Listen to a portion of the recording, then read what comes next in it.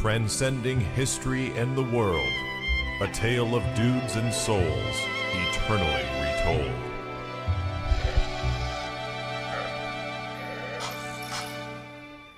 Welcome back to the stage of history.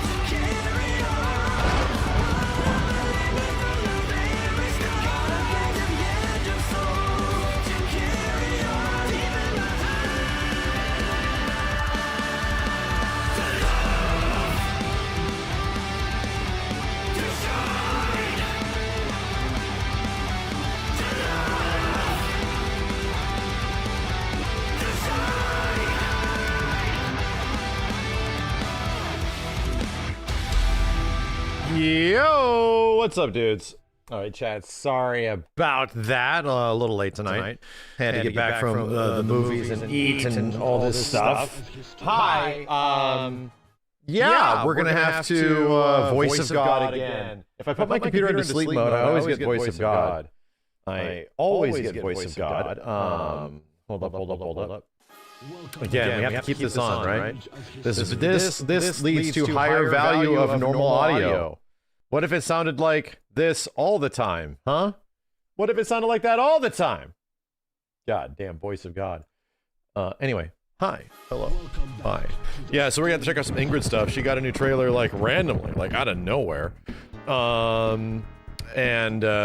Shit, what else? Did anything else happen? We got the Invincible video that was up. Oh, I wanted to actually go back and check out Ingrid in Street Fighter, not Street Fighter, Capcom Fighting Collection 2.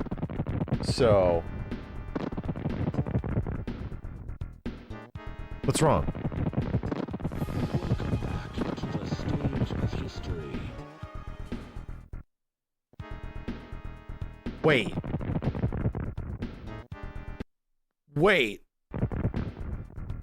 Wow.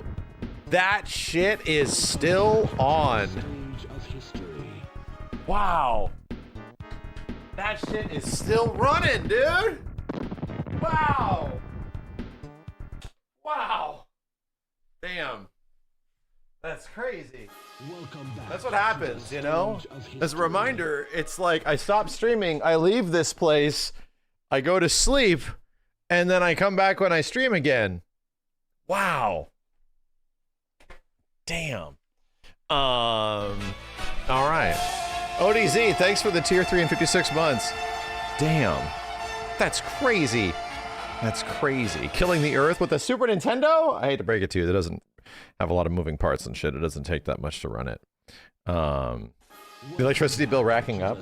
If I left, for example, if I left a game on where it's like full rendering, full CUDA-coring everything, then yeah, it would be expensive. But a SNES, not much.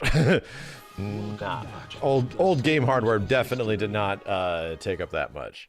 Alpha 3, hell no. We got to play Capcom Fighting Evolution, right? We got to play Capcom Fighting Evo. That's very important. It's very important. Welcome back to the I just want to see what it's like. I've played her like once, and I just want to like go through her story mode or something like that, because she's this weird mystical creature now. Like, I don't know. I'm like, what the hell am I looking at? I have to check this out on stream. What the hell am I looking at? So yeah, we'll check it out. She's definitely weird. She's definitely weird. Max, are you at your house? Is that an office space I'm using? A little bit of column A, a little bit of column B. Yeah. SF6 today? Maybe. I'm debating what I want to play. I'm debating. Did I finish Chocolate Island? I 100%ed the game, apparently. I got every single exit. I didn't even intend to do that.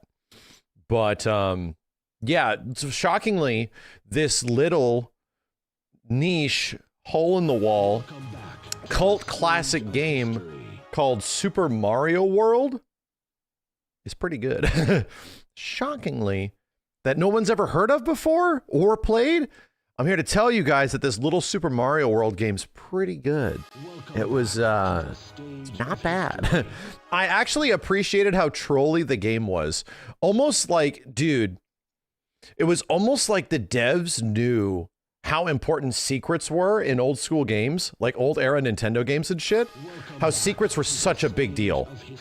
And this game does so many funny ass things with secrets and like subverting your expectations all over the place, dude. Where like they'll have secrets, but not in the ways you think they do. And sometimes in ways that you think they would, they make fun of you for thinking that. I'm like, huh. Weird. It's weirdly trolly, you know? It's kind of like, yeah, the birth of this Kaiso shit. Actually, I don't think that's true. Super Mario Brothers 2 is the birth of that, right? Mario Bros 2 is that shit because that existed back on the Nintendo. Not this Doki Doki Panic game, whatever the hell it's called. The one that we got. No, the Lost Levels is like super trolly, you know? That was the beginning of that. Yeah, I can see exactly why Mario Maker is all about that. So I can see exactly why Mario Maker led into the Mario World functionality of it, where it's like, okay, yeah, we're just gonna have that be the basis of all the Mario Maker games. That makes sense, you know? Which is why when you play like a Mario 1 level, it feels weird. I'm like, this doesn't feel like Mario 1. It feels like Super Mario World. There's some troll in Mario 3. I have to go back and play it again. It's been a long time. Was the Mario movie rough to watch? It was not really a movie. It was just things were happening. It was definitely funny. I really liked the first Mario movie. I liked it. I thought it wasn't perfect by any means, but I looked at the first Mario movie and I'm like, bitch, that's about as good of a Mario movie you can make. You know, like I'll be completely honest. This is like about as good of a Super Mario Brothers movie you could make. And even though critics didn't like it, it was like, yeah, it still connected with me because there was like still a somewhat cohesive story and, you know, all that kind of stuff. Like I actually kind of dug the first movie quite a bit.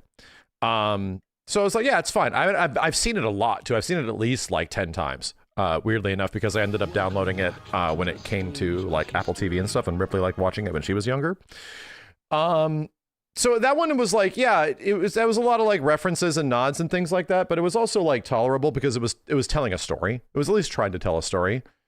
Problem is the second movie is just not really trying to tell a story. It's a lot of crazy references, which makes it feel like it's for 30 to 40-year-olds. But then like just blitzkrieging nonstop sequences. I can't even call them like scenes because scenes belong next to other scenes and they lead into things. They're sequences. Movie is just like sequences all over the place, man. It's really crazy. They look amazing. The Star Fox is I was like, please, dear God, let Star Fox show up eventually. And yeah, he does, and he's awesome. Like, damn, this characterization is really cool. They don't give him anything cool to do with. Like, he doesn't really get to like actually be really meaningful. He does things that you would expect him to do, and I'm like, man, he's really neat though. It made me just want a fucking Star Fox movie so it can be focused, you know? It felt like the movie was trying to be so many things, and it doesn't end up getting to be much of anything, you know? So that is what it is. A very pretty movie. Looked even better than the first one, you know what I mean? So, yeah. Spoilers. Not Star Fox ain't a spoiler. They spoiled you. He's been officially revealed. He has posters, all that shit. That's why the Sonic movies are better. I haven't seen Sonic 2 and 3, but if Simmons of all goddamn people that hates like modern era Sonic, like a 7 out of 10, I give it like a 5. I would never watch it again. I wanted to watch the old Mario movie. I would give like between a 7 and an 8, like Super Mario Brothers movie from like a few years ago. I give it like a 7 or an 8 personally. This one I give like a 5. Like at points I was like, I wonder what's on my phone, and even Ripley, funny enough, like she was even telling me, even though she likes the first one, she was like bored. She was like, Dad, are we done? I'm like, what do you mean are we done? She's like, I'm kind of done. Can we go home? And then we were like halfway through the movie, and I'm like, and so she just asked like every 15 minutes, like, is it almost over? And I was like, it's funny that even like kids are not getting engaged by this. And she even liked the first one. She's seen movies like The Wild Robot and things like that. She loves K-pop Demon Hunters, you know? So it's funny. It's like, I don't buy the story where it's like, it's a kid's movie. You expect it to be good. And I'm like, bitch, like the first Mario movie was pretty good. K-pop Demon Hunters is a kid's movie and it's really good.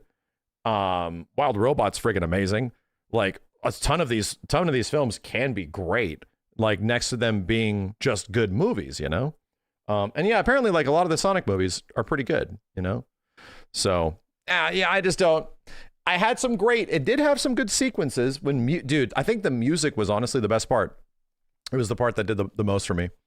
And yeah, having some cool Star Fox music and shit was like also really cool. Also really cool.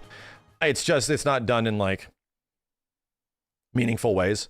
Things are just happening, man. It was weird. Things just fucking happen. So, anyway, it's fine. Some people will get enjoyment out of it. There's a lot of throwbacks and nods for 30 to 40 year olds, like a lot, and it is what it is. It was weird that me and JJ looked at each other after it was over and we're like, dude, this makes the first one look like high art, and she's like, yep. He's like, Star Fox was cool. I'm like, Star Fox is really cool. He's extremely cool. Shit.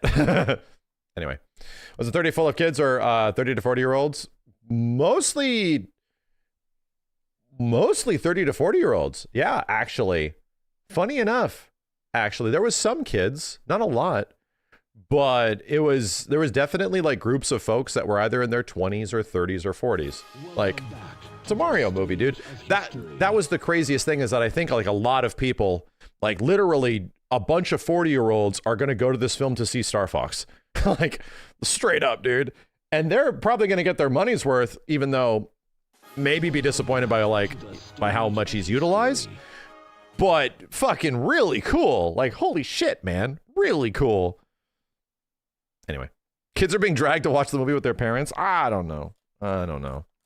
Either way, you got me. That's my recommendation, is that if you they did the barrel roll joke, I swear to God, 3 times. There's a really good gag in the movie regarding Slippy that I thought was actually funny, and there's a sequence of Star Fox's intro that is like, what the hell are we doing? This is crazy. This is so cool. And then it's over. You know? So, yeah. I don't know, man.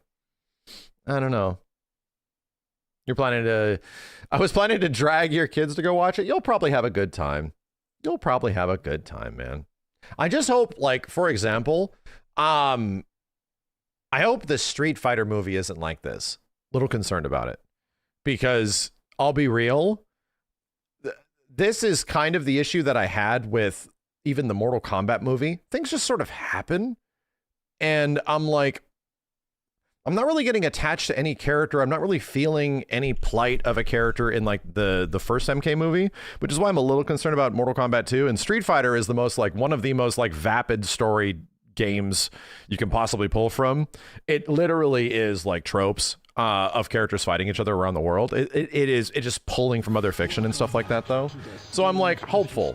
I'm actually hopeful. Because there's not been a really good live action Street Fighter thing except the stuff that was made for like YouTube. Yeah, I just want to like give a shit. I just want to care. I want to be invested in characters when they are going through cool sequences. I want to give a shit that they are going through something, or they want to come out the other end like different people, or communicate information, like all that kind of stuff. That's like the stuff that makes the Matrix so goddamn good, you know? Anyway. It's all right. Like, I feel like there's definitely popcorn enjoyability for it. But man, I got, if it wasn't for the fact that it was like a Mario movie that was calling back to 30 to 40 year olds like myself, I got, outside of that nostalgia factor, I think I got about as much enjoyment from the latest Mario movie as I did the Gabby Dollhouse movie. And funny enough, the Gabby Dollhouse movie that I saw with my daughter, because she wanted to see it, was like half of it was kind of like an actual story in a movie, and then the other half was not. And it was just like kind of lame. And the parts of that movie that were not interesting, the what? What do you mean the what? The Gabby Dollhouse movie. What the hell are you guys talking about? Right. We can't relate. Sorry, I'm just comparing it to something else that I have seen that was a movie. We're too old. Okay, so the Gabby Dollhouse movie is a kids show that's been going for like 10 years. It's pretty much Pee-wee's Big Adventure with a little girl and cats, right? It's pretty much that. So that's how I'm going to grab the 30 to 40-year-olds. It's Pee-wee's Big Adventure, but it's for little girls, and it's all about like a dollhouse with cats in a magical world, right? So they made a movie out of it. And it wasn't the movie was okay because I saw it with my girl, but it was the parts where she got uninterested, it was the same parts I got interested. She was like engaged with it in the exact same moments I was kind of engaged with it. And then it would do some weird thing where it's like the movie just goes off the rails for some reason. And my daughter is like, I'm kind of done. And I'm like, yeah, me too. Let's just wait. And then it would get a bit better later on, you know?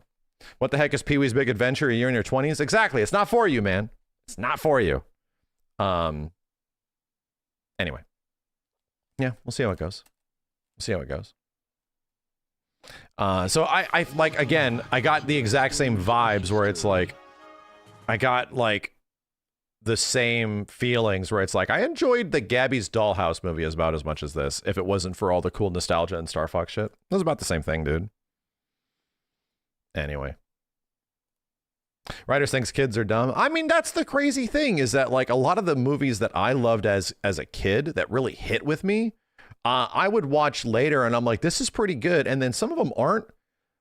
For example, I think the one that I always come back to that I remember loving as a kid and I come back and it just doesn't hit anymore was Secret of Nim. And I really loved Secret of Nim as a kid. I come back to it and I'm like, this movie's non-fucking sensical.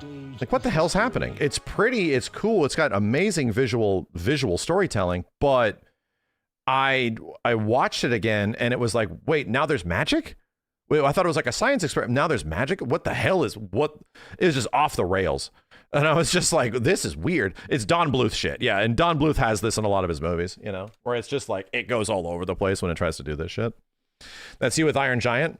Really? Do you think Iron Giant was not as good? I saw Iron Giant not when I was a kid. I saw it when I was like late teens, early 20s. The same thing with Prince of Egypt, and I was blown the fuck away by both of those movies. I watched Prince of Egypt on like HBO because it got out of theaters like real fast because no one went to go see it. And I could not fucking believe that movie, dude. Holy shit. And then Iron Giant was also like mad good. Like, holy hell, dude. Prince of Egypt is incredible. That movie was fucking amazing.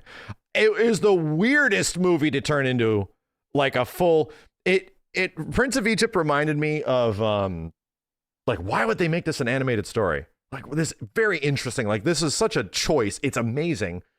What the hell was the bell tolls, right? The dude in the bell tower. God damn it.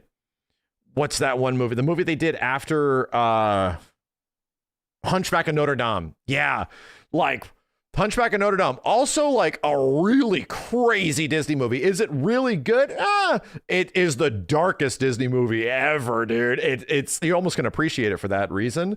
But it's almost like, why would they adapt this? Like, it's so weird. Like, why would they adapt this? And in those sense, I find those movies to be kind of similar, where it's like, wow, they chose to animate this. This is nuts. And they thought it would be marketable. Like, whoa. So yeah, it's like, I think in those two respects, I really liked Prince of Egypt. It blew my fucking mind. Like, blew my mind. Did you like Treasure Planet? I love Treasure Planet. Jesus, Treasure Planet is that came out right after. What was the one that I found kind of forgettable? Atlantis. I've seen the first like 15-30 minutes of Atlantis and I was like, this is okay. This is okay. And then The next one that came after, I was immediately not super interested, but then I went to go see Treasure Planet, even though everybody was going to go see something else. It died in its opening box office weekend. Godlike, dude. I loved it. I loved the father-son story of that movie. It was awesome. It's such a cool film. Titan AE.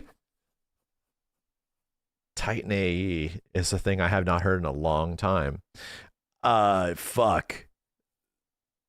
I remember liking Titan AE because it looks cool, but that shit sucks, man. It's barely a movie, dude. That shit sucks. Man, oh man. It looks cool. It has a cool look. Don't get me wrong. It's got a cool look. I liked it a lot when I was younger, but I don't think it's aged well. I was like, a little, I rewatched it as an adult, and I'm like, this shit is so ass. Oh, dude. Yeah. Emperor's New Groove. That movie's great. Emperor's New Groove is just funny. It's just it's slapstick, right? It's like literally Looney Tunes Disney, which is why it's hilarious. Hercules is also really good too. No, I like Hercules a lot. Osmosis Jones. I've seen it because it was also on HBO. But yeah, it's fine. What about Bebe's Kids? Another very interesting movie for them to adapt into animation. Fucking Bebe's Kids. Anybody remember growing up with Bebe's Kids? I saw the movie a lot. Another HBO enjoyer, right? And I remember not disliking it a ton. El Dorado's mad fun. That's a fun movie. Yeah. And here's the crazy thing. Here's where my brain goes, chat. Welcome back to the I didn't vibe with the new Mario movie very much, but I'm wondering if kids and some others vibe with the Mario Galaxy movie in the same way that my old bitch ass and young bitch ass really vibe with the Transformers 86 movie. Because Transformers 86 is a breakneck film. Breakneck, but at least you know where we're going and why we're doing things. For the most part, I think so. Transformers 86 has some ballistic timing to it. Anyway, KYH, thank you. Very relevant. I love the fucking movie. I love it. But it also, like, I feel like its moments are sick, dude. It was made to sell toys, right? But, like, there are really great moments in that film. There's, like, Optimus dies, right? The whole, like, Planet of Junk and shit like that with Weird Al music. I'm like, I love that sequence, dude. That shit's mad. The sequence with, like, the 80s hair metal of like Cup and Hot Rod as Cup is getting torn apart by all the squid robots and shit. I'm like, this is a cool fucking the dudes that are trying to sink him and they're like guilty or innocent and they're just like talking shit to them and they're like dump them. Like, I'm like, these scenes are cool, man. These are some fucking cool. And then the music's amazing. I don't know, man. I think I'm reliving Transformers 86 in my head and I'm like, this shit's kind of still pretty good. And then like the Giga moment, which is Unicron becoming an actual planet-sized fucking like Decepticon Autobot Transformer, like that scene is godlike. The scale of that scene is super sick, dude. It's like, what the fuck is this? Well, you telling me it actually turns into, oh my god, what the shit? So cool, really cool. Akira, I love Akira, but it's nonsensical. Akira's hard as fuck to follow, my dude. You need to watch it like 3 or 4 times, and that's because it was a movie made into a film. I'm sorry, it's a manga made into a film when like the manga was like 1/3, 1/2 done. Yeah, it's like the beginning of the story for the most part. But still, I love it. Like visually, I can't fucking believe Akira. It's insane. It's the most goddamn money ever put to page you've ever seen in an animated feature. It's like the most. It'll blow your goddamn mind. Redline's just great. No, Redline is just great. If you want if you want an F-Zero movie, it's called Redline. Yeah, it killed the studio. That's the problem. It'll kill the goddamn studio. What other things are like good when you're young and they don't age very well? I'm wondering. trying to like think in my head. What has not aged like super well? Tron is pretty boring. The Mask, no. The Mask is great. No. That movie's great. All the goddamn jazz and trumpets and all the music in that film is incredible. TMNT 07. I wonder how the original Masters of the Universe movie is, because there's the new one coming out. The trailer looks okay. And I'm not a big He-Man guy, but I'm kind of curious if I go back to the old Dolph Lundgren. Was it Dolph Lundgren? Masters of the Universe movie from the 80s. I remember like the set design and shit like that looked really cool. But yeah, is it Cheeks? Is it Cheeks? I remember the hover bike sequences. I remember some things, you know?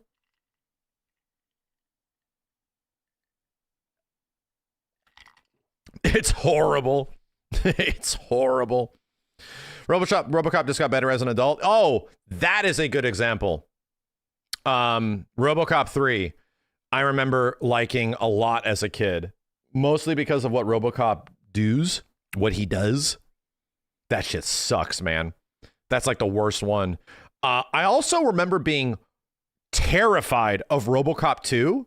Like, RoboCop 2 scared me. Like, I was seeing it as like a 9-year-old or something like that, and I would watch it on TV. That movie is actually scary as fuck, dude. It's a horror movie. Like, it's the Kane movie. Yeah, it's fucking crazy, dude. I'm like, yeah, no, this shit is legit scary. It's creepy. This guy's out here like murdering everybody and hunting kids and shit like that. I'm like, ugh, Jesus, man. The brain scene is super scary. Like, whoa. Yeah, so I still think RoboCop 2 is good. RoboCop 1 is just timeless. It's timeless. The weirdest part is that, and here's the thing, it also went right over my head of what Paul Verhoeven does with his films. When you watch RoboCop, like when I was younger, that went right over my head. The same thing with Starship Troopers, because it was like, oh yeah, it's a big space action kind of space action like bug slaying movie. Cool, you know? And we sort of played it off as that, right? And we're like, yeah, that is what it is, just like the guy that made RoboCop. Like, yeah. And like you get a little bit of age on you, and then you see what he's actually going for. And yeah, they're extremely satirical movies of like America. They're all like super satirical of we're just too young to understand like and to understand like what that is and like what the filmmakers are actually trying to say and shit like that. It's afraid. Like, yeah, you know, I have not seen Starship Troopers since then, but I'm assuming it would also be pretty interesting, you know? Jurassic Park. Oh! Well, Jurassic Park is actually fucking timeless because it's legit filmmaking. But I had this conversation a few times on stream after I watched it. It was a couple years ago. I had seen, and I liked this movie. I thought it was okay. Did you see Project Hail Mary? Did I like it? So, keeping the thought in hand. Yeah, you need to go see Hail Mary immediately. It's actually incredible. Also, most of the Mario movie has pushed Hail Mary out of the big screens, so you need to go see it as soon as fucking possible, as soon as before it's gone. And for those of you that don't know what the hell Project Hail Mary is, I'm gonna tell you in like a few words. If you're between the age, you have to be over 40. I'm just gonna say this: you have to be over 40. Project Hail Mary is the modern day Flight of the Navigator. And for anybody that grew up in the 80s or 90s, you know what that movie is most likely. There's a good chance that you watched it or you saw it on like Disney or TV in some way. It is absolutely the modern day Flight of the Navigator. It's fucking awesome. It's so good. You need to go watch it. You need to go into a theater and watch that shit, dude. It's so good. Anybody that's ever heard of Flight of the Navigator as a kid loves that fucking movie. I'm the same way. Like, you know, it's such a niche film, but like it went to VHS for super cheap and it was on TV all the time. So a lot of kids when we were watching TV, it was on. So we would always watch it and shit like that. Please. You'll fucking love it. You will fucking love it. Anyway, I saw Jurassic Park 2 a couple years ago. I'm gonna get to that. Thank you, John Boy. Thank you, Cloud. Jurassic Park 2 fucking sucks. It's old now, so we can be honest. All right? There is no defense for us like there is for all modern movies and shit like that. People just saw a thing and they're really into it, so they want to defend it. I get it. But it's old now, dude. Like, I remember liking it, kinda, where it's like, yeah, it's a fun movie with some, like, cool sequence. That movie fucking sucks, dude. Holy shit. Like, it's got dinosaurs and some good stuff in it, but, like, it was so unsatisfying of a movie. It was so unsatisfying. Like, weirdly, like... And I don't even mean, like, goofy little individual things. Like, so... Like, reversed. They just turned the dinosaurs into movie monsters. Straight up. Like, they're not even interesting anymore. They don't add anything interesting to any of the new dinosaurs in any way. We're just going to turn them into, like, literal running movie monsters. Like, they just all become Jason. And I'm like, huh. Yeah, they're all slasher villains. Thank you. I'm trying to figure out the term for it. I'm like, this sucks. This really sucks, man. It's not the worst one, though. I mean, we're not even going to talk about the Jurassic World movies. But yeah, like, nah, there's only one good Jurassic Park movie. Yeah. Yeah. Yeah. Yeah, I really didn't like it. I haven't seen 3 in forever, so I don't know. I'd have to see it again. What's another one? I was seeing some good ones. Johnny 5. I want to see Short Circuit again. I really do. I'm curious if it's good. Now, Demolition Man is godlike. I watched it when COVID was starting.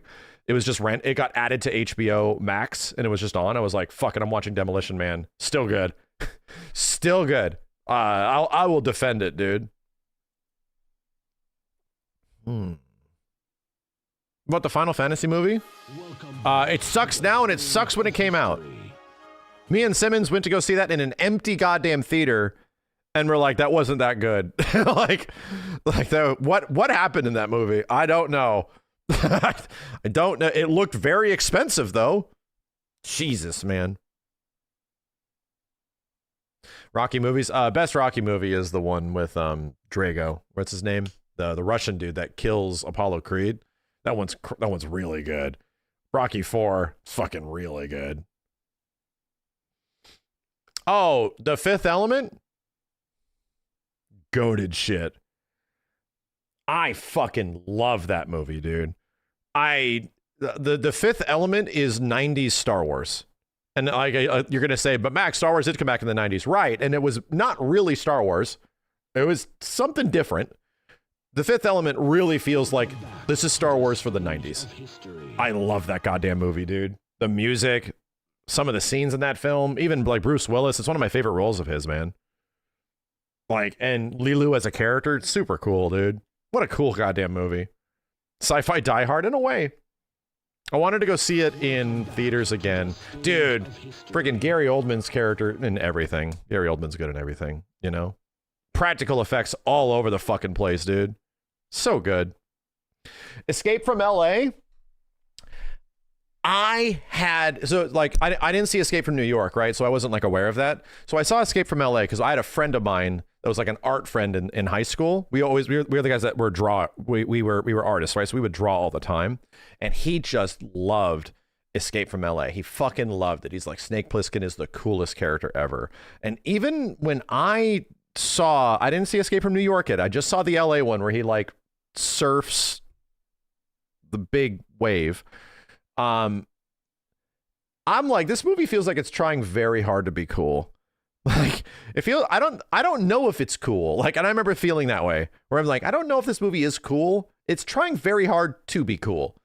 And I don't know if it's working or not. And I don't think it is. Maybe the old movie's cool. Like, I didn't have an easy way to like watch the old movie, you know? But it did not seem necessarily that cool. It did not.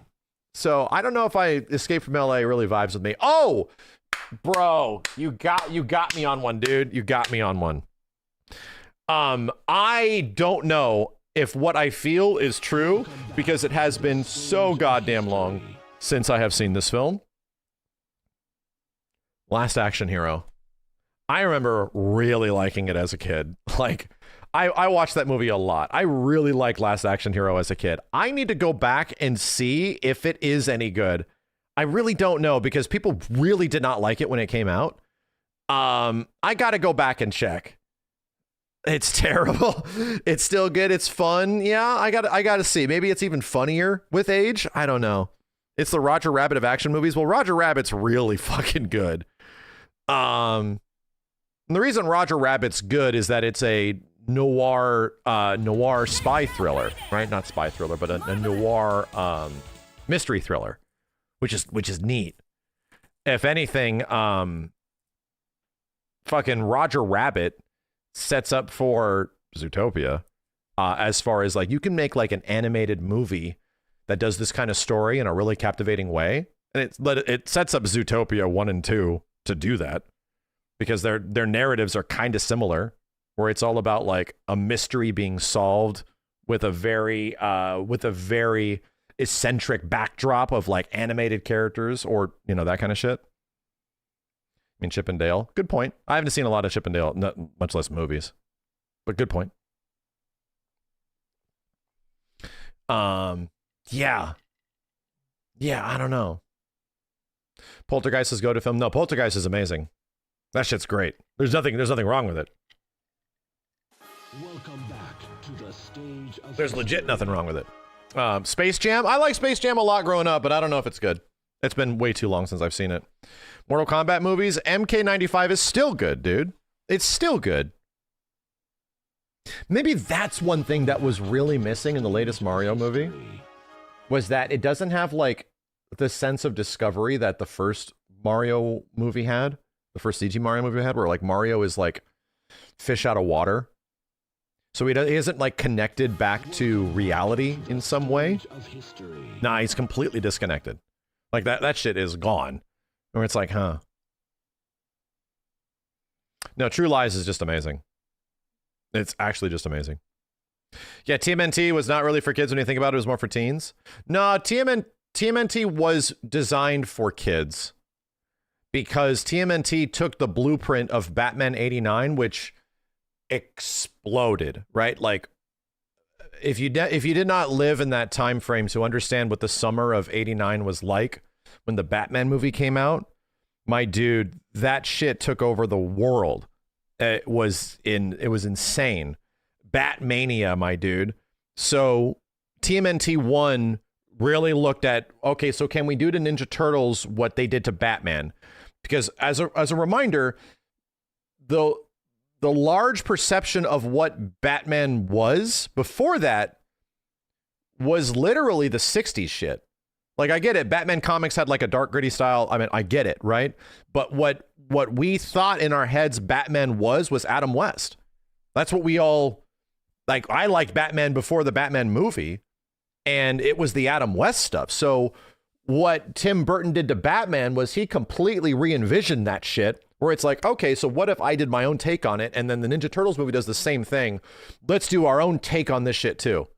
TMNT is the exact same way. Like, the comic books are gritty and brutal, but not a lot of people knew the source material at all. So the perception of Ninja Turtles is that it's a light, fluffy kids animated TV show, just like how Batman was sort of a light, fluffy, live action Adam West Batman thing, right? Anyway, TMNT does the same shit. And it's actually a pretty good movie. Like, it's not bad. Spawn movie.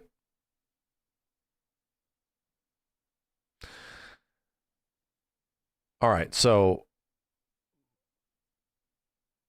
as a big fan of Spawn, and I was a pretty... Spawn Mania was also a thing that existed in the 90s. That shit sucked. That shit sucked. Sorry. I wanted to like it a lot. John Leguizamo was probably the best part of the film. That Spawn movie is not good, dude. It is not. So much so that within a comparable amount of time after, Todd goes out and makes an animated show on HBO that literally is like kind of an apology for the movie. Am I thinking of this wrong? This happens a bit later.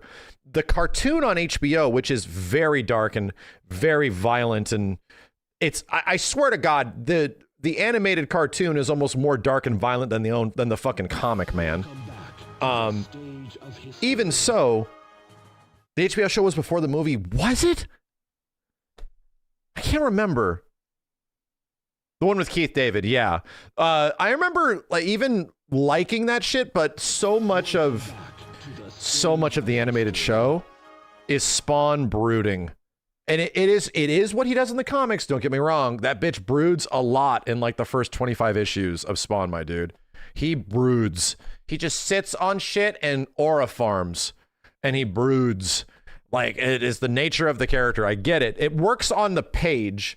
But in a show, it's rough. Like, doesn't make for a super interesting show. I remember there's one episode where he has to kill vampires. And I was like, oh, this is the best episode. There's one where there is like vampires in the city or some weird shit like that. And it's a legit really cool episode. And in that one, I remember even recording a lot of these, and I kind of just stopped recording them because I'm like, these aren't that good. And then finally a cool episode happened where Spawn had to fight vampires. And I'm like, this one's kind of neat. This is kind of an interesting story. The movie came out after the HBO show. The HBO show came out in May. The movie came out August of 97. Really? Man. It's weird how, like, because the movie's so disconnected from Spawn in many ways. Like, they really try to make it more marketable. And then the show is just so directly like Todd's vision, you know? Funny. That's funny. No, Blade was always good. Yeah, Blade's always been great. Gargoyles, though? No, Gargoyles, I'd imagine still holds up pretty good. About Cool World? I like Cool World. I mean, I liked it, but it's an edgy-ass fucking movie for edgelords. It's an edgy-ass movie, dude. It's weird. Pencil dick. Gargoyles definitely still holds up. Yeah, I would like to see modern day take on Gargoyles. I'd like to see that. Some great characters in there. Predator 2. I still stand Predator 2. I love that fucking movie. I love it. It's much closer to a RoboCop. It's like satirical LA. But here's the funny thing. Predator 2 is trying to make a satirical Los Angeles, future Los Angeles without any message. Right? Like you know how like Paul Verhoeven, is that the right name? Is creating satire to send a message, right? Like the whole point of like RoboCop and its message is that even if you die, you're still going to work for the corporation type shit. Like there's a lot of cool subliminal messagery going throughout all that movie, which makes it so long lasting. And the same thing even with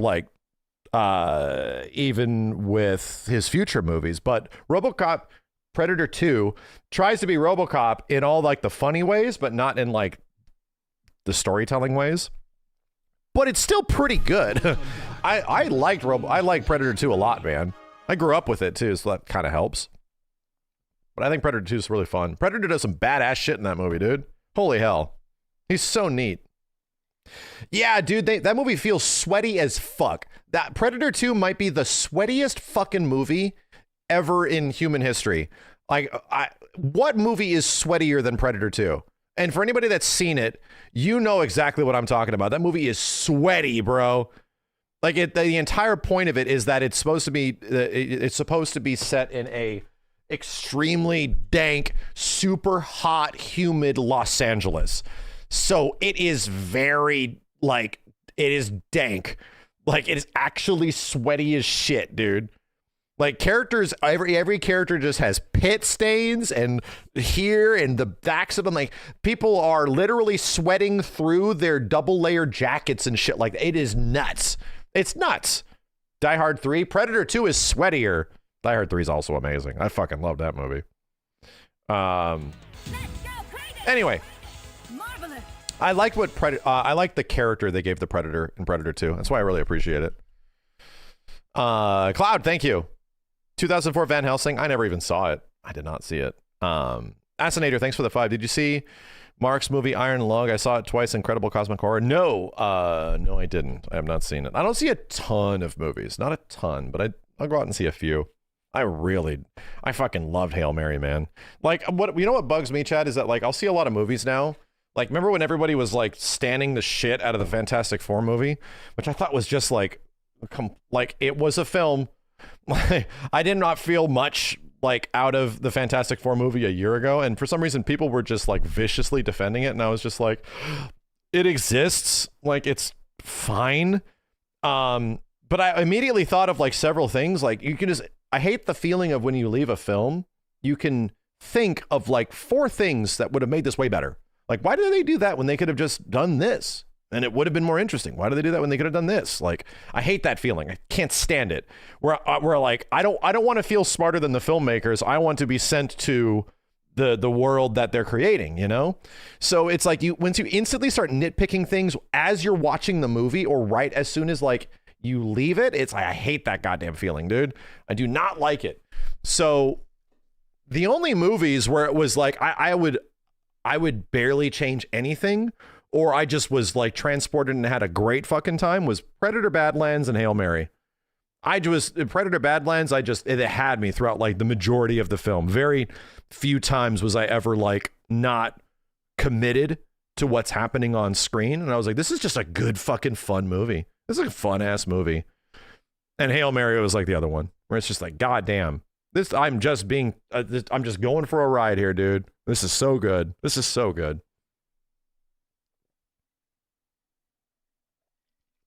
Not Avatar 2. No, Avatar 2, I definitely felt that way. I did not feel that way with Avatar 3. I definitely did not. Definitely did not. Yeah, I'm the guy that likes the Blue Cat People movies, right? I really like Avatar 1 and 2, like a ton. My bitch ass did not like Avatar 3. I honestly think Avatar 3 might be James Cameron's worst movie, not including Piranha 2. I really didn't like it, dude. I would prefer to watch almost any other of Jim's movies than Avatar 3. Did not like it, dude. I was not a big fan. I saw it once and I did not feel like I wanted to see it again. I'm like, maybe my mind will change if I see it again. Yeah, I don't know, dude. I don't know. It was weird. It was weird feeling like I was watching the same goddamn film again, you know? Too fast-tracked? I don't know if it was fast-tracked, as if its story sucked. Like, it had some great moments with characters, but the story sucked. It just felt like Avatar 2.5. Yeah, it felt like we got an Avatar 2 expansion pack. Didn't like it, dude. I did not like it. Do you think video game movies are getting better over the decades? Or the qualities of the movies stay the same? They're definitely getting better. I definitely think they're getting better. As an example, I think the Mario movie, the first one, the CG one, is about as good of a Mario movie you can make. I'll be real. The Sonic movies are pretty beloved. They're making like a 4th one right now, dude. They're good. They're definitely getting much better because they're made by people that kind of care. And it was pretty clear that even in the latest Mario movie, even the script didn't really give a shit very much, but like in terms of the visuals on display on an animation level, it's insane. It's so pretty. Yeah, Fallout has a great TV show that people love. Yeah. No, like this shit is hitting. Doesn't change the fact that like the best video game movie for the longest time was pretty much Mortal Kombat. If we're not counting animation. Franchises have way more material to draw from. That's a good point.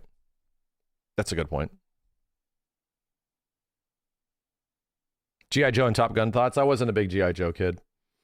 I like Transformers and stuff. Bro, Transformers 1. My God, dude. That movie was fucking great. I didn't like the visual aesthetic of the film. I think it was animated well.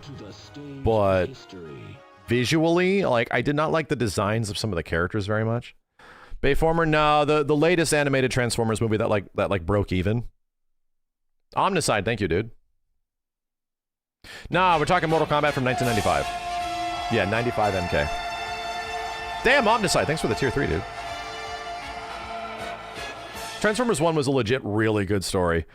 Like the fact that they the origin story of Optimus and Megatron, really fucking cool. This is really cool. You know what I deeply appreciated about Transformers 1, chat?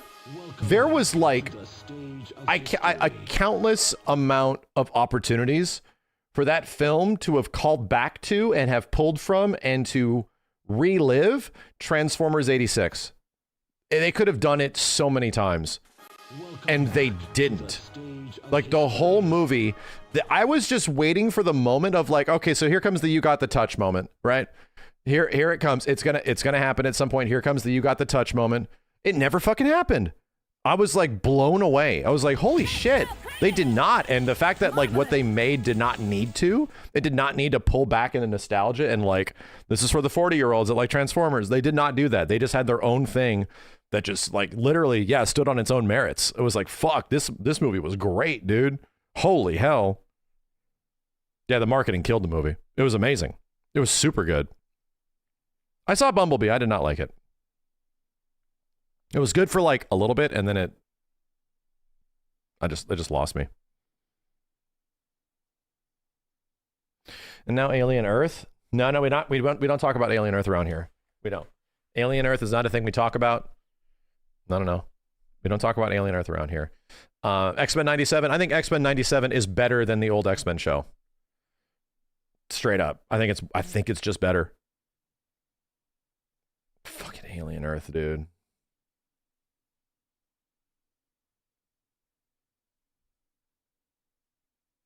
What about the 3 Back to the Future movies? I like them all, but Back to the Future 1 is arguably the best movie ever made. I feel that way. Like, I still feel that way. I find that movie still unbelievable that it exists. It's insane to see like all these movies flop and do all this shit and try to tell these stories and do all this stuff. I cannot fucking believe how good Back to the Future 1 is. It's nuts. Like, I even look at it with a really critical eye, and it still blows my fucking mind. Like, not a single goddamn frame wasted, dude. I'm like, this movie's insane. Like, every single time I watch it, the part where Doc is sitting there and he's climbed the thing and like he's trying to connect the cable and shit, and Marty is just smashing his head against the car because the car will not turn over. The car is like, plot-wise, is reliably unreliable. And then all of a sudden, in the key moment that he needs it to work, it finally works and he fucking goes and the music kicks in. I'm like, this is the best fucking movie ever made. This is the best fucking movie. I don't believe this shit, dude. Shit makes me cry. It's so good. I can think of it in my head and it's still good. It's peak. It's actually peak. Very few movies are able to like take the sum of its parts and put them together in a way that makes it all feel like, God damn, this is coming together perfectly. Just perfectly. Did you see the musical? No, I didn't. You watched Speed Racer? I have seen Speed Racer, yes. I watched it with no visual effects. With like 98% missing visual effects. I watched it on the Warner Brothers studio lot with no visual effects. And that movie's an entire visual effect movie, right? It was literally actors on green screen with like basic backdrop. That's how I saw it. I loved it. I thought it was super good. Like, even from like a storytelling perspective, I still really liked it. Like, and that was my thing, that I actually loved the characterization and shit like that. I saw an early cut of it. So I was one of like the test audiences for that film. And I was like, I really liked it. I don't think I needed visual effects to sell this stuff. I didn't. Your dad? No. This was another friend of ours. Yeah, my dad only worked on the lot for so long. He just worked in one department. VFX is actually groundbreaking. I still never seen the movie with visual effects. I've never seen it. I did not feel the need to because I thought it was great. I already thought it was great. That was the cool part about storytelling in movies. Like, that's the funny thing. I find that example also applies to fighting games, weirdly enough, where when you're really into fighting games, there's a funny thing that happens. The graphics go away like really fast, like almost within a play session, a few hours. Like, I'm not kidding you. The graphics disappear and you're just like engaging with the game as a video game. They help. If they're not there, something feels like it's severely missing. But even in the case of me watching that speedrunner movie, no graphics, right? All story. You're pretty much watching this just for the story. That was the same thing that kind of happened. Like, I was just enthralled by the moving forward progress of the plot, the characters, what's happening, all that kind of stuff. I did not need the visuals to be there to tell the story better. The story was good. And the same way that, like, when you get a good fighting game, yeah, like the visuals kind of go away and you're just playing the game, you know? So anyway, interesting. It's definitely interesting. Like MVCI 100%. And that benefit, like in the game's benefit, yeah, MVCI ugly as shit. I'm usually thinking of games that look fucking amazing, that actually look super cool. And then even the super cool graphics kind of go away when you're like fighting people and shit like that. But MVCI was the opposite. Yeah, ugly as shit game, but I love playing it so much that the shitty ass visuals eventually went away.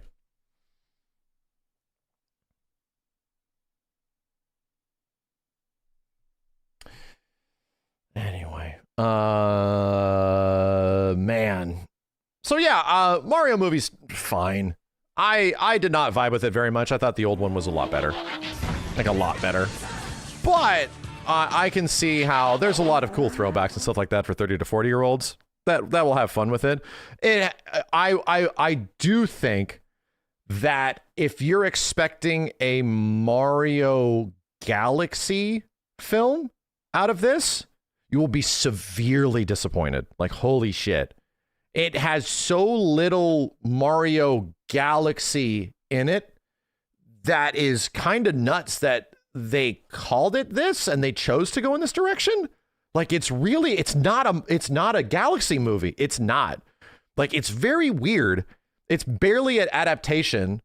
Like, it almost like tries to avoid doing that. Like, it's bizarre. It's bizarre that we all expected them to go the Mario World route because Yoshi was going to be involved and stuff like that, to make that like one thing and then move forward like 20 more years or some shit. And then we're doing this now. It's like, oh, okay. It's pretty much in name only. And I feel like the Galaxy thing is just a backdrop to include as much crazy shit as possible. Like, that's it. Like, to put as many references all over the place. It's like, it's what enables Star Fox to be in the movie. It's what enables a bunch of character references to be in the movie. It feels like it's there just as a tool for like trailer shit. I'll be real. And I feel like if you like the Mario, because Mario Galaxy probably has the most narrative of any Mario game. If you're looking for that, you'll be really disappointed. If you don't care about that and you just want to go have fun, yeah, you can have fun. You can have fun. Think we're getting a Smash Brothers movie? Yeah. I mean, do I think it's going to happen? I think that'll eventually happen. Even if Miyamoto's saying it's not happening, I'm like, bruh. Still, I hope it's not written by the same people. Everything in the movie is great except the writing. Like the camera work, the art direction, the animation, the performances are also really good too. Just get a different writer. Somebody needs to write a different story. For Christ's sake. I don't get it.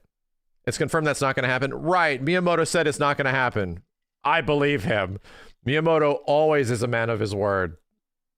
That guy was literally like, he literally had a quote. Miyamoto's crazy, dude.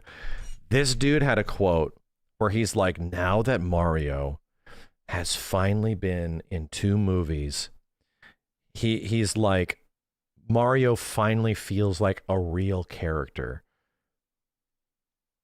Almost like you needed a movie to do that and not like 40 years of games.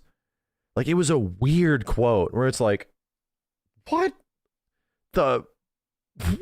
Like, it was a very weird quote, something recently that he said. And he's like, yeah, Mario feels like a real man, like a real character, like, or something like that. And I was like, this is a weird thing to say. And almost like disregarding all the games and things like that. Like, I'm wondering if it's a mistranslation or something like that. Makes you feel like more. I don't get it. It's some investor pleasing thing. Yeah, something like that. I don't. It's not even arrogant. It's almost it. No, and it felt like it literally is disconnecting itself from what it is, like, and what it has been historically. You know, like what this is and what that enables the character to be. Now that he's in a movie, a big Hollywood movie, you know, it's like they get a taste of the Hollywood pie and it just completely changes their, you know, their connection. I don't know, man. So anyway, yeah, Miyamoto's weird though. He hates story in games. He's like that. He hates story in games, dude. Like he tries aggressively to go out of his way to remove story from games. He hated the director of Mario Galaxy had to go through like literal side doors and shit to get more text of story into Mario Galaxy. This is the thing I've heard from Simmons for years, that yeah, Miyamoto hates story. He hates it when like you talk about story and shit like that. Yeah, I think it was Koizumi that had to do that, or some one of the directors. Anyway. Yeah, he treats games like toys, yes, which is why he always has seen Mario like a toy, and now that he's in a movie, he's like a real character, like that kind of thing, you know? This is why you didn't expect a good story from this movie. Well, I mean, the first one was serviceable. You can say that. The Mario 1 story is serviceable. That has some good themes in it. It's got this theme of like this brotherly theme of like, you know, Mario always sticking up for Luigi. That carries throughout the whole film. And it like pays off in the end where Luigi like does shit and sticks up for his brother. It's like, yeah, there's some good story. There's some good movie shit in here. Yeah, and then they did the same thing. They did the exact same thing for that's actually kind of a spoiler. They did the same thing for some other characters in the second movie, but without any of like enough backstory to make it feel worth it. It's weird. There was too many references, dude. There was just they had to get the shot of this, they had to get the shot of that, you know, they had to get this action sequences, they had to get that action sequence. That's just the way it is. Oh no, everything with Star Fox is wonderful. Every single scene Star Fox is in, it's great. It makes the price of admission. Straight up. It just makes the price of admission, bro. Like everything with him is cool, is mad cool. And it's funny as shit. He has some of the best lines as well. That is also a weird thing. Star Fox had some really funny lines, but the movie never made me laugh. That's weird because the first one did. I actually got some laughs out of the first Mario movie. For some reason, this one was kind of unfunny to me. I just realized that I never really laughed except like maybe one. Jack Black was also very funny in the first one. This one, maybe once I kind of giggled, and then Fox got a couple of good laughs. Even my theater didn't laugh very much. Weird. Oh, thank you. One reference. I'm not going to spoil the reference, but yes, I did laugh at one reference. I forgot that happened. Yeah, because it's a throwaway. It's a throwaway, just one-timer gag for the most part. Yeah. Yeah, I definitely laughed at that. Either way, it's funny. It's like, it's interesting. That's my opinion on the movie. I give it like a 5. I thought the first one was pretty good. I did not like the second one that much. The Star Fox stuff is cool though. Your Mario stream was so good, it's not even funny. Thank you. If you want more of that and you didn't experience it all before, I played Mario 64 for the first time like 3 years ago. The full playthrough's up on YouTube. It's like a 10-hour movie. You adore the Mario movie as an artist? I do too. Yeah. I feel like I honestly feel pissed off as an artist because I feel like the story and the characters let the art down. You know what I mean? Where like art can service the storytelling and really elevate it. But when the story is not there, it feels like, man, these people worked their fucking asses off on this film. And it's just vapid as shit. You know, it's just like people worked so hard on this and it's just like, Man. Okay. Man.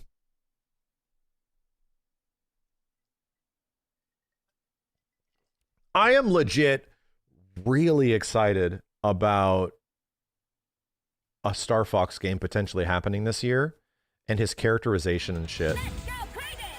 Because again, since Fox is very cool in the movie, he's got a much different character than he historically has had. I am really curious, like, man, what could you do with a Star Fox character, like a modernized Star Fox? Would you do anything with him, or would you just play him straight like he's always been played? Would you do anything with him? You know? I don't know.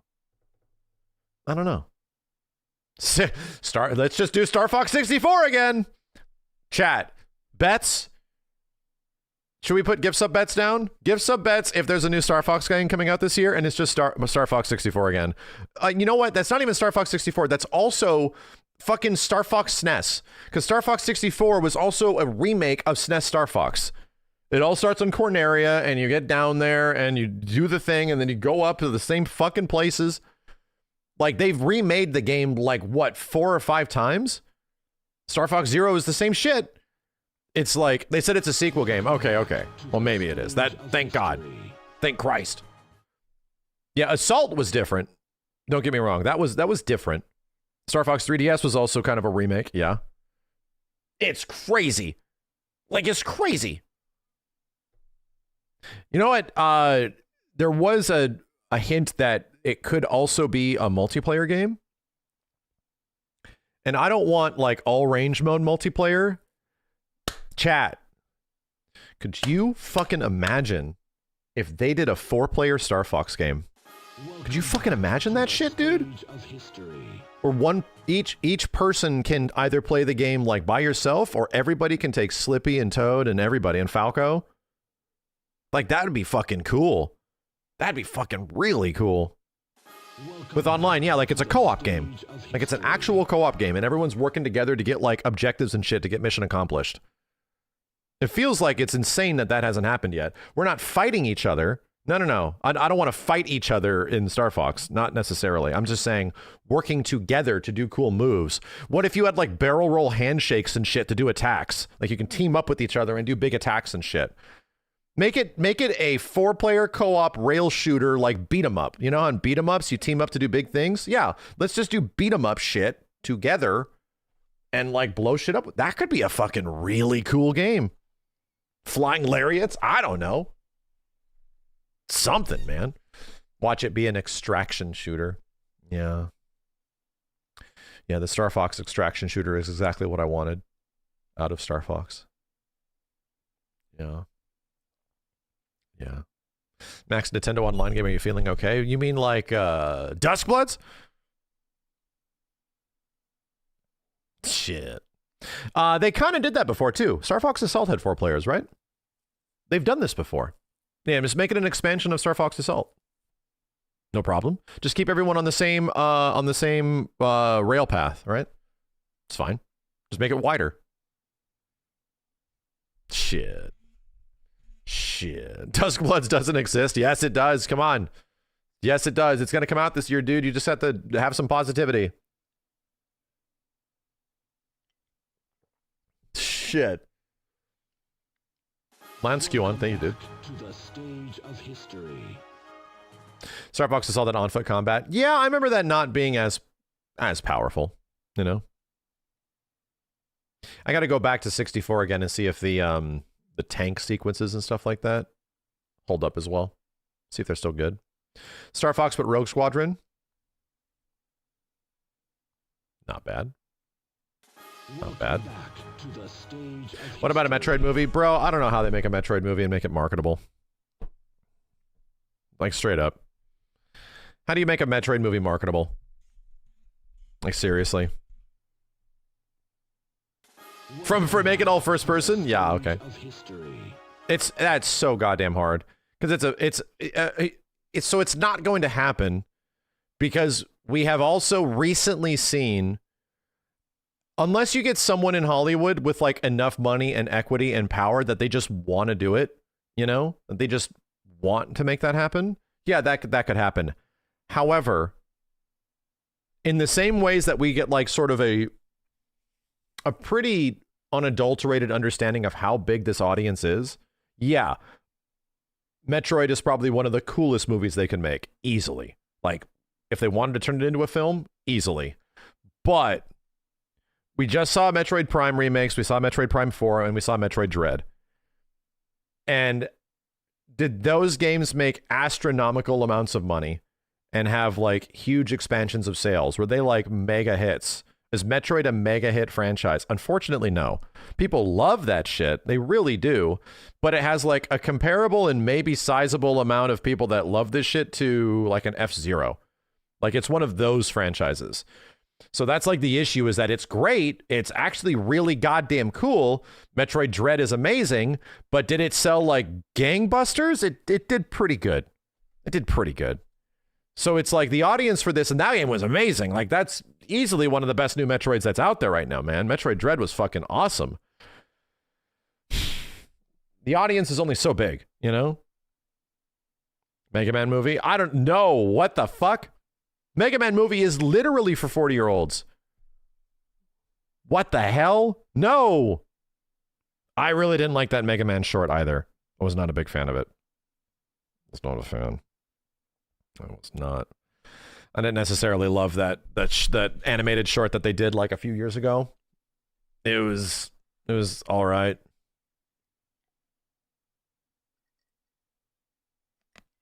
Yeah, Hollow Knight came out and outsold the majority of the Metroid franchise.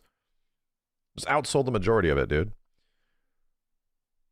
And I think there is definitely a lot of really cool feelings you get when, like, Fox McCloud shows up and you get to see the character, like, rendered and realized in a completely different way, you know, in like a super cool movie way. Like, yeah, this is so sick. And yeah, it was really sick.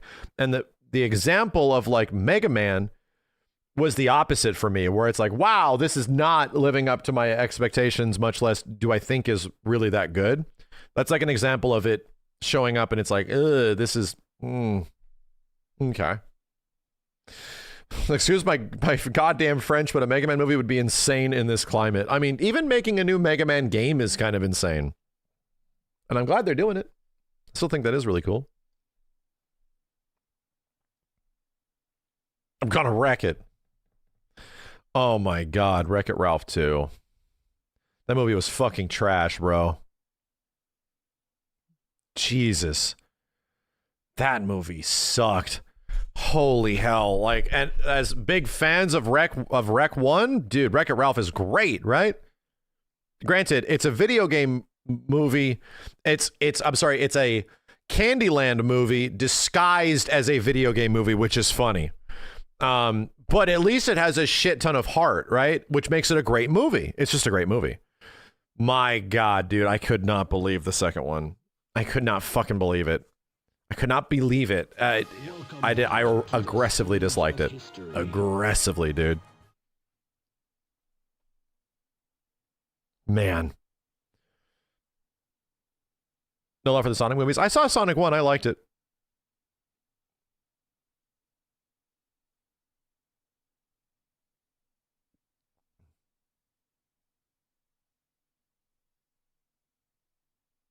Emoji movie, pretty much. I did not see that. I did not see that. Yeah, Wreck-It Ralph has character assassination. That's the weird thing of it. It, like, ruins Ralph's character. Kazami, thanks for the 10. Where does this place Advent Children as far as video game movies? Also, video game movie tier list.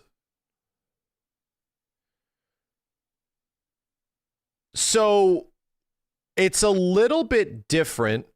Advent Children is similar because it's a bad movie.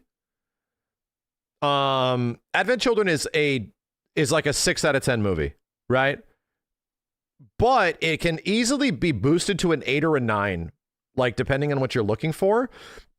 Advent Children has a story. It has a plot. It's trying to have a narrative. It's just non-fucking sensical. Like, it is really...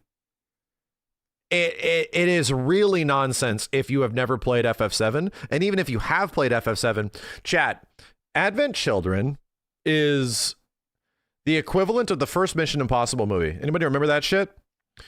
I like the first Mission Impossible movie, But I could, and I saw it when I was younger. But I remember watching that and I'm like, I don't know what the fuck is going on in this film. Like, and as I saw it like 4 or 5 times, I ended up really liking it. And it's like, oh, now I understand like what characters are saying, why they're doing this, what is happening, like what is bringing us from point A to point B to point C. Like, but then when you first watch the first Mission Impossible movie, I'm like, what? I remember it's so fucking hard to follow. Like, I don't know why things are happening the way they do. You really got to be paying attention, dude. You really got to be paying attention. When you are paying attention, it's actually a very cool film. This is a pretty cool fucking movie, actually. The issue is it's going to take like 5 to 6 watches to get there. Advent Children, to me, is kind of the same, where it actually has some interesting storytelling stuff. I don't agree with a lot of it. I don't agree with a lot of the characterization in the film, but yeah, especially from like a dub perspective, the connective tissue between the action sequences, it's not great. It only has a novelty because it's the only time that you ever get. Oh, by the way, I'm talking about Advent Children Complete.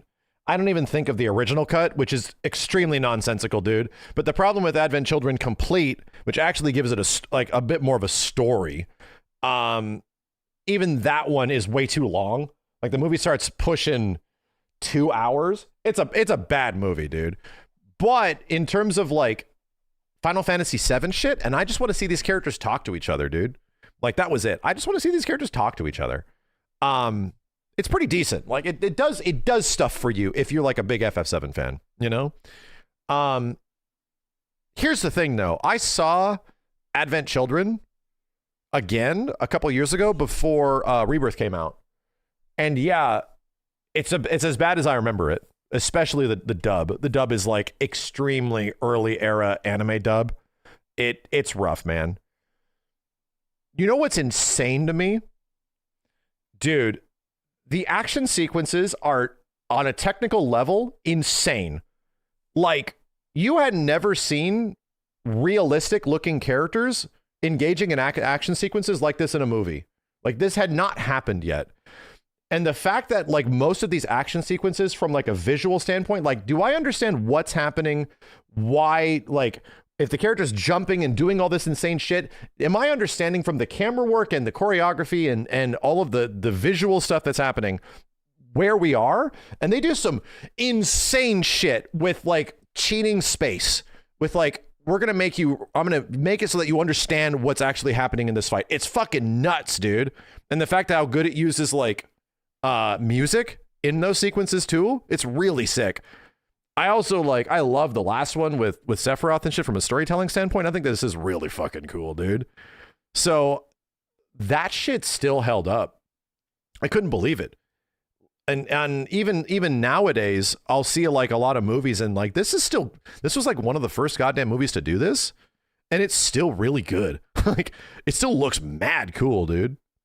So it's a people that even aren't FF7 fans will watch those action sequences. I'm like, this is a cool fucking movie. Like it is really fucking cool.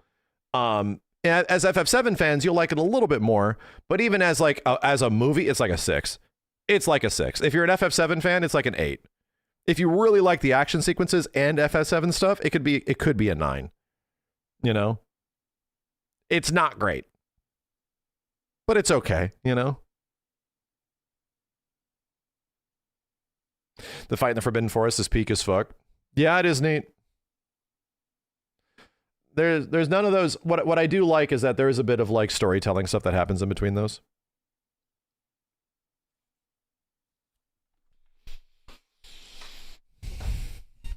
It's better than Titan AE. There you go. There you go. Judging just on action scenes, it's amazing. Yeah, I mean, it is.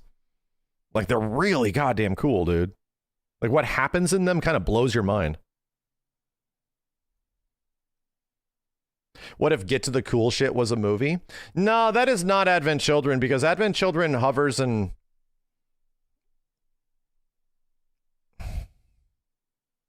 It also sucks because, like, you don't like Cloud very much, right? Like, it makes you sort of... The majority of the movie... the movie goes out of its way to spend 75% of it making you dislike Cloud. And it's like, all right. So we can eventually get a cool finality to it.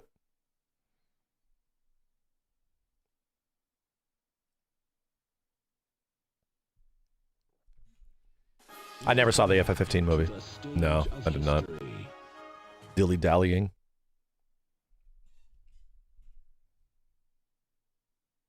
Nothing what makes Max hate Cloud. I mean, in the last chunk of the movie, he's cool, but he sort of sucks. And he's very mopey in the first, like, three quarters of the entire goddamn film. Any thoughts on Spirits Within? I hate it. It's boring. Movie's goddamn boring. What if they made a Legend of Zelda movie? Good luck. Good luck. Is that why Advent Children is the bad ending? No, Advent Children is the not ideal ending because like tens of thousands of people died of space cancer.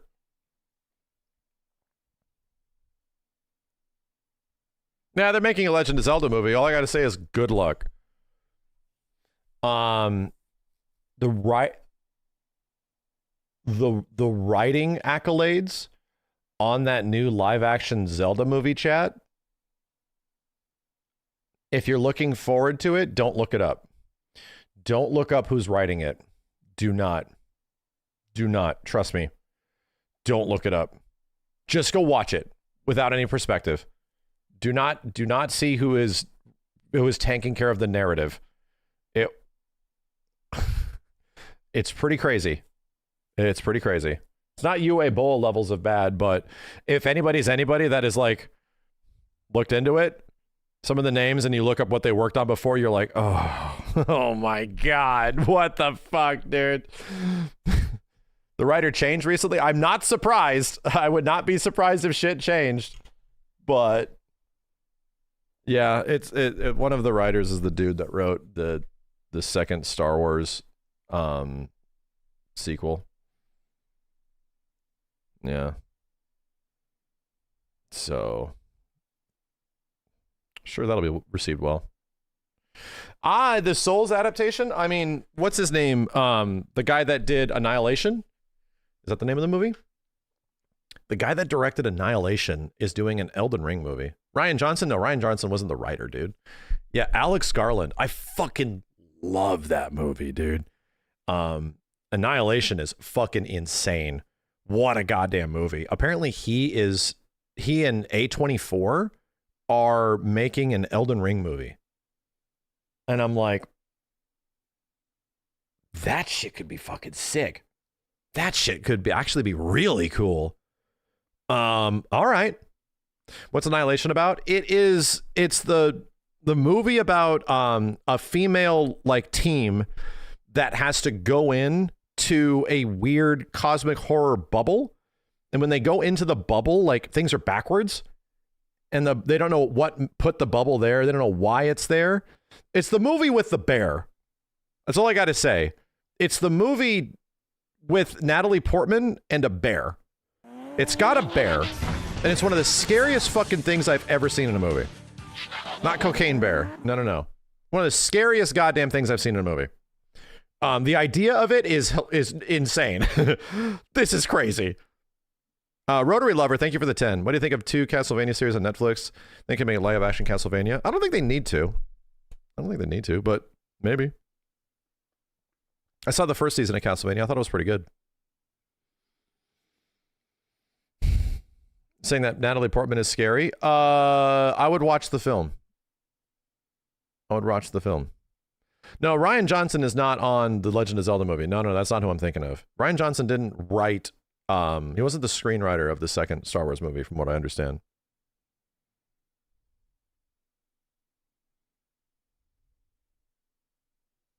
Yeah, I'm morbidly curious on the He-Man movie. I hope it's fun.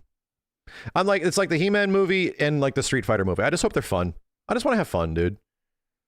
They can be cheesy. I actually hope they're cheesy. Like, do not, please don't try to make He-Man or Street Fighter serious in some way. Please don't not try to ground this shit. Please, dear God. My God, dude, let's not try to ground this. And it doesn't seem like either one. You know what? You know what bugged the shit out of me? When Skeletor talked. When he spoke, I was like, uh-oh. Are they trying to do this? Are they really trying to do this? He didn't have the voice. He does not sound like Skeletor. Oh, is that really Jared Leto? I'm shocked. Man, Chad, did you see Tron? I did. I did. I saw it for my friend Steve. I saw the latest Tron. I saw Tron Ares. I saw it for Steve.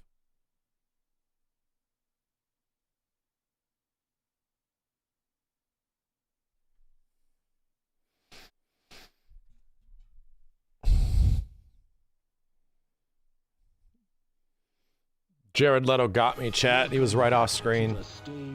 Got to me. I'll let everyone come back in. My apologies for that. That's what I get for updating OBS. That's what I get for updating OBS. OBS, I updated it, and I'm just gonna crash on you now. Anyway, I badmouthed Jared Leto a little bit, and his cult comes crashing down. Yo, Gambaroni, thank you, dude. Every time a streamer updates OBS, yeah, an angel gets its wings. I'm back. Hello, I'm back. I'm back. I'm back. Which you saw more special effects in the Street Fighter trailer? Yeah, it's almost like a lot of them are missing, you know? Like they weren't there yet. Welcome back to the stage of history. Anything else we want to yap about before we check out the Ingrid trailer? Anything else? Any good yapping? Mortal Shell 2? Did you see the most recent Indiana Jones? I did! I didn't really feel much. It was okay. Rebirth got its complete OST. Did that actually come out? Did that legit come out? Welcome back to the stage of history. Cool. Very cool. It's on Spotify. Damn. Oh, I'll have to check that out. Gus is in the complete OST. Dude, how many hours is the Final Fantasy VII Rebirth full OST? How many hours is that bitch? A lot. It's like 15 hours. 9+ hours. Holy shit. New Ari movie this year? Yeah, I'm kind of hoping it's good.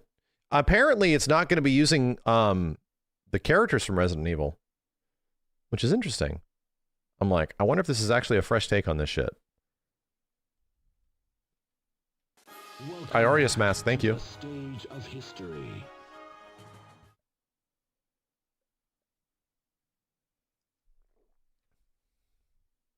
Yeah, if it's the weapons director, then I hope it's good. I hope it's good.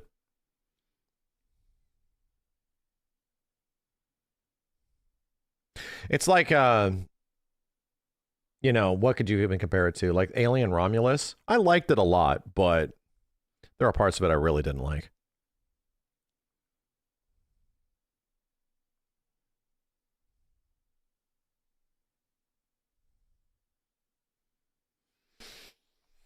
Check out the Backrooms trailer. I saw a little bit of that. Wait a minute. Is that the same? Hold on a second. This is not a segue for a sponsor, but legit.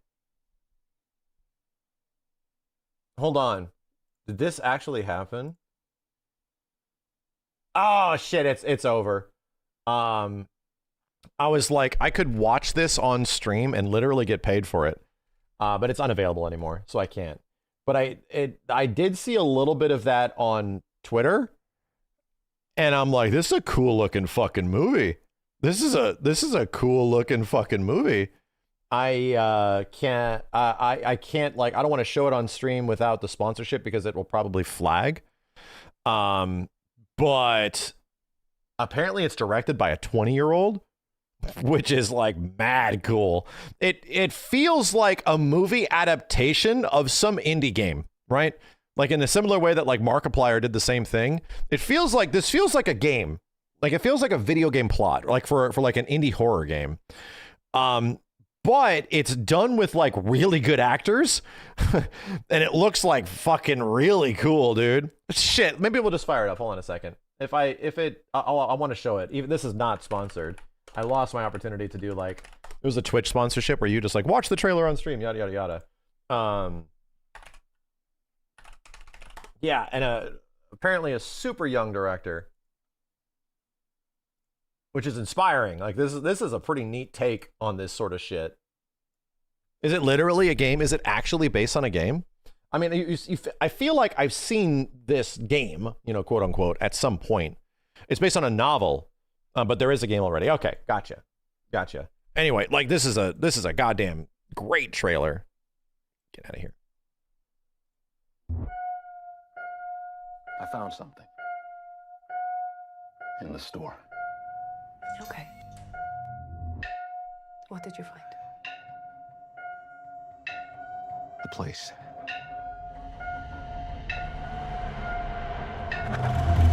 I found a place.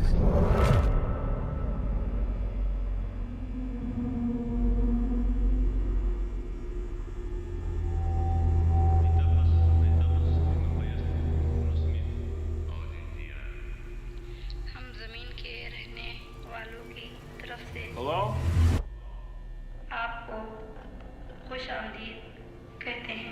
Anyone there?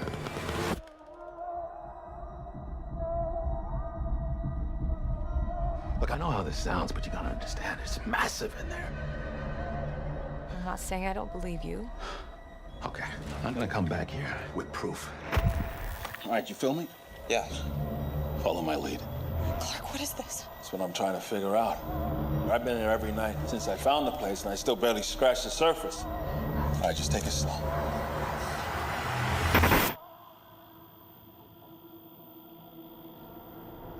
Oh my God. Pull me up, pull me up, pull me up! What do you see? All these rooms. This place builds them. It's like a maze. It just goes on and on. Sometimes I'm scared I'll get lost. Clark, can you hear me? I don't understand. What is this?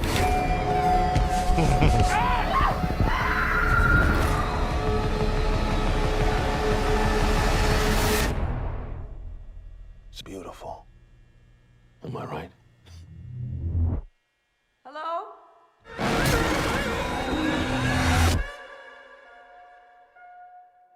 Cool.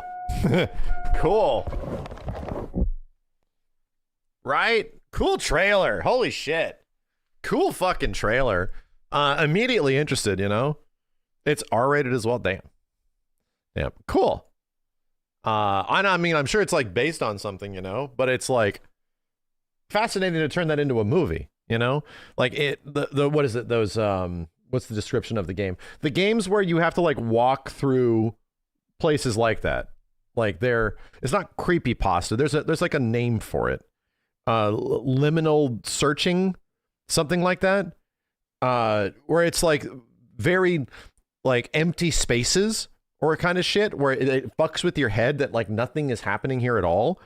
And it's the lack of something scary that actually makes it really scary, like weird shit like that. Are you not chronically online, Max? This has been giant in the internet. I am only chronically online for the things that I give a shit about. The Shining, yeah, The Shining is a great fucking example of that. Holy hell. Great goddamn example of that shit, dude. It's been a thing for a long time. All I'm going to say is that, chat, there's this movie that'll probably inspire some games that you've never seen before, right? You don't even, this is new, you know? And it's like a movie, and they're probably going to make some backroom games after the movie. Isn't that cool? Anyway. Cool trailer. Boots' fans, thank you for the bits. Iorius Mask Yoshi, Gambaroni, Sirius Yuki, Jin, Rocket Rascal, Non-Hero, D-Mal, and MPS Jason. Thanks, dudes. Next! Yeah, I knew it would happen. YouTube warning me that we're about to take your stream down because of the trailer. YouTube warning me. I know it's hard to watch these trailers, man. YouTube's giving me the warning. Hey, chat, hey, YouTube, if we go down, get ready. I'll try to come back up if I get an opportunity. I'll try. You can't like watch trailers like that on you can't watch trailers like that on YouTube streaming. They come after you, man.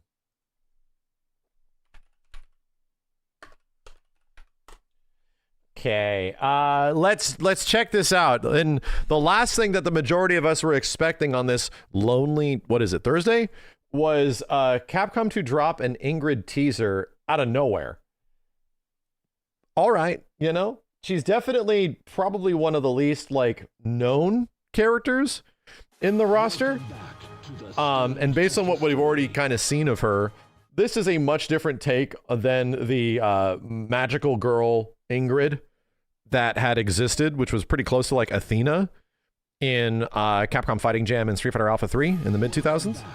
So a complete reinterpretation of what the character is, at least from a visual standpoint. She isn't like the magical sort of like, you know, school outfit. She doesn't really have that. She kind of looked like, yeah, she was very much just Capcom's version of Athena back in the day. So let's see how bizarre and weird this gets, because my initial interpretation is that this is pretty weird, dude. This is pretty weird.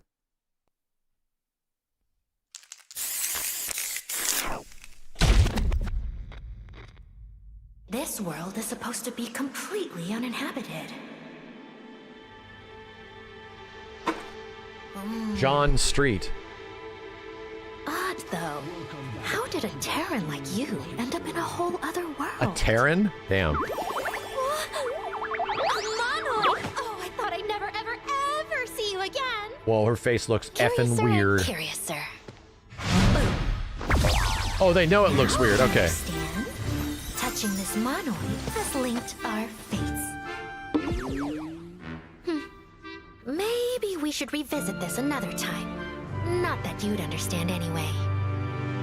But for now, we should be able to send you back to your world without a hitch. Simply put, since you're now the sole occupant of this wide and empty world, if I consign said world to oblivion, you should remain totally free from harm. What? Oh, this is gonna be her new gameplay gimmick. Straight, yeah, her gameplay gimmick is gonna be like shattering reality and things like that. That's actually really neat. Instead of just magic powers. This is not a goodbye. As long as our fates are linked, we can meet again. What is this music? Should you wish to do so, seek out my monoids. Until next time, bayonara!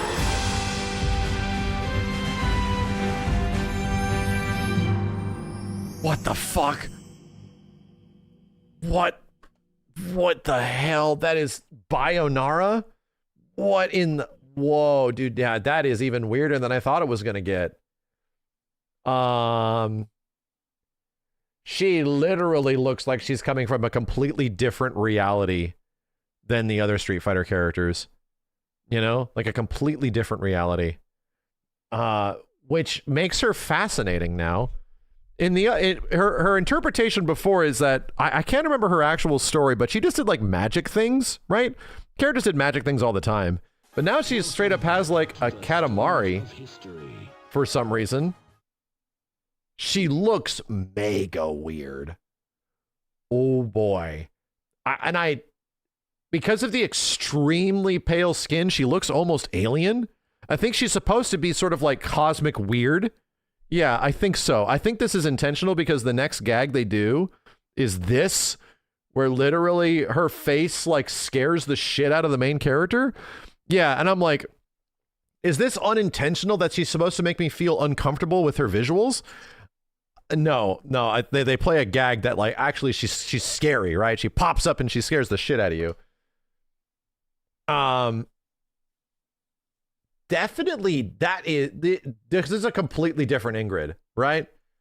This is, maybe they're going to tie in the story maybe in some way to the old one, but it feels like, at least from an outsider's perspective of people that aren't deep in the Ingrid lore, it feels very different.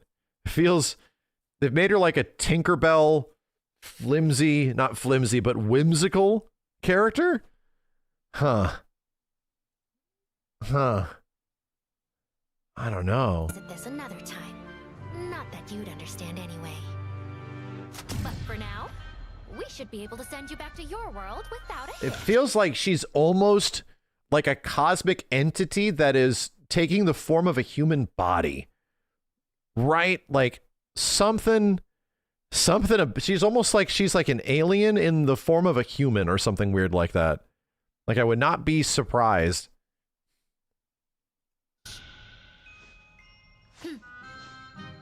Simply put, since you're now the sole occupant, She's actually a god in Capcom lore. Yeah, what the hell is her story?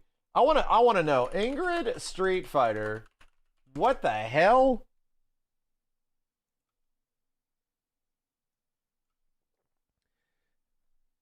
Ingrid, also known by the name of her emblem and code, Eternal Goddess and okay. Irrespectively, is a video game character who was chosen to set appear in the canceled Street Fighter 3 game, Street Capcom Fighting All-Stars. She joins in the Street Fighter Alpha 3 Max, making her officially a mainline in Capcom Fighting Evo. Give me some lore. She's an extremely powerful and mysterious entity who detests dark forces such as the evil nature of the Satsui no Hado.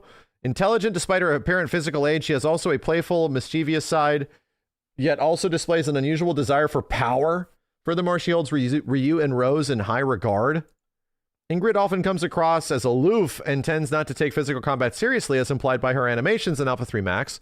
While the idle poses of nearly every Street Fighter character are based on their respective fighting styles, her pose is merely her standing still and occasionally brushing her hair.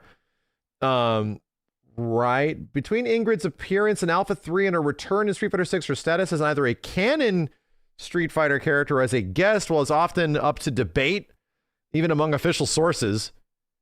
Earliest evidence of Ingrid's canonicity includes Seth Killian, who, during his time at Capcom Communities Manager, stated that Ingrid has cemented her place in the official Street Fighter canon. Comparatively, Street Fighter 5 director Nakayama-san stated that Ingrid, along with Didi and Rook, might possibly exist within the Street Fighter canon. However, their roles as code holders from their original game may not apply to this setting. Damn, bro. We are legit trying to canonify the goddamn Street Fighter no, Capcom All-Stars game. Like, what in the holy shit, dude? Morty Poot Twitch, thanks for the 10. I'd do anything to see the remnants of Capcom Fighting All-Stars be repurposed. That feels like what they're maybe doing, right? Oh, that's what's gonna happen. Bro. She is going to, she literally shatters John Street Fighter's reality. She destroys his universe or some weird shit like that. His world.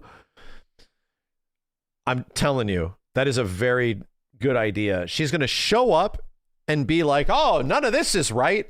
And she is going to tap the wall and it's going to go, and we're going to pop back onto the streets again. And John Street Fighter is like, Alex, what's up? And he's like, what's up, John Street Fighter? This is my cousin. She's kind of like my sister and nothing else. How's it going, brother? And they're going to high five. That's it. And she's going to be like, bye. She leaves through the reality. They're setting it up, dude. They're doing it. They're setting it up. Additionally, characters from Final Fight and Rival Schools series that eventually become playable characters in Street Fighter are not considered guests by Capcom due to them already existing. Yeah, that makes sense. It doesn't really talk. She's like a god? That's so weird. That's so weird. Yeah, she's popped up in a couple of weird things. She's in the background of TVC? No. Secret File. Yeah, she wasn't playable in that game. Ryoto Nitsuma said she was going to be in UMVC 3 but didn't make the cut. What the hell? Oh. And she's literally in one of the funky ass what if endings of Street Fighter Cross Tekken. That is because she's a god. Welcome back to the stage You know of what? history. I do dig this new interpretation of her because she definitely seems like a whimsical, playful god. World to oblivion. You should remain totally free from harm. Yeah, she's a goddamn celestial. She's a Capcom version of a celestial. Her power levels are going to be insane. She's going to be top tier? I mean, I'm assuming so. She's literally shattering your reality, my dude. I do like that take because, you know what? This character design does not give me that emotion, right? Like this, the way she looked in the old games, definitely, I didn't really know that about her story, bro. The issue is that she just has like magical girl, like sort of like generic SNK-ish design, which is an SNK thing. And she didn't really feel like she was that, even though that's what her story is. This at least is weird, you know? At least now it's like, yeah, her costume doesn't make any sense. The way she's talking and the way she looks odd and bizarre in a way that sort of fits that she's like a deity. Not a goodbye. As long as our fates are linked, I get it. we can meet again. I get it. Should you wish to do so. I get it. She's fucking, yeah. This is starting to make a lot more sense. I think this is way better than the old design, personally speaking. She's connected to Psycho Power. She's apparently fascinated by Psycho Power, right? Like, that's the thing.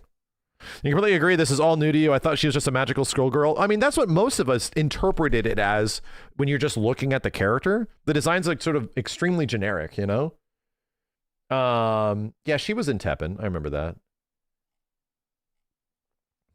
that. Trivia. Ingrid's name means Ing's beauty or Ing's beloved from Old Norse, after the Norse god. Alpha 3 Max, when Ingrid finishes her opponent by using her level 3 Sun Delta Super, her Midnight Bliss pose from Capcom Fighting Evo is reused as a victory pose. Weird. Ingrid has a unique opening when facing Blanca and Alpha 3 Max where she throws a random fruit, being a pineapple or a watermelon, upon which he either catches it with his mouth or gets hit in the head. Okay. When her official age is listed as unknown, Dev has stated in an interview with Nakayama that she was intended to be about 80 years old. Common misconception regarding Ingrid is that she has claimed to be the true owner of the Psycho Power, which is a misconception. This was a mistranslation in Alpha 3 Max. Street Fighter 6 director has confirmed her power is not related to Psycho Power. Okay, well, there you go. Harada has cited Ingrid as one of his favorite Street Fighter characters. Have you ever seen Harada's art style? It would make a lot of sense. And teased about the idea of her being a rival to a Tekken character, Lily. Yeah. Yeah. Literally, dude, when Harada like draws pictures, he's an amazing artist, right? But when he draws, he literally draws like no kidding, Ingrid style looking characters. Like, it looks a lot like this. Like, straight up. I'm like, wow. Wow, he actually draws like the cute anime girl art style like really well. Her theme song, Heat, entitled Heat Haze, contains a series of 6 notes that resemble part of the opening riff of something from Iron Butterfly. What? Ingrid, Colleen, and Falk are the only playable female characters in the Street Fighter series whose nationalities are officially listed as unknown. And now her Street Fighter 6 design has similarities to the Katamari series. Maybe it actually is a Bandai Namco crossover. Yeah, hold on a second. We're going to have to check out one of these old games. Ingrid combos.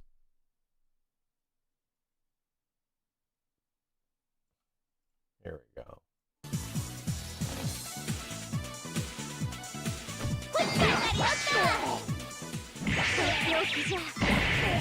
So Athena, dude.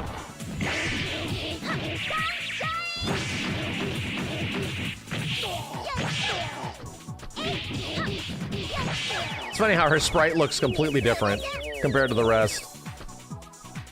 Her sprite looks so different. Yeah, this isn't... She was kind of like shoehorned into Alpha 3. The game that she's actually from is Capcom Fighting Evo, but even that game does not have a consistent art style.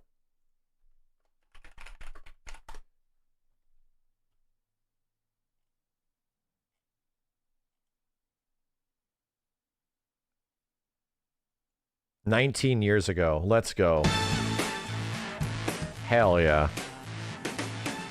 Yeah, the art style of fighting jam's all over the place, dude. It lacks a consistency.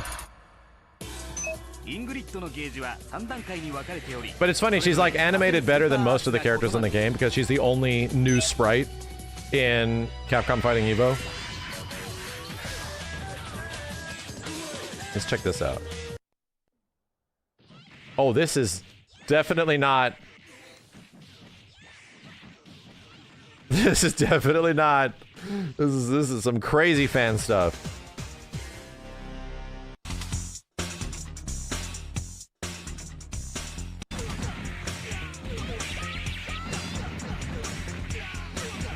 Old PSP version. Chat, what's funny is that the PSP version's also, I think, missing some animations and stuff like that. So the version of Alpha 3 Max that we got with all these characters, no shit, is like even better than the PSP. It just lacks all the modes.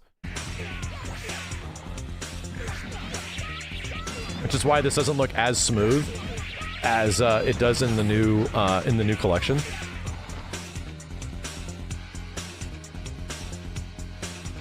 Yeah, she fights super similar to Lily.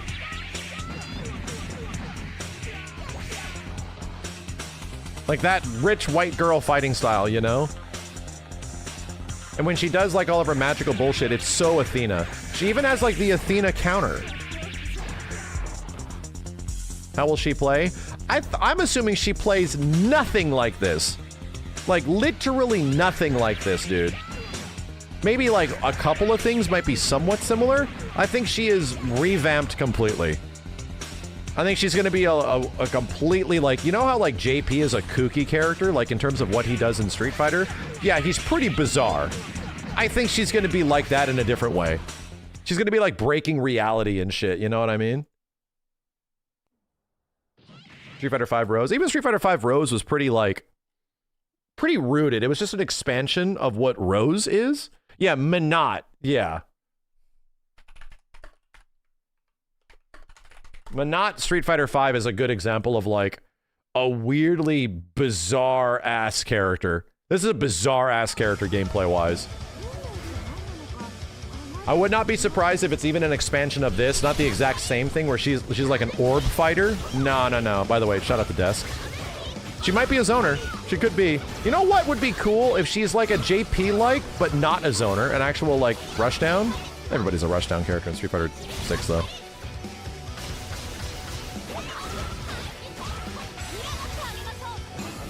Legit one of the best characters they put into the game. She has a cool gameplay style. She animates amazing. She has the sex appeal, you know. Of course everybody loves her.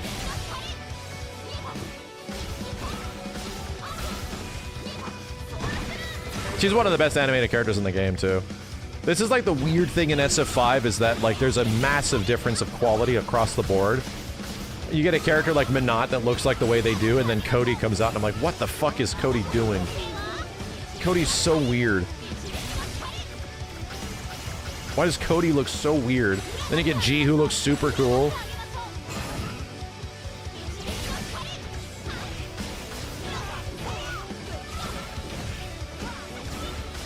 Alex animated just fine. He just had some weird design issues. His legs were on backwards, bro.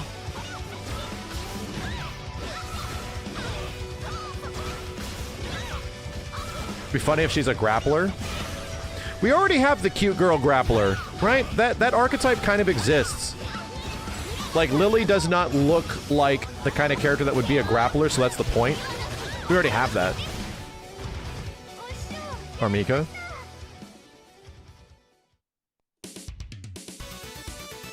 What are you guys talking about Armika for? We talking about two different things? We're talking about the new character, chat. We're talking about Ingrid being a grappler.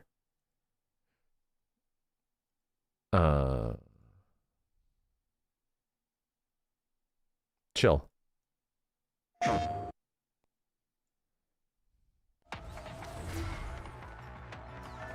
Isn't Armika also a grappler? Armika's also buff as shit and like big, right? Like the whole point of what the hell's her name? Is it Lily? Wait a minute. Why was my brain fried? Did I say something else? It is Lily. Lily and Lily was throwing me for a loop. The whole point of Lily as a character is that she does not look like the kind of character that would be a grappler. She's small, right? And she has big weapons. But the point of her is that she's this cute little girl that is going to toss your ass, right?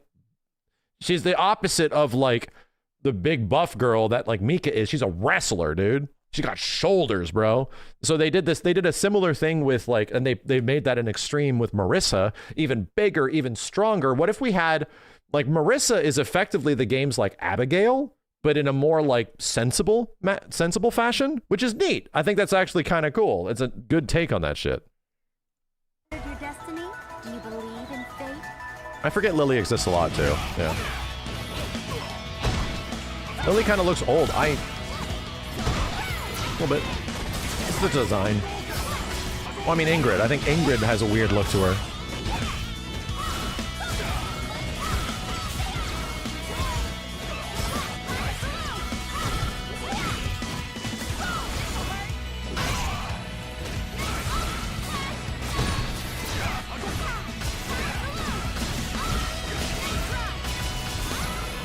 Man, oh man.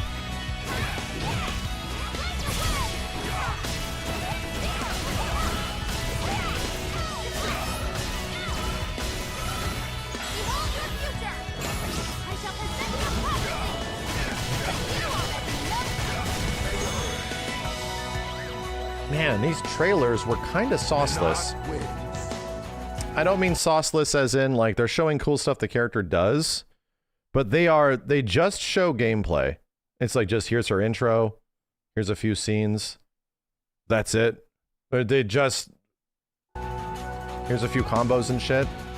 They don't go into anything of like who she is as a character or anything like that. They don't like lean into any of it. It's just straight to the point. We're here to make a trailer. You have to buy it. Please buy it, you know? Street Fighter 6, that's way different in SF6. Like SF6 shows you a character and you're going to learn about them, you know? I think it's also because like there is more to pull from in SF6 just in terms of like intros and presentation. You know what I mean? Yo, thank you, Theladisma. Street Fighter 5 is the better game? No. No, it's not. No. Street Fighter 5 took like 5+ years to become a pretty decent game. No. No, I'm not with you, dude. No, I was there. Yeah.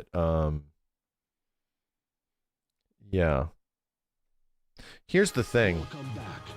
Here's a funny, weird thing to realize.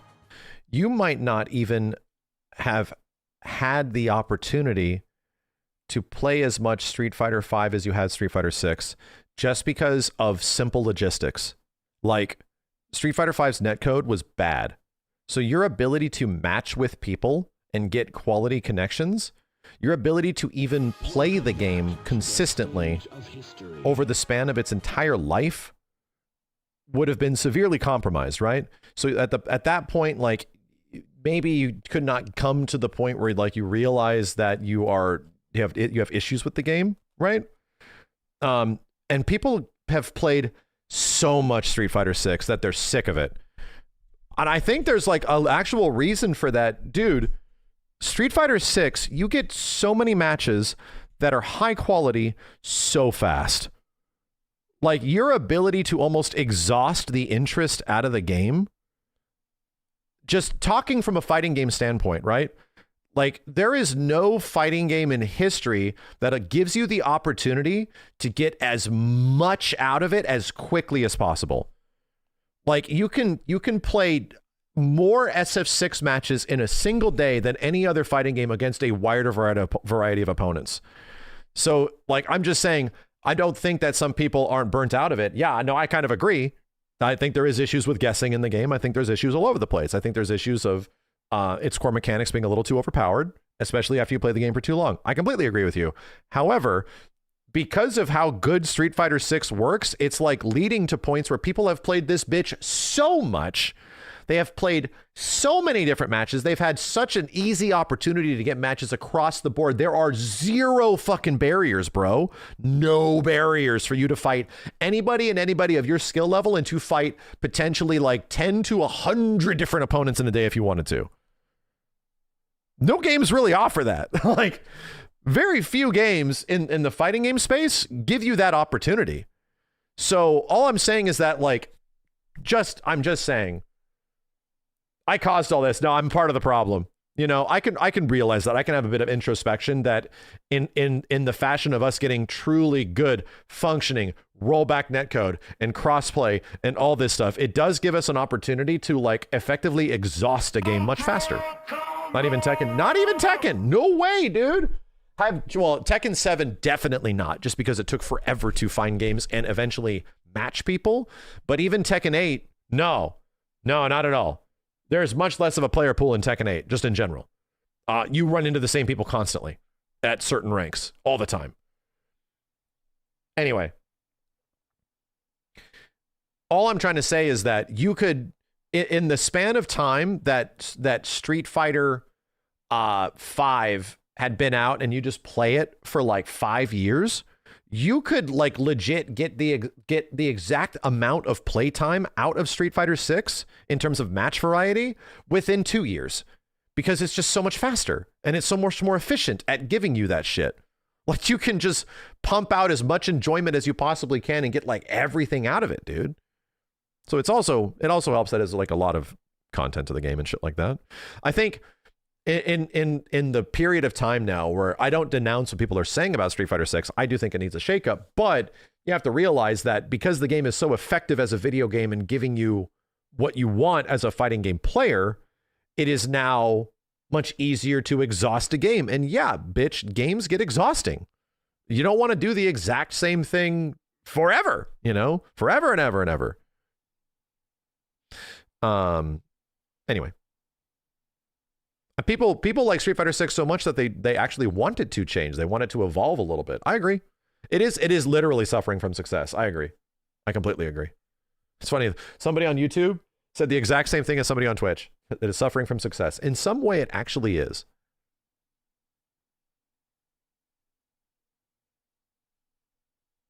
Anyway. Game's doing fine, chat. I didn't even make a discussion video talking about Street Fighter 6 did something that very few fighting games ever can, which is to get the highest amount of players significantly after its launch period. That's very rare, dude.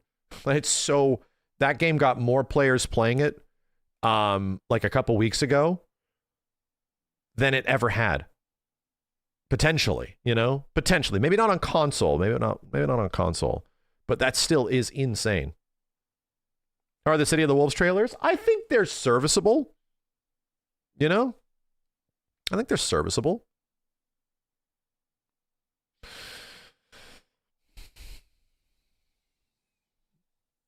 It was because of Capcom Cup 12. Yeah, it was that everybody was like watching and aware of the game. Yeah. Yeah, for sure. Like, for example, Blue Mary's trailer. Hold on a second. Let me see. I'll just judge it as a fellow trailer aficionado and trailer maker myself. Blue Mary trailer. The only problem with the Blue Mary trailer and all the Fatal Fury trailers is that they all really fall into this same exact pattern, like over and over again. Like, they kind of do like the same thing with the same music in certain beats, which is a little like, you know exactly what's going to happen next. They become very, very, very predictable. I don't like that feeling. I don't like knowing exactly what's going to happen next.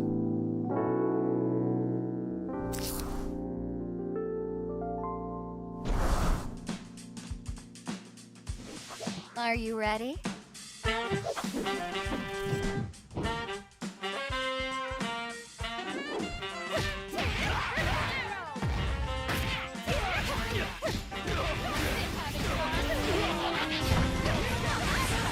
Game Prodigy, thank you.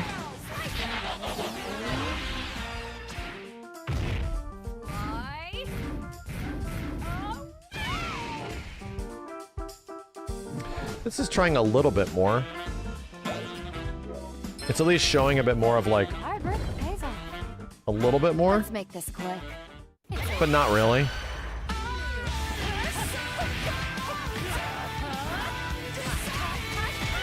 It all depends on what they have to work with, you know?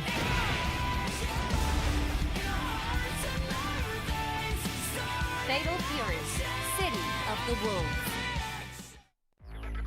And it's like the same thing at the end every time. Yeah. It's fine. It's fine. I think this, I'm gonna be real, chat. I think what I'm about to type in up here is the best fighting game trailer I've seen in a long goddamn time. I'm gonna be real. I can't believe I'm typing in Alex trailer after all the memes. I think this is legit, like the best fighting game trailer I've seen in a long goddamn time. Straight up. Welcome back to the stage of history. This one specifically. Guys like me can make some good cash putting their bodies No on jokes. the line. Okay. Besides, I'm used to being hated. Though, No lately, jokes. I can't help but thinking. Seemed like a lifetime ago that I was spending my time fighting in the streets. All right, sure. Round one. Music helps so much. Music in trailers is so fucking important, dude.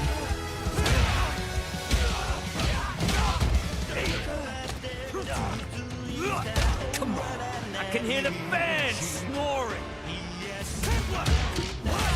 This shit's insane.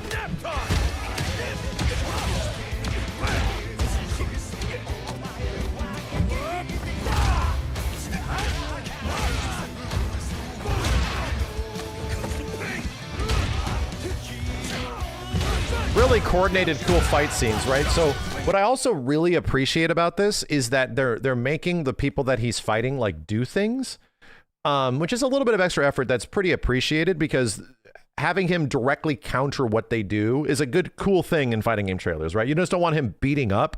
You want him like, you want a character to be showing off how they counter shit. That's something that I learned when I was making trailers too. I'll watch Sagat's again, you know? You want to see interactions, exactly.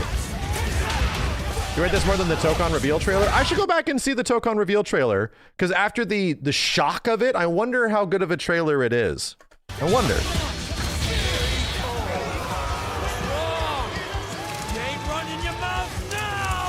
Try to keep This makes me want to play the fucking game, and not the story.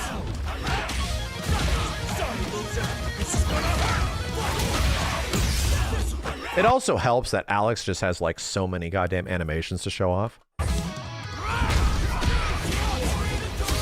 Great mixing on this too, dude. Holy shit.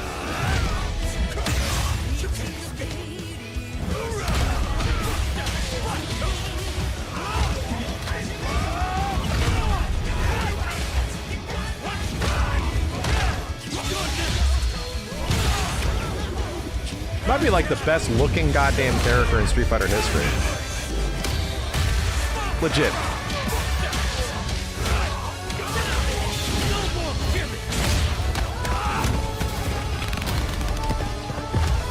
And then he gets his lame ass level 3s. It's just such a shame. This is my job. Jesus, man.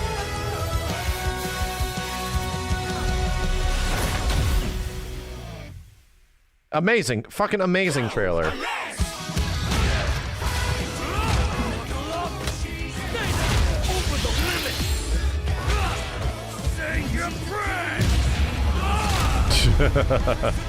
Amazing trailer, dude. Over the lemon. What about the Sagat trailer? How good was this one? I remember feeling things during this. A man who reached the pinnacle of Muay Thai and then became one of the grand masters of an international terrorist organization, the Emperor Sagat. Already cool. Already cool. Show that goddamn stage, you know? It looks great. Already cool.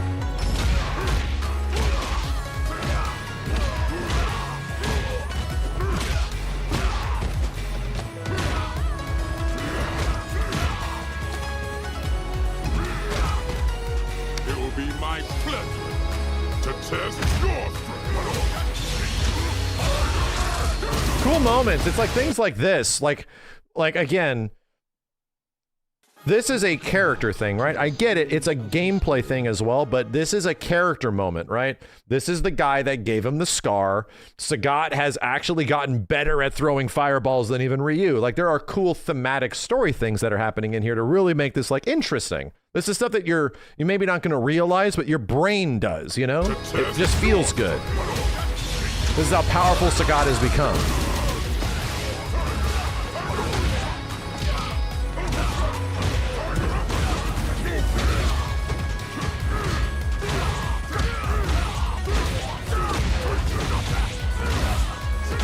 Jesus, man. This guy just looks so good. I shall fight you until your final breath.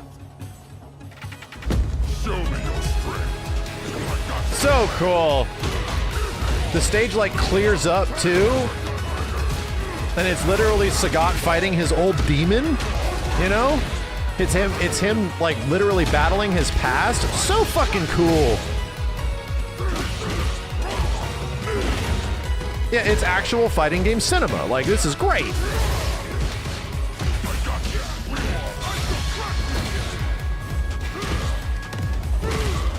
There's a reason why this trailer is amazing, chat. It isn't just here to show you gameplay. They're doing a bunch of shit.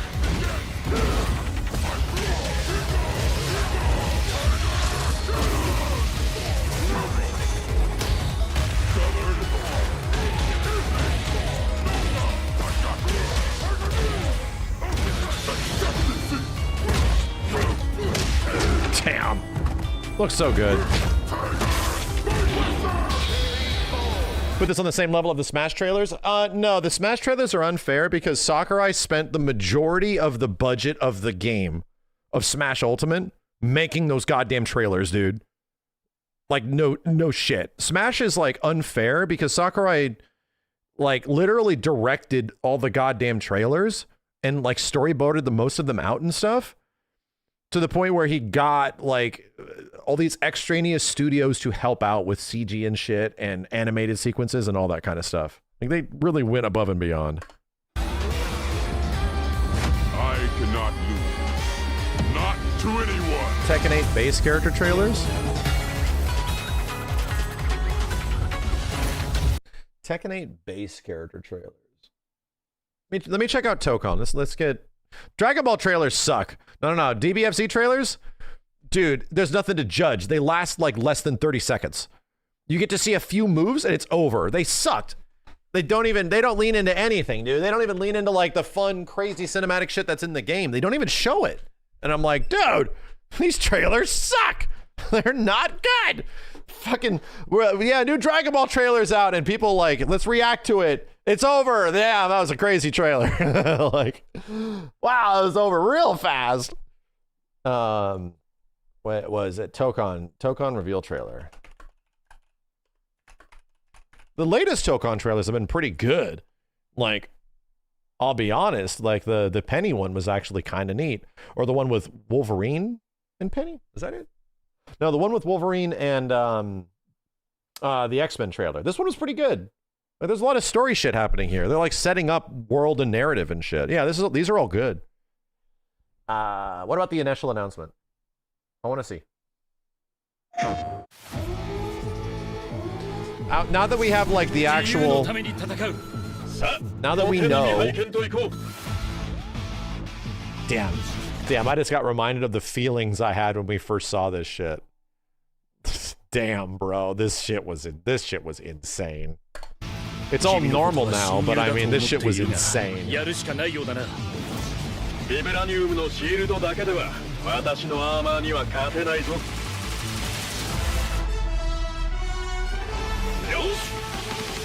So now it's a fighting game, right? Cool. A cool reveal. Okay, so now it is a tag team game. Oh, wow, that's crazy. So cool escalation. Wow, now it's a really nutty tag team game. Okay. And Spider-Man's in it. Cool. And then it escalates immediately after. Here's a stage break. That's cool. This is a really good reveal trailer, actually. Oh, wow, wait a minute. There's 3 characters? Wow, this is a 3-on-3 tag game with big crazy supers? That's crazy. Wait a minute. 4? Wait a minute, how many characters are in this? Wait, 3v3, no, it's a 3v3 game. Okay. It's just a 3v3 game. It's okay. That's normal. Completely normal. Wait a minute. Who's that guy? Wait a minute. It's a... What? There's a 4th? So yeah, no, this is a smart-ass trailer, dude. It literally is messing with your expectations constantly.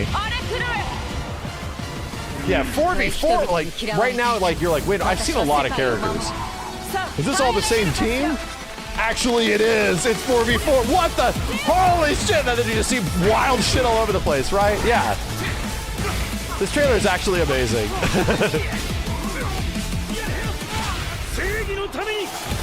and then it's just big cinematic supers. Yep.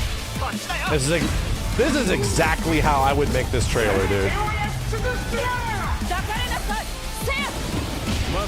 This is exactly how I would make this fucking trailer.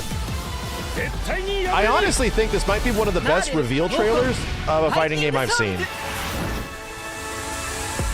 From not knowing that this shit exists, like, here's the thing. You don't get reveal trailers that are like this. Your reveal trailer could have been, like, really basic. It could have been, like, kind of simple, where it's just like, here's a cinematic scene of some characters, like, running up and fighting each other as, like, a teaser. And then it's like, it just says it in text, like, Tokon Fighting Souls 4v4 fighter coming soon. Like, they could have done that, like Street Fighter 6 did with its teaser. Yeah. This, like, went from being nothing, from you getting, like, a ridiculous amount of information paced out from the trailer, like, in a way that is like, whoa, this is fucking crazy, dude. There's another game that did that very well. Made by the same people, funny enough. This trailer also does this super well.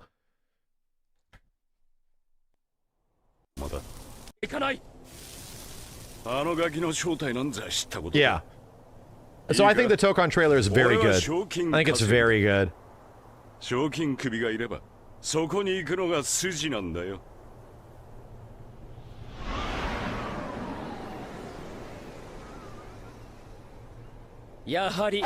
I remember legit thinking, I'm like, damn, dude, the sprites look insane in this game.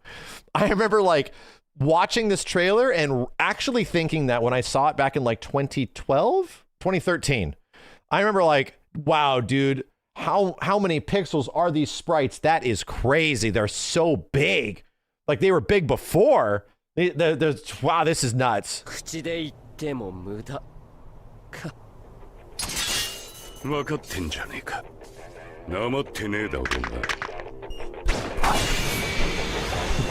What?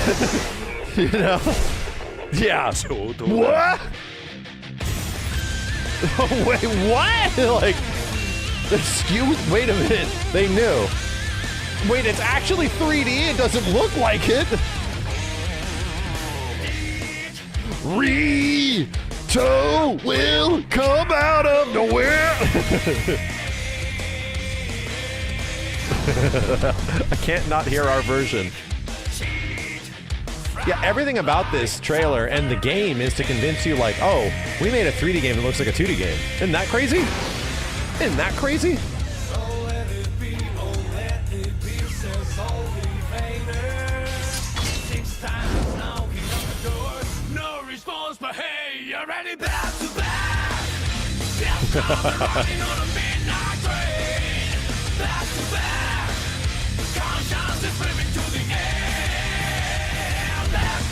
I can't not hear our old lyrics.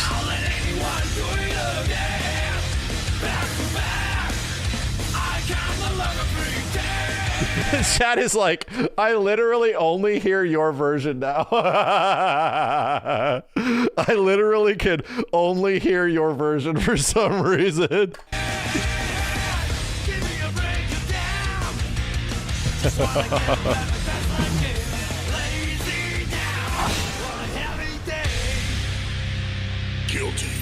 I like that. You know, you guys ever pick that up, that it's XXX, but you can't like do it XXX because that's stupid. So instead of saying Guilty Gear XXX, third Xrd. Cute.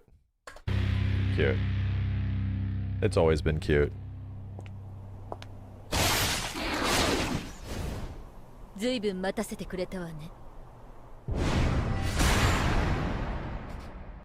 Yeah. Yeah, that's a great trailer, dude.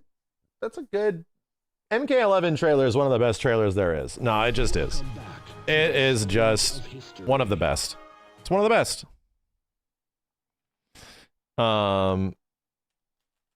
Yeah, we don't even need to watch it. We don't even need to watch it. Street Fighter Cross Tekken first trailer was crazy. Yeah. Tekken 8 reveal's pretty good, but it's also like not a gameplay trailer, sort of is a gameplay trailer. Dragon Ball FighterZ has a good reveal trailer as well. It does. We sure don't want to watch it because we've seen that shit so many times, bro. We've seen that shit 1,000 times. 1,000 times. What's a good Smash perspective trailer of how much goddamn time and budget they put into Smash? Like, that shit is insane. Sephiroth? No, that's almost unfair. Mega Man is really crazy. Any of them. You know what? Yeah, Sora, Kazuya. They're all crazy. Smash is unfair. It's actually unfair.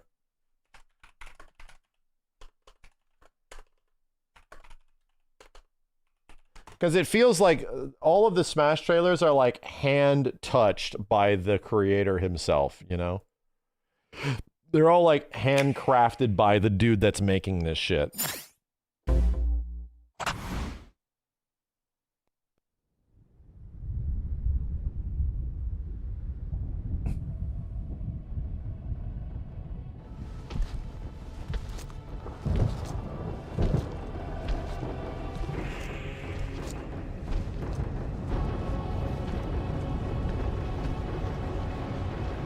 Everybody knew immediately. Get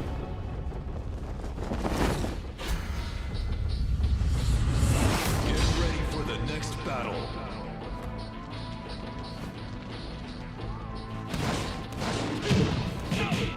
Dude, look how cute this is. They even do the Tekken cam, right? Remember the Tekken intro cams, which it starts high and ends low, and they do these like weird things. It starts wide and it ends deep. They fake it. They literally fake it in the trailer, which that doesn't happen in Smash, bro. They literally fake it just because it's cool.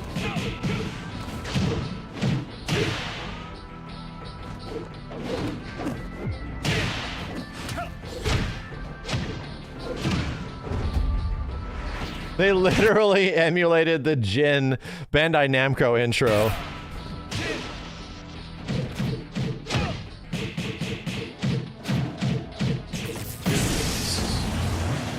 Classic 10 hitter. This is so funny. Everybody gets thrown into a volcano.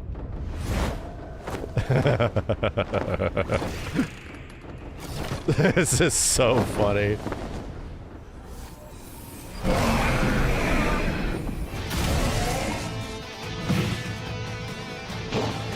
These trailers are great. They're just great.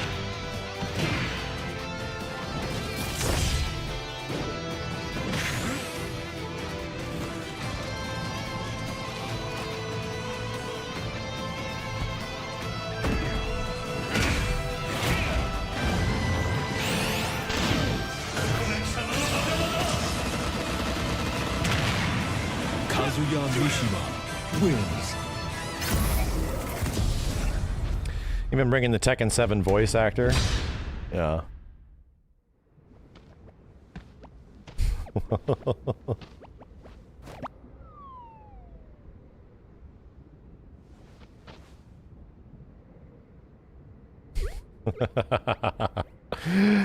It's too good, you know? It's too fucking good. There's so much budget and effort. There's so much effort, dude. Like, it's crazy. Man. Yeah, and then there's just like the best fucking one. It's just the best fucking one.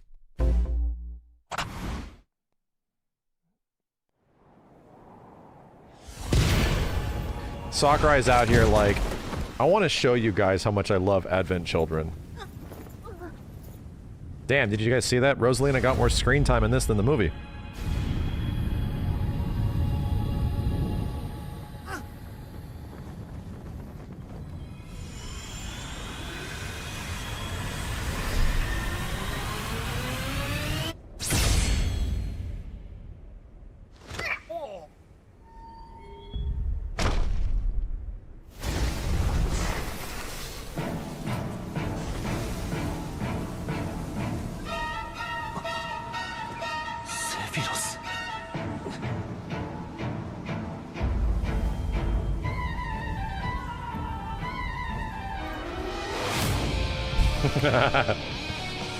So the Advent Children theme.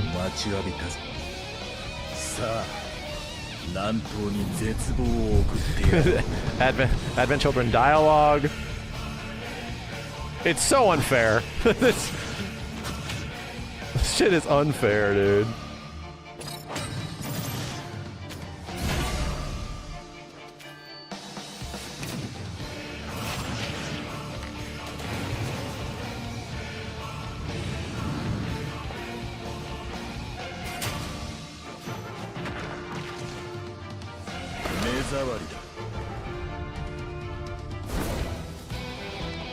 I almost forget about this mechanic on this guy.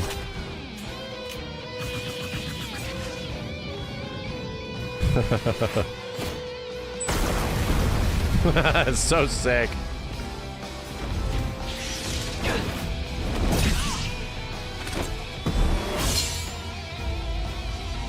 Sakurai's trailers all managed to be, like, fun and really funny.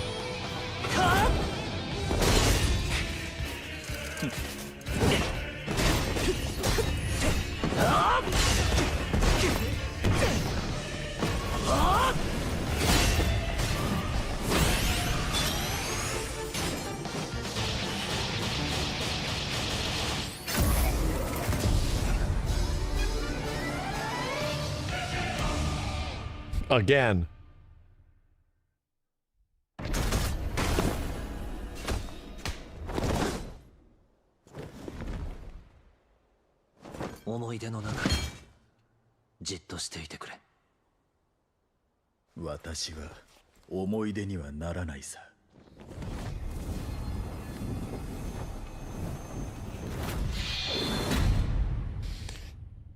Yeah, that shit is unfair. It's unfair. They're too good. Like, it doesn't even feel right comparing some of these trailers because Smash trailers are just peak. They're just god tier. They just have the best reveals. Going from knowing nothing to knowing that this exists to getting all this information about the character, like, they're way too good. Smash trailers are way too good. We did an entire, like, review of all of the Smash trailers and shit, and they're amazing. They're fucking amazing. We rated, like, all the Smash trailers. They know it. He just knows how to do it. He knows how to like take advantage of excitement. And I'm gonna weaponize that against you, you know? Marvel vs. Capcom 3 trailers were hype. Spider-Man was your favorite. Dude, those trailers were just cinematics. They're only cinematics. They're barely trailers, you know what I mean? They don't actually integrate gameplay into the trailer at all. Which sucks. Which I think sucks.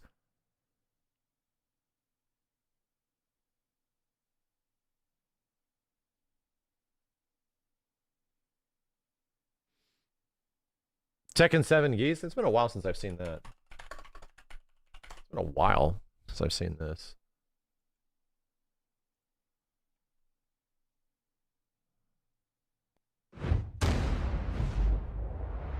The Goose. MVC3 Spotlights. Was that the individual character trailers? I remember them being pretty straightforward.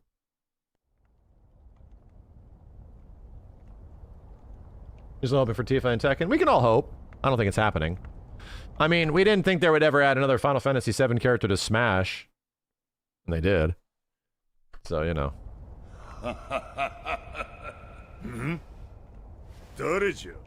Oh, they made a cinematic for this too. Oh. The world is too big for you. Oh, this is like, I don't even think this is in the game, right, chat? They went out of their way and made like an in-game cinematic for the trailer specifically. So this is high effort, bro. You to control.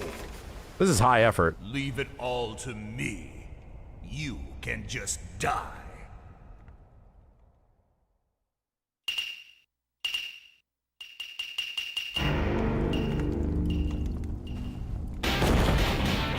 Bring it on. I'll destroy you all. Crazy shit.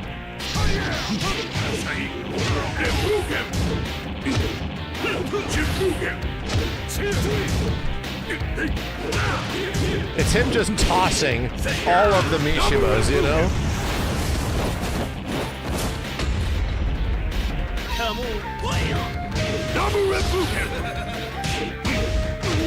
Him just reaming everybody. That's what's fun about this.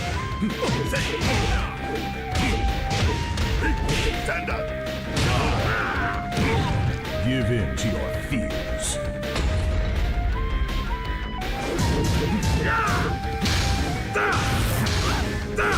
This is fun.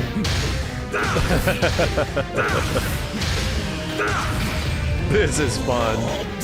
Breathing. The ghost of the shell.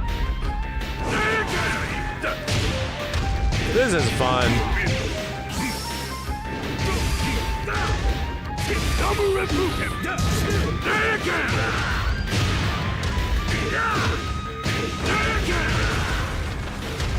Hey there!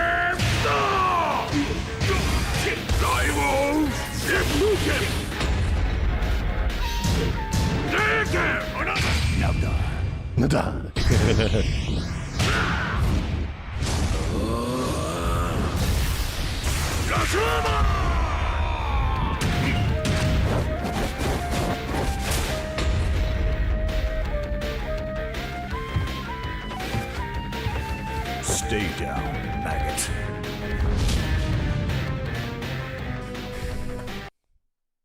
Yeah. It's pretty good. It's pretty good.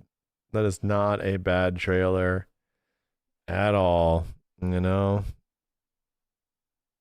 MVC3 holiday trailer? What are you talking about? What are you talking about?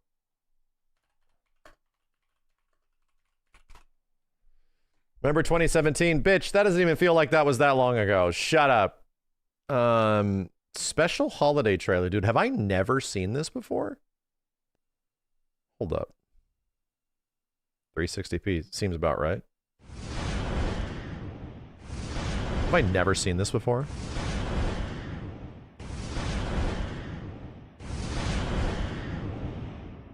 Too many awards. A new world order is at hand. This dimension is not big enough for the both of us. The day I fall to the likes of you is the day I can't read any of that. I cannot lose even one battle. A dream is dead.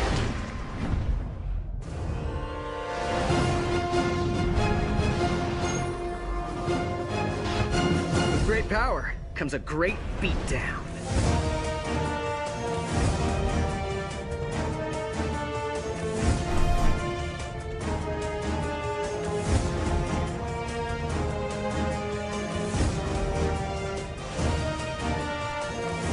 Yeah.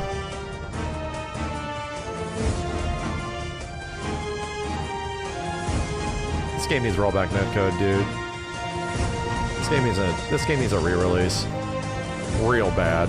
Another one, god damn it.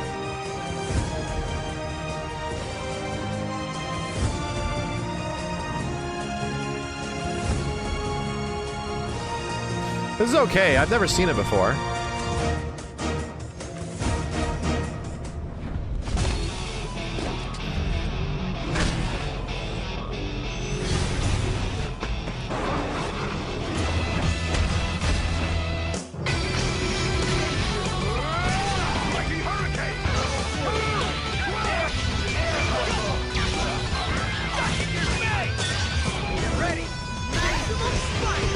Cool music choice.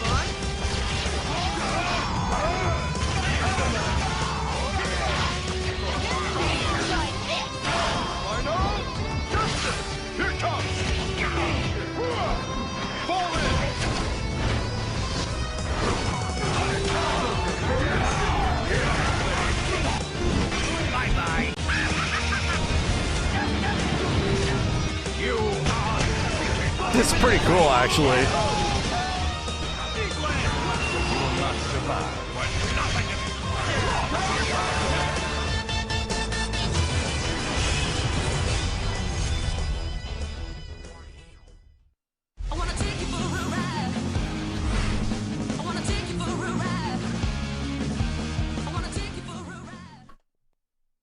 Pretty cool, right? I don't think I've ever actually seen that trailer before, you know? Pretty cool. Pretty cool. 2011, yeah, like it was yesterday, you know? That shit is like it was yesterday. Right? Right? Oh, shit. Oh, shit. Oh, shit. Oh, shit. Oh, shit. Yeah, the Sam Show PAX trailer is great. That one is legit mad good.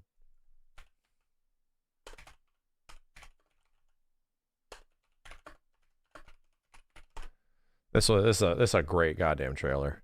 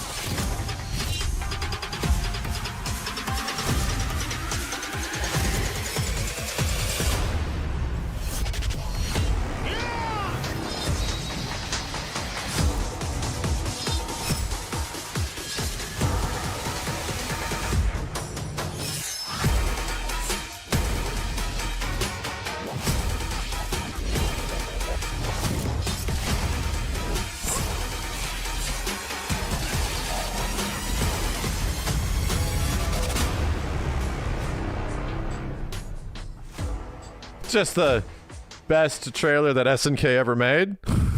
Like one of the best goddamn trailers that SNK ever made. Music makes it. Yeah, that's the way trailers work, bro.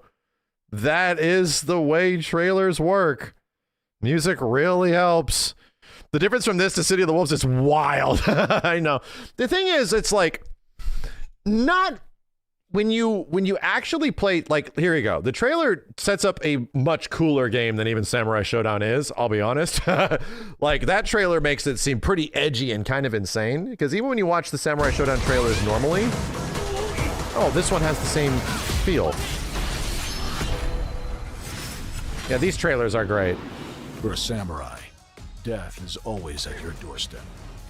Embrace death, and nothing can stand in your way.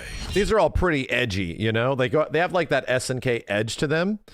But when you play the game, it like, oh, it's okay. Like, it's pretty good, but it misses the vibes kind of the old Samurai Showdown games, for sure. And the same way that I think City of the Wolves definitely misses the vibes of old Gauro. Yeah. Yeah, I agree, you know? Granted, I love the way City of the Wolves plays. I have a great time playing it, but it misses its fucking SNK edge, man. SNK used to have some cool fucking personality to it. We're going for like a painterly visual style now, you know? Like that kind of stuff. It's still great. The game is still really goddamn good. Sam Show actually made money. No, it did. This was their most successful game. Straight up. Did you watch the Evo SNK Sprites video? Yeah, I think the Evo SNK Sprites thing is the thing that I've been showing you guys about SNK Sprites forever. That nearly sank the fucking company. Spinal Reveal. I can't show you guys the Spinal Reveal trailer. I can't show you guys any of the Killer Instinct trailers. You know why? Can't show you those trailers Because I made them. Because I don't want to do that. This fucking, I'm biased as shit because I actually made them. It's not copyright. I don't want to show. I don't want to do that. I want to watch the other stuff. I'm not going to, hey chat, so watch how cool my trailer is. Like, I think that's fucking stupid. We'll do that if I'm just watching KI trailers, okay? God damn it, it shows up down here.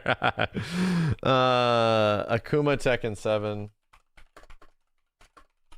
Yeah, this one's probably amazing.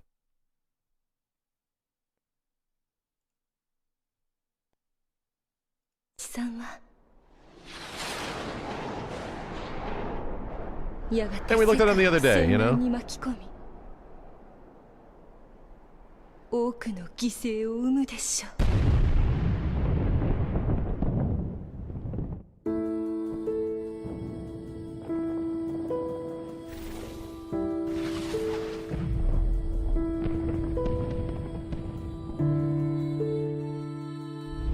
This is a cool trailer. Already. You don't know what the hell it could be for. You don't know.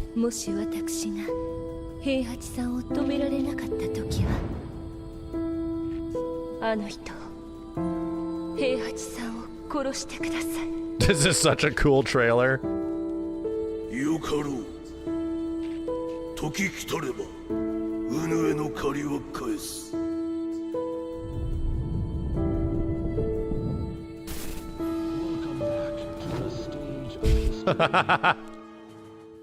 People are like, no, no. What?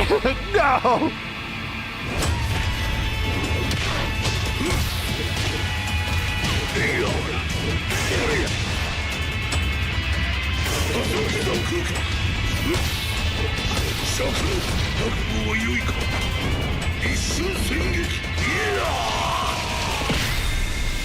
Dude, Tekken 7 already had this absolute massive leg up because the entire initial premise of the game is that you don't realize that they just Soul Calibered your ass, right?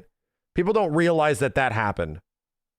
The thing that like launched Soul Calibur games into the stratosphere of like initial, really good initial sales back in the day is that they launched with like a wild ass guest character, you know? So like here is Link, here is Spawn, here is Heihachi, here is fucking Yoda, here is Darth Vader, you know, like kind of shit. But until that doesn't work as much later on, but like this one did. This one gave you a wild ass guest character right out the bat, right? And we sort of like forget that because Akuma has inherently become also a Tekken character because he's been around for so long. However, it was a massive draw for Tekken 7 when it came out. Like this was crazy for a ton of people. This shit was crazy.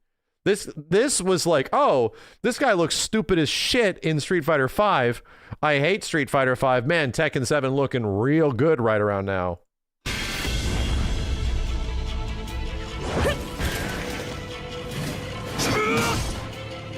Bist bereit?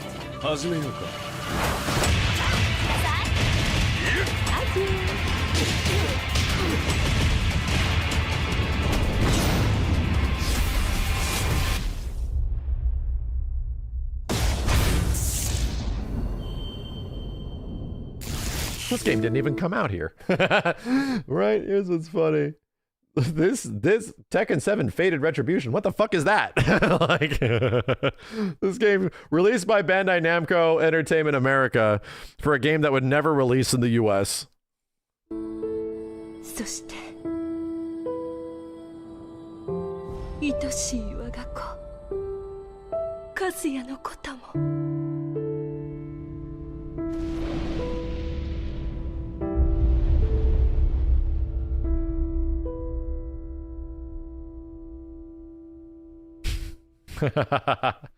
What a cool fucking trailer. Man, we're never gonna get shit like this again. We're never gonna get shit like this again. God damn. This is the last time that's gonna happen.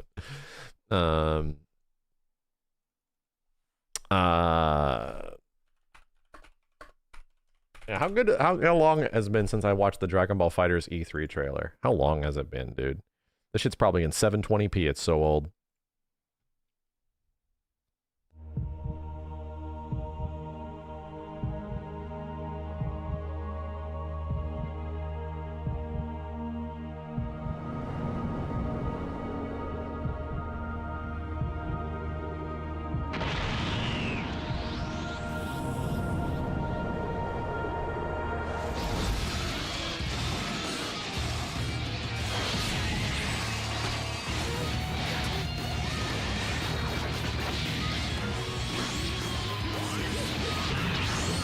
Damn, this trailer is manic.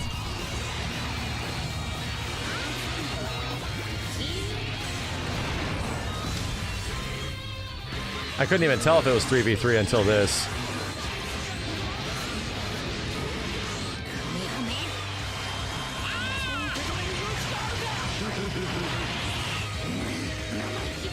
It's pretty good for a reveal trailer, dude. And it's very similar to, I think Tokon is this, but better.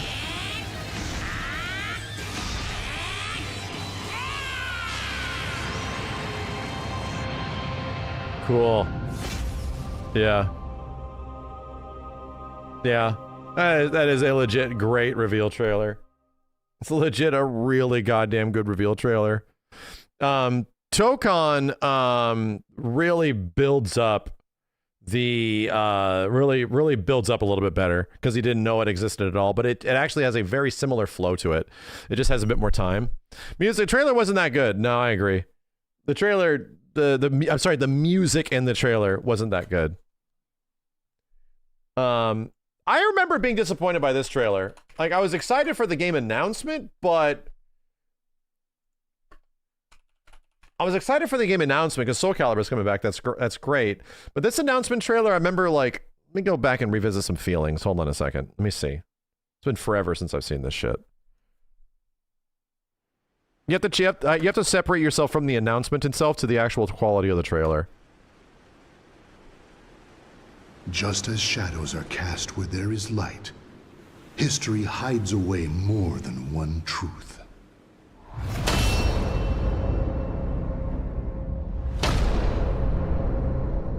The wait is over. Let's begin.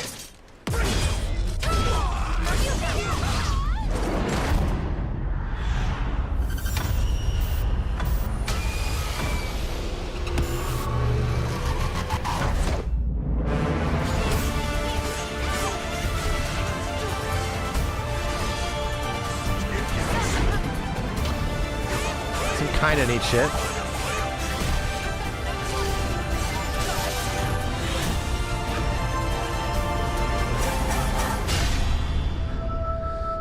Welcome back to the stage of history. It feels too teasery. I think keeping it to be like 2 characters makes it kind of suck a little. Right?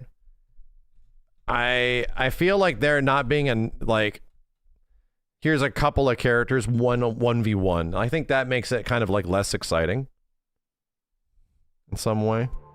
The roster was rough for this game. Yeah, they had and the game did not look that great. It looked okay. It did not look that great. It felt more like a teaser than a trailer. Which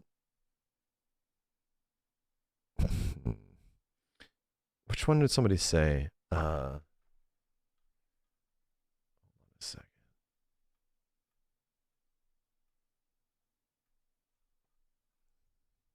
Oh, I want to see what the hell this is. MK11 friendship trailer? I don't remember this. I do not remember. I remember watching it, but I don't remember what happens in it.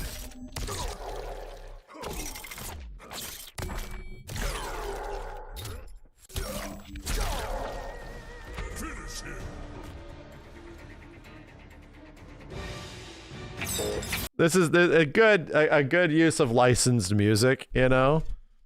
But yeah, the YouTube stream's gonna go crazy on me if I keep watching that shit, man.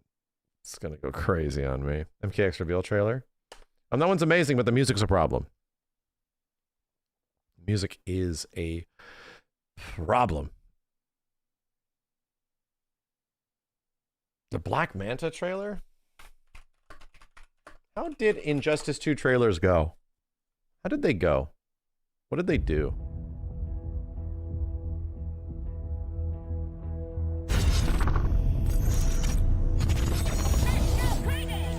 Shadow, thank you. Atlantis is this game still looks good. So was my father. Allow me to welcome you properly. Jesus, dude. This game still looks good.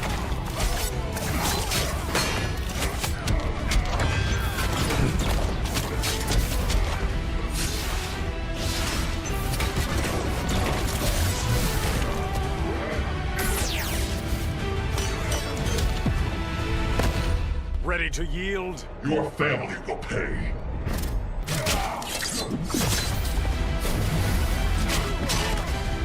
Generic trailer music, though. I think that's what the majority of these trailers did. They had, like, pre-canned trailer music.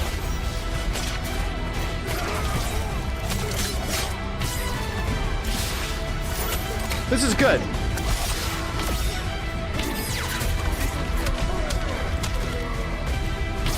It's not, like, amazing. It's good.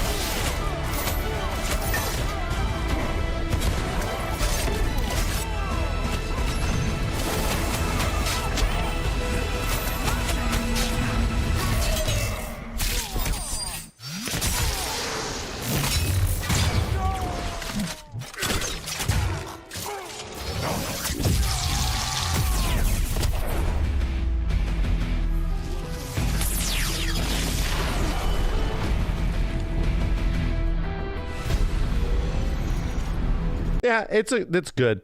It is good. I don't absolutely love it, but it is good. Yeah, you just recommended Nicali. Jesus Christ. I haven't seen this in forever. How good is this, chat? Did this really fake us? Did this really trick us into thinking Nicali was going to be cool? Does it?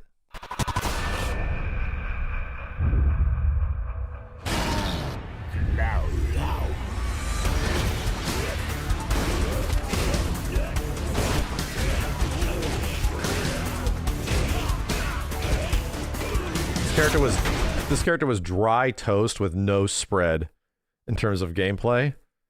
I would like plain toast. Nothing else. I will just eat it dry. Do you want any water with it? No. No water.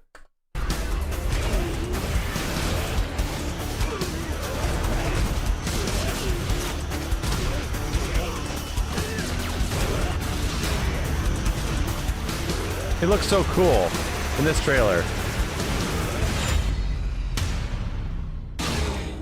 Oh yeah. They have some fun with this. Yeah, this is actually a very good trailer.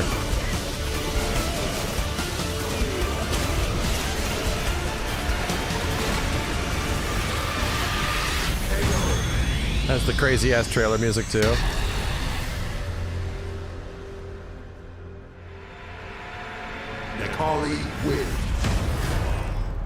Yeah. Yeah, there was some effort put into that. They made him a lot cooler than he actually is. A lot cooler than he actually is.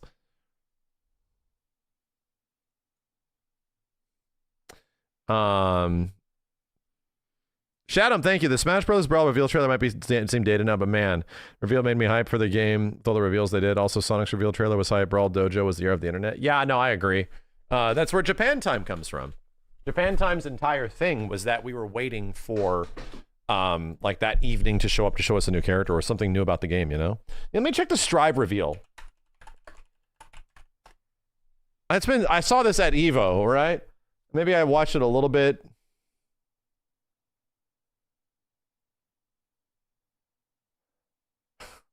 This was an April Fool's joke? I don't even fucking remember that. I don't even remember that shit.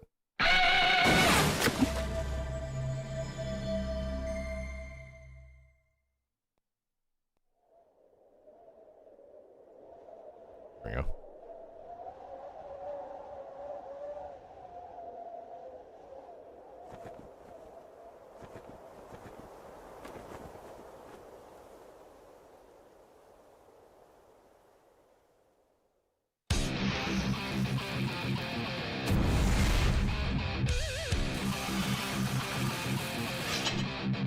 Man, there are very few games.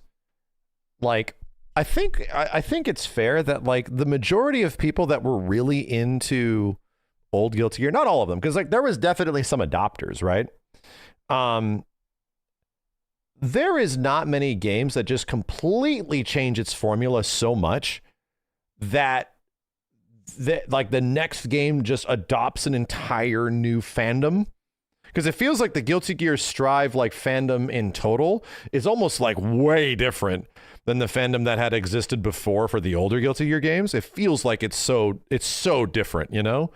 There are very few examples of that like working out. I'd have to like think, how many times has that happened with something where it's like this game like almost like abandoned its legacy audience in some way and made an entirely new, much bigger audience, like really crafted a brand new audience. It definitely got some, don't get me wrong. It's not like everybody is gone, but in the same way that like, for example, Street Fighter 4 to Street Fighter 5, massive goddamn drop off, bro. Like really big drop off. The same way with Marvel vs. Capcom if we're talking about Capcom games. Yeah, MVC2 to MVC3, huge drop off. Like there people like MVC2, they did not like Marvel 3, you know, the same thing to the next game.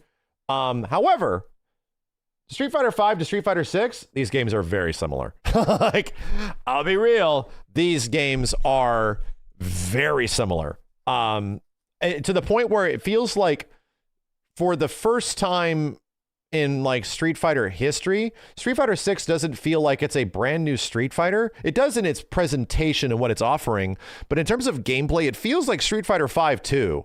Like it really does. It feels like 6 is the game that Street Fighter 5 always wanted to be. It's a super improved Street Fighter 5.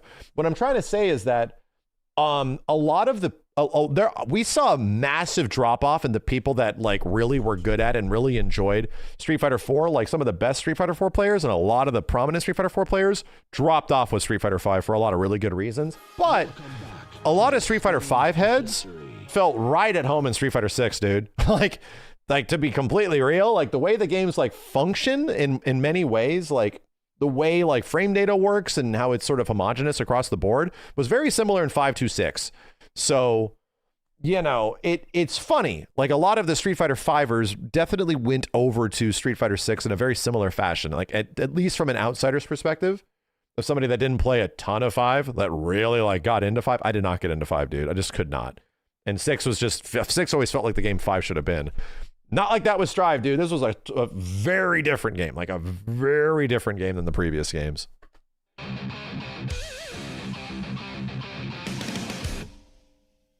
That is bullshit blazing. Still my heart is blazing. If the word kill me. Wow, stuff is so early. Soon you will know. We already know the smell of the game. That's a good trailer. That's good. I do also at the Nago reveal, I do kind of wish that we heard more sound effects out of the game.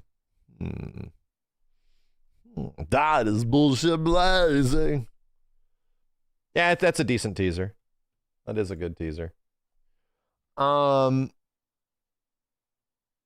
They took forever to show him after that.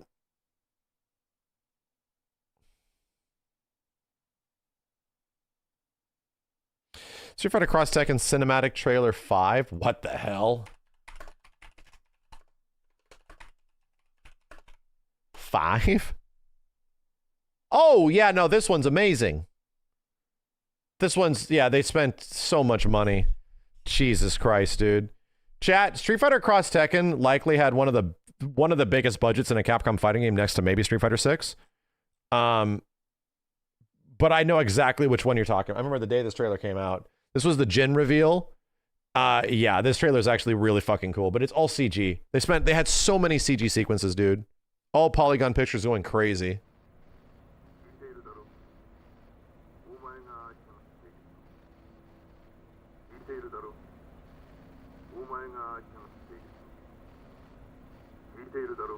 Is it DMCA? Can't watch it. Can't watch it. Can't watch it. Unwatchable. But it is a good trailer. Yeah, Jin, Jury, Bison, Xiao Yu. They show some like Devil Jin shit. It's cool. It's a very cool trailer.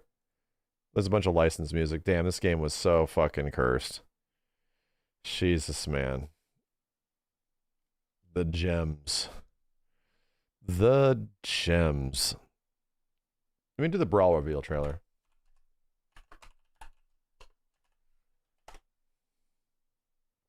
MK1 trailer. I hate that trailer. The Mortal Kombat 1 CG trailer? I dislike it. I don't like it. I don't like it. It doesn't show anything coordinated to gameplay except for a fatality. I don't like it, man. I talked about this the other day.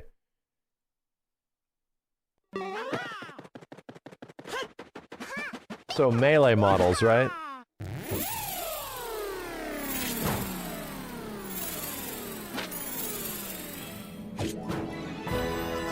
Everything looks worse!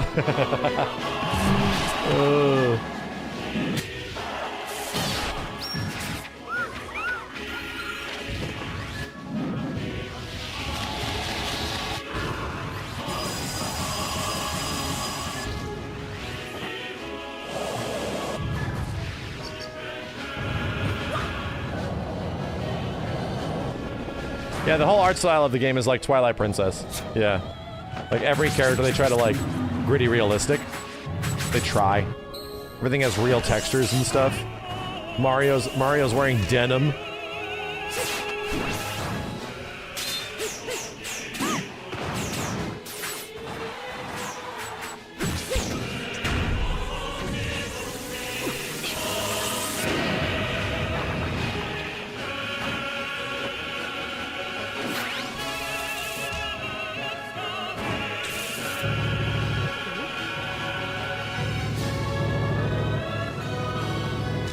Remember, this game came out, I imported it, and I had recently gotten a new job, and I had 2 weeks in between moving positions, right? And my new job, and Smash came out right in that time frame. So we imported it for Wii and played the shit out of it, dude. We played the shit out of it. So that was a very good couple of weeks.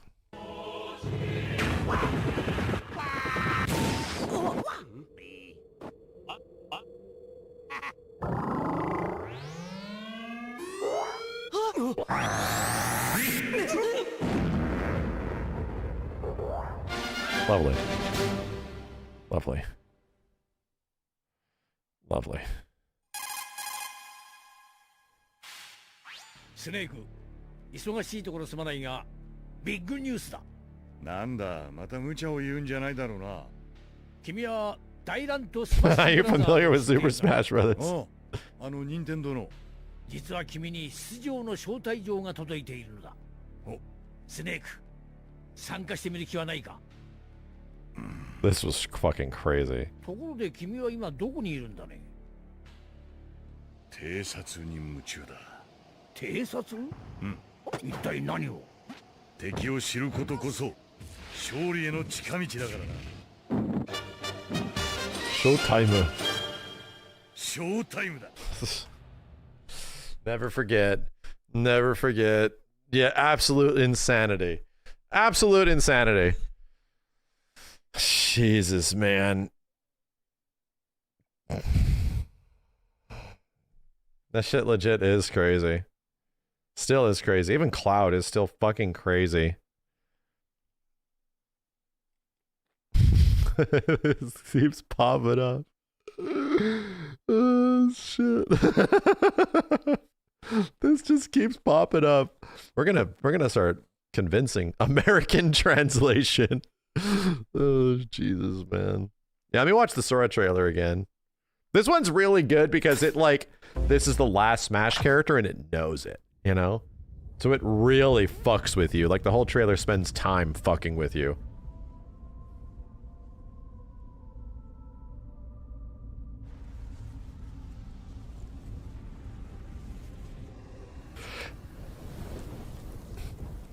It's Dark Souls, dude. It literally, I swear to God, this trailer is designed to make you think it's going to be a Dark Souls character. Because it's Dark Souls 3 coded, you know? It has Dark Souls 3 imagery, practically. It's going to be like the Cinder of Flame, whatever the hell the last guy's name is.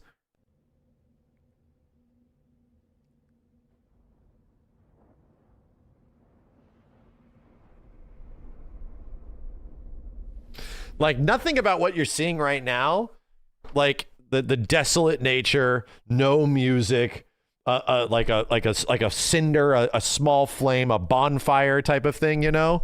Like, all of this is so close to being not Kingdom Hearts. Like, I don't know all things about Kingdom Hearts, but this type of like visual imagery is not a thing that is usually associated with Kingdom Hearts shit in any way. It feels like it is a specific misdirection. Like, they are misdirecting the shit out of you right now.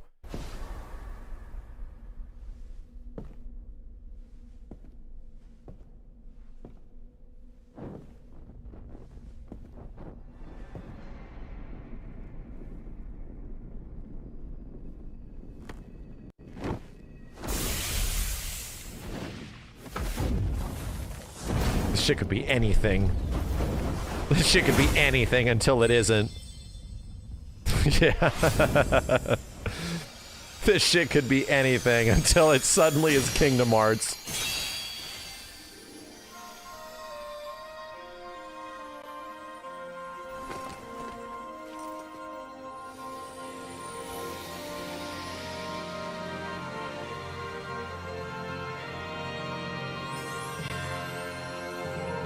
The weirdest thing is that at this point of this game existing, so many of these franchises and games are not even on Nintendo hardware, right? Which is bizarre.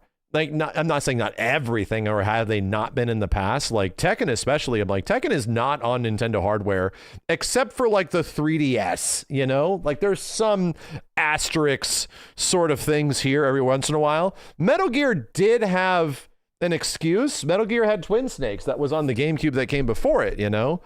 Tag 2 on the Wii U. Like, there are some asterisks, but, you know, they did do this shit here. I don't know if Kingdom Hearts was on the Switch by this point, much less even the majority of Persona games and stuff like that. Like, many of these characters made it in here just because Sakurai willed that bitch in.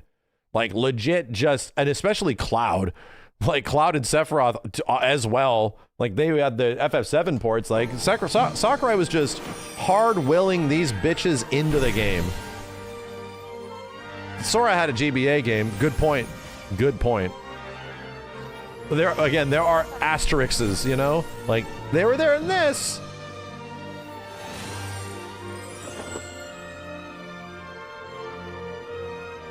Wait, was there not a full gameplay? I think there was. Let's go. There was a full-ass gameplay thing that happened after this. GameSpot. Why'd you split it up?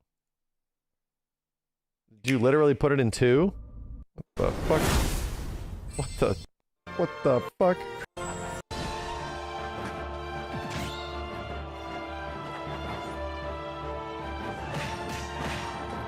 Here's the problem, chat.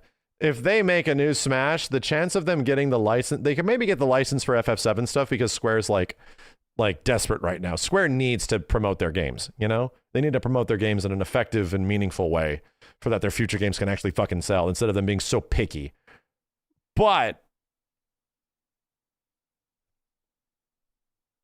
why have you never bought Min Min? I forgot she existed. Sora is a different story. Sora is not owned by Square entirely. Like, there's a problem with it. Like, there's a Disney issue that only Sakurai would be capable of negotiating his way through to make this happen. So he's a legal fucking catastrophe. And negotiating that again is like really hard. I could see like Snake, I can see it. Yeah, he can come back. Konami would be down because they need to sell fucking games, right?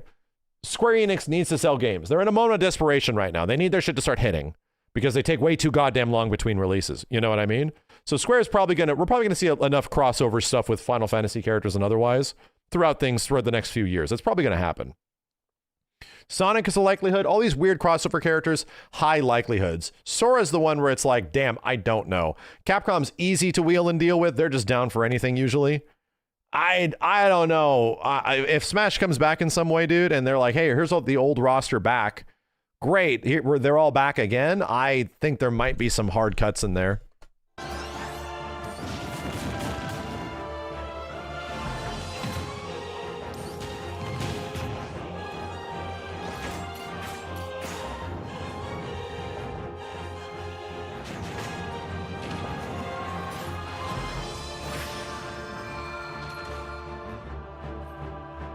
The stage is very cool. Think we're gonna smash this gen? Dude, I think we're gonna get a Smash tease this year. What that is, I don't know. This is cool.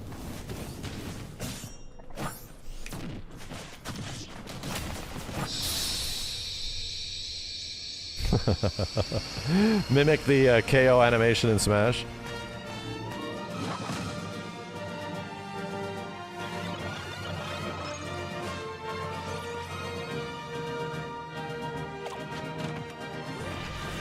As many legally distinct costumes they can fit in.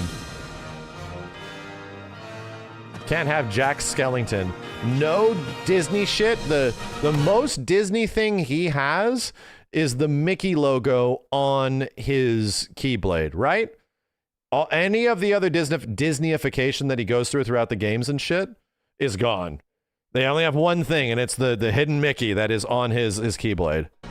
Because the can't, none of that other shit. He ain't turning into a Lion King version. He ain't turning into this.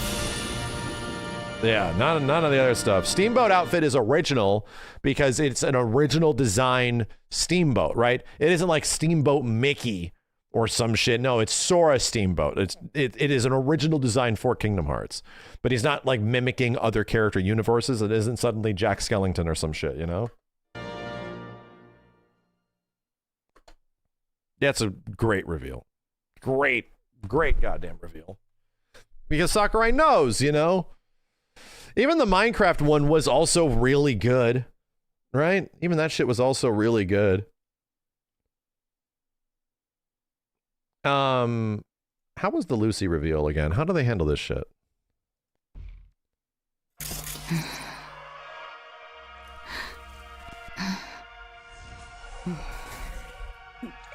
They mostly have like the intro.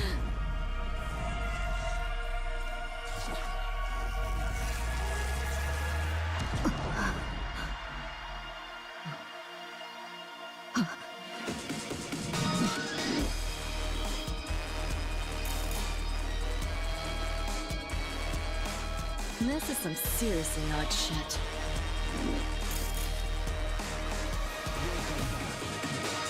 Encrypted, huh? Like that's gonna stop me. Memory's fuzzy, franked, as if corrupted somehow. Makes no sense. Need to run manual diagnostics, file at a time if I got it. And hacking organic person, no chrome? Yeah, that happened. On my side, this is a cool trailer. The net. That I know. Looking for something, I suppose. Guess I got sloppy, or I got popped by a rogue AI. Either way, not my finest hour. It was so close, just out of reach. Why's my heart pounding? Who is he? Someone I care for? I'm lost? Forgot? What if I let it happen all over again? I need to find him. This is a cool trailer. It's good. It's good, you know?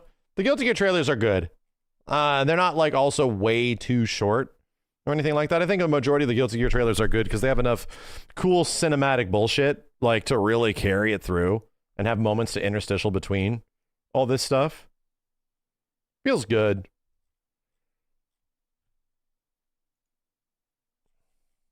Man. Yeah. What I'm trying to say is that I really miss when fighting game trailers are like really fucking cool, you know? Like I kind of like it when fighting game trailers like really try and lean into character story and really try to tell some of the thematic elements behind that character. Like, and it was one of those things that I felt was kind of missing in the 2XKO trailers, where they just are like, hey, here's a character, and sometimes even like some modern things, like even City of the Wolves to a certain degree, here's a character, and it's like, oh, okay, well, that's a character, all right. Yeah, instead of like making you feel things like we're gonna make you feel nostalgic or make them feel like they have a connection to somebody else or something, you know, like some kind of story narrative thing, right? Like that's the rough part about it. The best 2XKO trailer, I think, was the big cinematic trailer they had for their Attract mode, the one that's like the music video. That shit is godlike, dude. Dude, I think the song actually causes a problem, but the Two of Hearts song, whatever the heck it is, that one's fucking amazing. Holy shit, dude. And they literally include like gameplay elements of them working together, the ties that bind them together. I'm like, this shit's fucking amazing. Timo one was cool because it was almost like Mimi. Yeah. Thank you. Thank you for showing me this. Yeah, there was... This also could be that they lost the majority of their staff. Yeah. I mean, in their defense. By my hand! What? Rival Scouts, this campsite ain't big Already enough for funny. the four of us. Have you even read the Scout handbook? Wow, this is already really good. Yeah, this trailer's mad funny, bro. You've got a magnificent mustache, sir.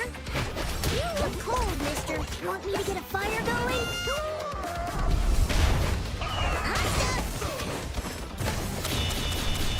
The fact that it's leaning into being a shitpost, you know? The fact that it, like, embraces its shitpostness. It's pretty good.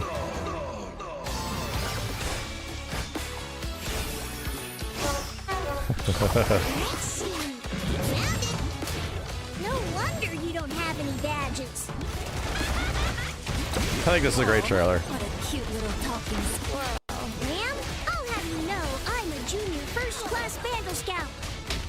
I brought my victory bugle. And I plan on playing it. New recruits. Let's put them to the test and see what they know.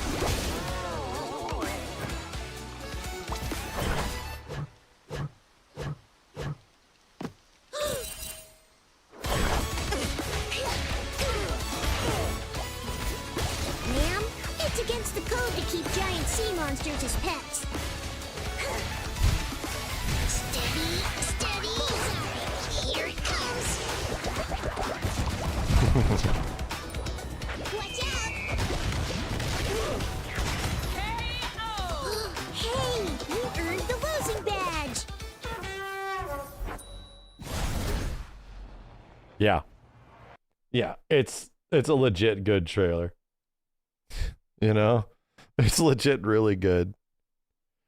Yeah. Yeah, not everything's going to be an eternal banger, dude. That's just the nature of it, which is why we have to call out the things that are like really cool being really cool, and that like, yeah, this is high effort. They really tried with this shit, man. This is fucking cool. What about DNF Duel? DNF Duel? There's not anymore. No, there's no more after this.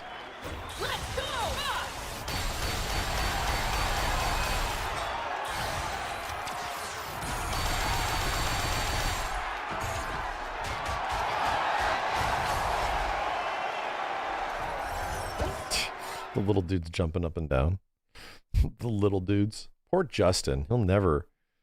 He has to deal with that for the rest of his life. The rest of his life. Simon Belmont.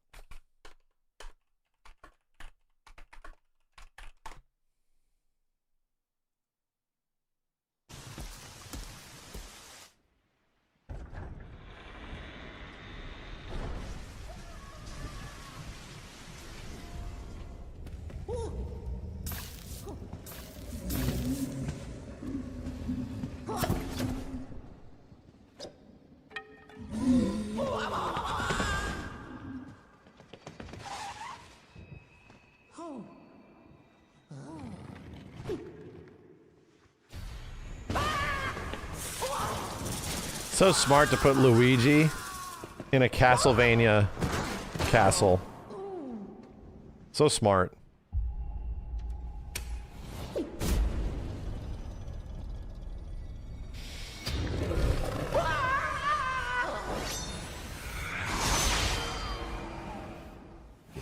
Damn, Luigi's actually dead. Dude, that's crazy. They like showed blood, but they just colored it. Luigi's fucking dead. They just colored it like neon blue. Bro, you're fucking dead. That's insane. They literally killed his ass.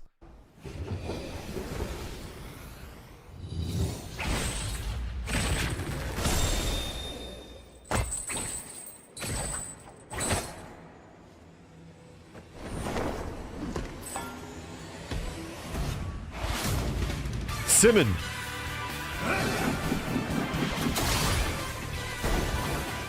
Let's go save Luigi, bro. Luigi's still dead. Brother, Luigi's still dead. Go save him.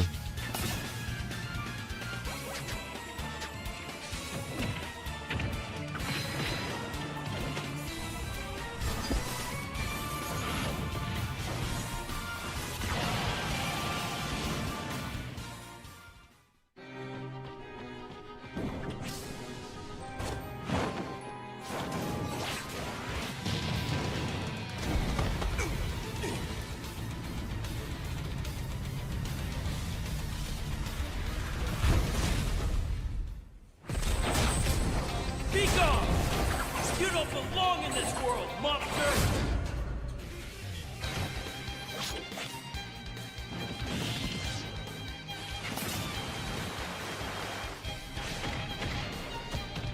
I can't even remember. Is Simon and Richter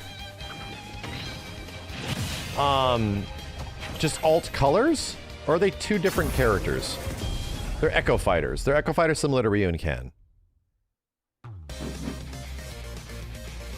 Are they? They take up two different spots on the roster is what I'm asking. Okay.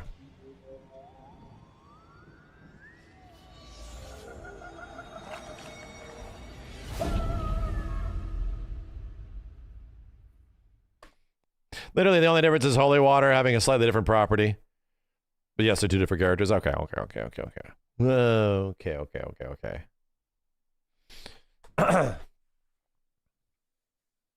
One has blue fire, one has red. So innovative. Yeah, Ryu and Ken sort of are that way. Sort of that way. No, the Banjo trailer is godlike. Banjo trailer is godlike.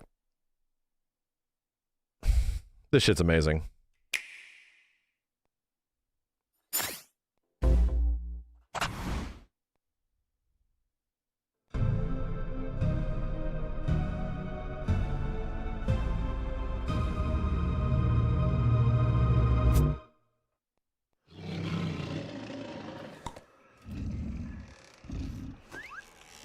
This is another, like, subvert the expectations kind of trailer. Or is it? Am I thinking of the K. Rool one? I'm thinking of the K. Rool one. They already show a Jiggy, right? No, they do.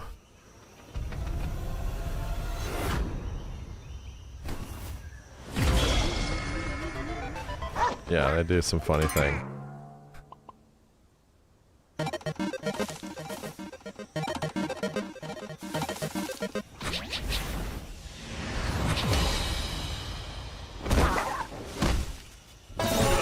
The reaction's the best part. The rare boys going nuts. The reaction's the best part.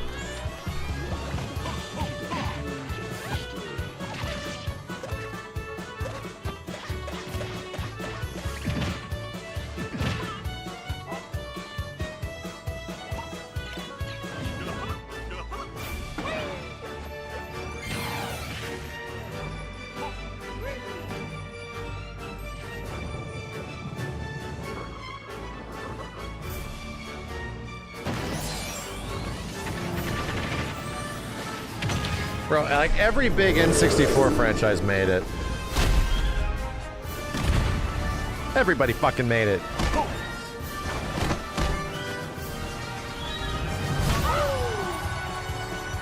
And it's like, what didn't make it?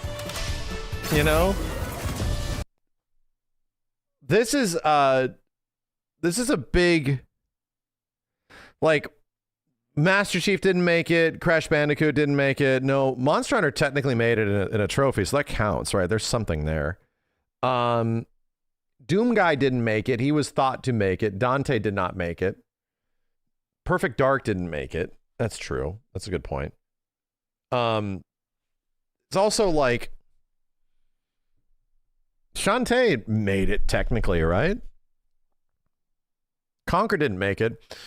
It's almost like, did any of like the violent franchises make it? Metal Gear is kind of a violent franchise, somewhat, you know? No Ryu Hayabusa. Ninja Gaiden didn't make it. Tekken's not that violent. It has fighting. Bayonetta makes it. Bayonetta's, well, violent, but not violent against like people. Yeah, Bayonetta is definitely one of the big ones. I'm trying to think of like to what degree of like classic super popular video game fandom did not make it in here. Was there a Dante Me costume stripping? Because if they do add in like spirit stuff or costume stuff, I think that's like counts, right? They tried. They tried, dude.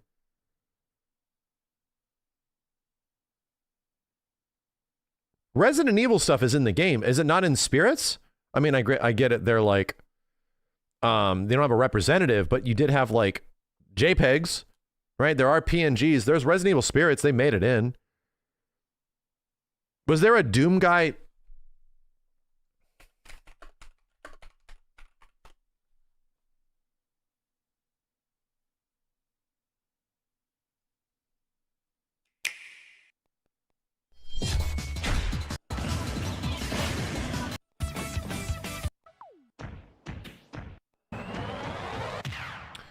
That happened.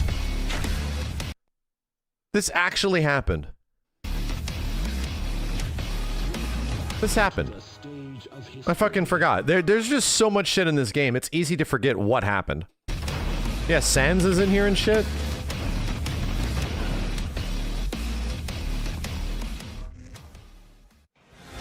Granted, he's a me, but still. There's a lot, dude.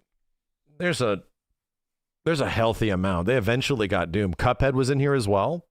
Shit, man. They were really going out there. This shit really is the Fortnite of like video games, or video games only, right? Fortnite is everything. Fortnite is just media, the media game, you know?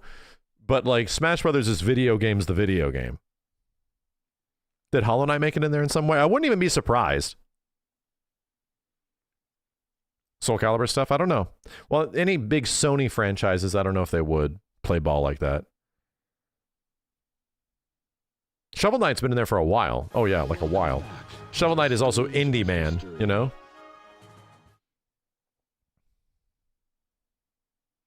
Fortnite is, funnily enough, all media except Nintendo. Really, has there never been a Nintendo crossover of any kind with Futnut? Have they never? They've never had any kind of Nintendo crossover? Really? No Nintendo. Crash is owned by Xbox now. Well, by Activision, yeah. Yeah. Interesting.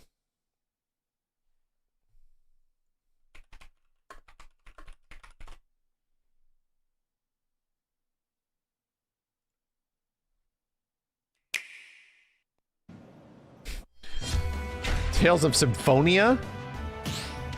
That's crazy. Like a GameCube game? I guess he was always the most popular Tales of character, right? Right. I mean, right? Oh my god, Skyrim Bros in here.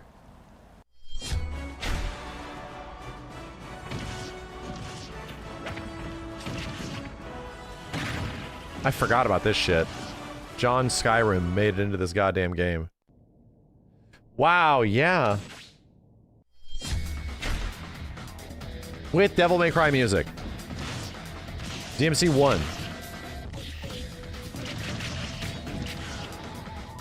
That's crazy, dude. Dante's in the game. And also Shantae. Wow. Any Souls games? Souls stuff has never crossed over into any other game.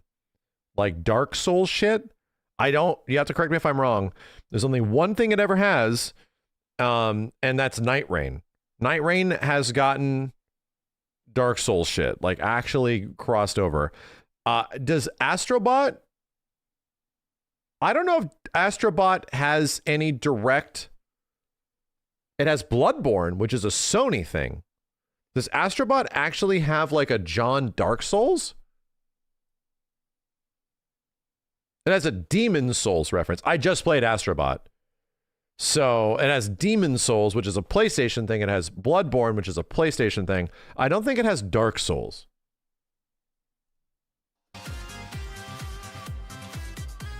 No Banco characters. Yeah, that's what I mean.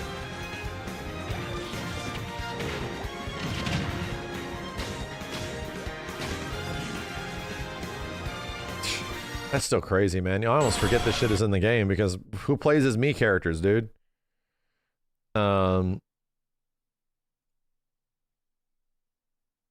For Honor Guy and Sam Show was definitely weird. Oh, this is the Doomslayer one again. This is the same thing. Yeah, what the hell?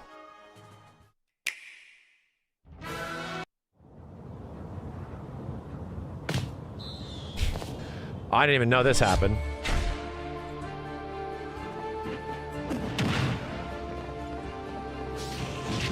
Chat, did you know this happened?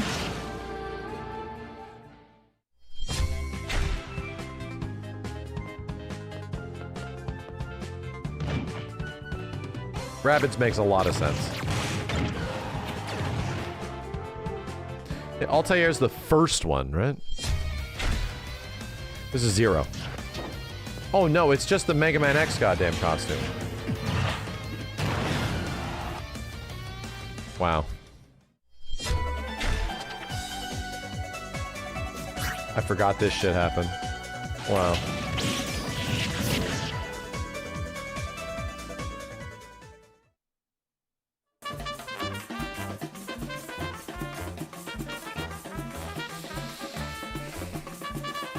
There is Cuphead shit in Smash.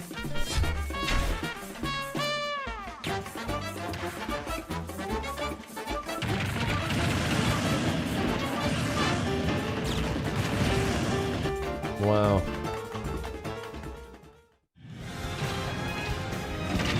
Still, it's crazy to see all this shit in the game. There's a brand new Star Force collection. Hey, I know.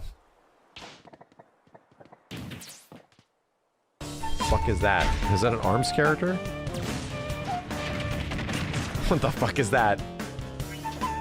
Who the hell is that?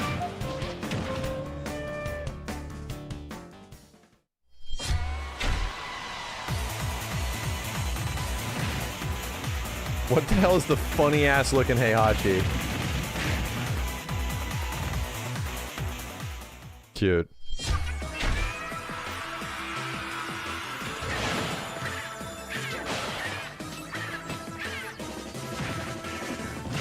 Lara Croft, yeah, that's a good example.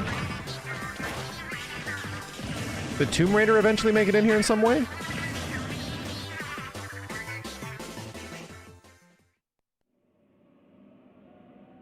No.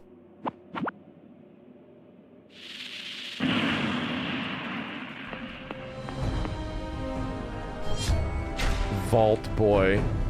There is a lot of Bethesda crossover in Doom and Dovahkiin and this dude.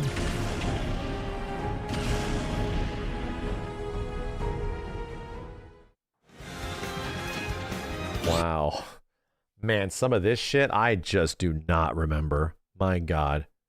I have no fucking memory of this shit. They just sort of happened. Video game's the game. I mean, holy shit.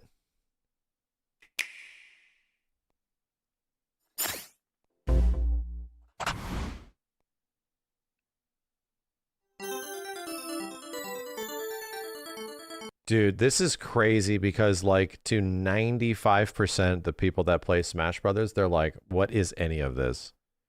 What the hell is literally any of this? And only to Sakurai and approximately 38 other people, including me, like, we're like, whoa. Whoa.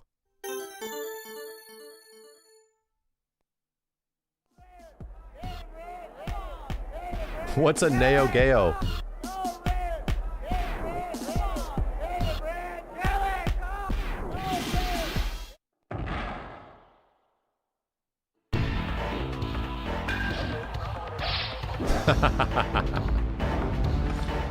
Oh shit. It's so much effort.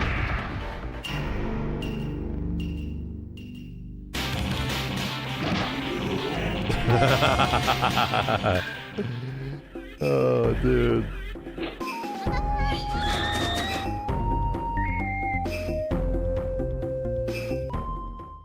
And this Iari and Kyo.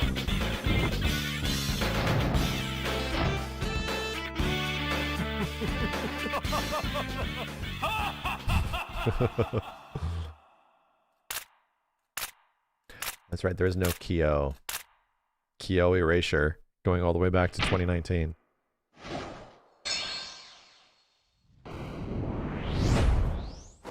Oh, was Kyo the first one? Man, I already forgot he existed. I was looking at the chat, and Kyo just disappeared.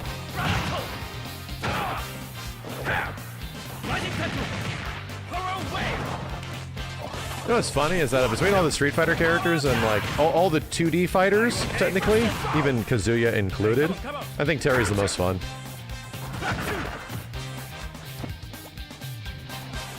Terry's legit the most fun. Ken and Ryu are fine, but I don't like playing them that much. Kazuya, I really don't like playing that much. Terry's just fun as shit.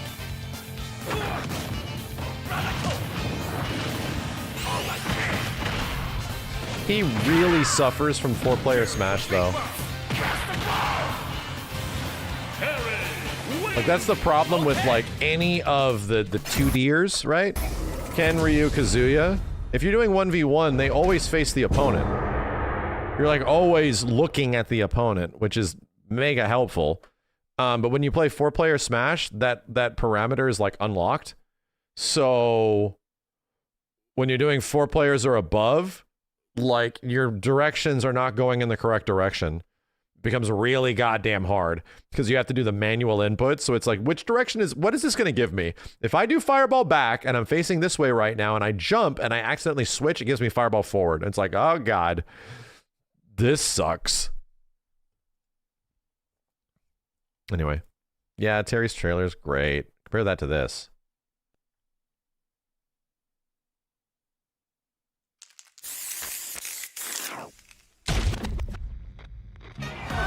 I'm gonna crack shoot my ass right off the stage. Exactly. This is gonna be fun. I'm still on a journey. Come get some. Traveling to new places. What I dig is that Street Fighter 6 Terry looks a lot different. Like, presentation-wise.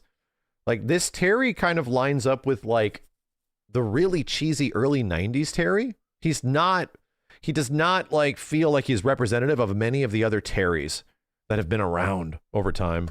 Experiencing new things, meeting new faces, having good fights. Fight, drink, eat, sleep, repeat. Seriously, it's a good life. I'll pick up the check. Teddy. It's like specifically early Fatal Fury Terry. Come on, get ready.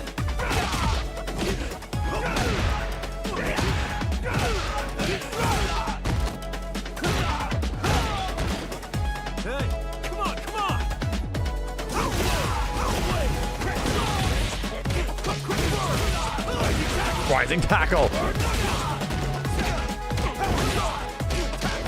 His English VA kills it too, dude.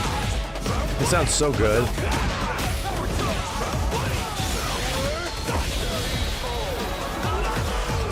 Early Terry wasn't great. I really enjoyed playing him, but yeah, this bitch was rough. And optimizing him was really fucking hard. He was hard to use. He was like, everyone described him early on as being a bad version of Ken. They weren't exactly wrong. Like he had a lot of very similar things to him, which is why Terry's got almost nothing but buffs ever since he's been out. You down for one more? Time for a beat. He's very good now.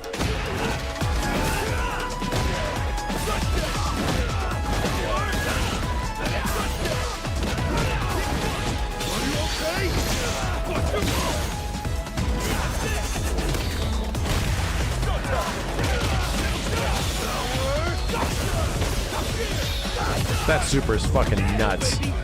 It does so much damage. I'm always blown away by how much damage this shit is doing.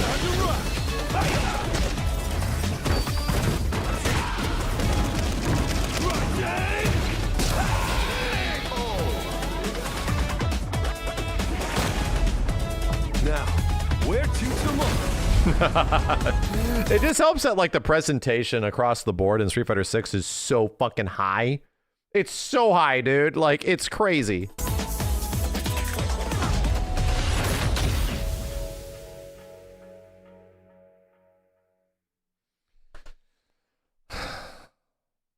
Feels like this shit just happened. Because Elena was spring and winter? 25? For some reason, it feels like Elena was out before... was out after Mai. Am I tripping balls? Was Mai really the last character? Mai was before Elena. Right. Yeah, I'm tripping balls. These are in the wrong order. Right? I'm like, this is freaking me out. No, Elena was the last character that was added because she was really close to the following season. I'm tripping balls. Reading it wrong? I think somebody else read it wrong. They showed it weird. Yeah. Yeah, because this winter technically counts as like, yeah, Mai should be right here. You know, Mai should be right here. I remember us talking about this when it came out. Yeah, this counts as the early year of 2025.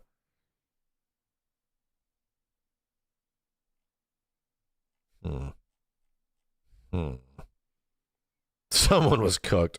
Yeah, let me check this out. Everyone keeps talking about it. I want to see. See if there's a thing we'll try out. Damn, 1 million views on PlayStation. What the fuck? Bro, what the hell? 1 million views? First game was pretty good. A reminder, Mortal Shell was like, honestly, one of the first higher quality Souls-likes. Like there was a few Souls-likes that were out before Mortal Shell 1 because it wasn't that long. It was like a small game. So there was only so many Souls-likes that were actually good. They tried to be Souls-like, but they didn't really have the feel. It wasn't until Lies of P where something like really hit, where it's like, oh damn, like this is actually really cool, you know? What counts as a Souls-like? Something that's trying to be like a FromSoft game, pretty much. Something that's trying to like really feel like it's a Dark Souls kind of game. And there was a lot of like efforts, but nothing really felt like it was close. This one felt pretty close. Neo was Souls-like-ish, but it was really not in thematics. No. Neo is Souls-like in gameplay, but thematically, hell no, dude. It's nothing like a Souls game. This one really was. Like, it really was trying to be close to what a Souls-like necessarily is.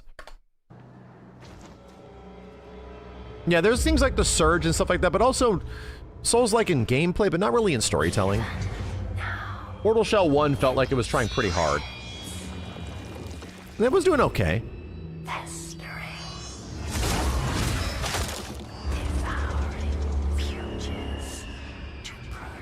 Now it's just all over the place, man. Now the franchise is everywhere, and you got all these games that do pretty good jobs. Yeah, Lords of the Fallen, sorta. The game felt, remember that being game mega jank. That's why she made you. To tread the unfound path. This foul passenger. Remember Mortal Shell also being made by like a few people? In your mother's heart, you must become the cure.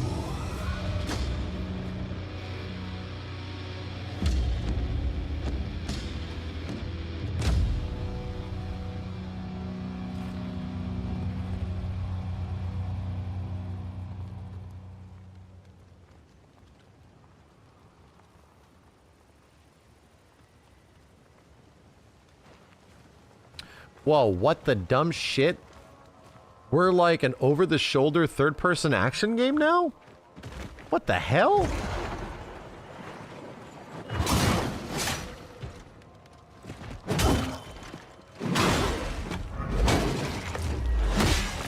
That's different. No, the previous one wasn't third-person. It definitely had like a Souls cam. This is closer to like RE4 now. What the hell?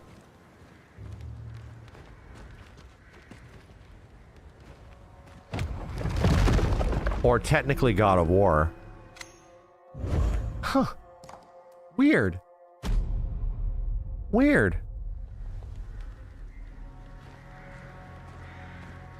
Yeah, that's a big shift.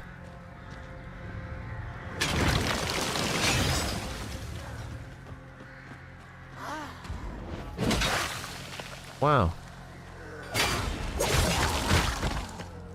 As a heads up, chat, also, God of War is a Souls-like. By the admittance of the game designers themselves, for those of you that don't understand that reference, God of War is also a Souls-like. Technically. They copied a lot from Souls games. How dare they admit that? It's pretty much like a Souls game in RE4. Yes, they said that. They said that back when it was coming out. That the game is heavily inspired by, like, Souls games. The way you also, like, engage with enemies is also, like, yeah, comparably kind of Souls-like. Who goes there? Just funny, because this is now God of War-ish. You look. This is Mortal Shell 2. Can you aid me? I've been waylaid. Leave me. It's my companion. A feline. He's gone. Does that bitch literally have an arrow in the knee? Will you look for him? It's an endless pursuit. I don't think I can. There's that camera. Back to right? Rousing commerce. Graphics are good, but the gameplay looks mega jank. Well, I mean, that's kind of what the first game was too. If he's been harmed, that cat's fucking rendered balls. Holy mother of God, brother. Please.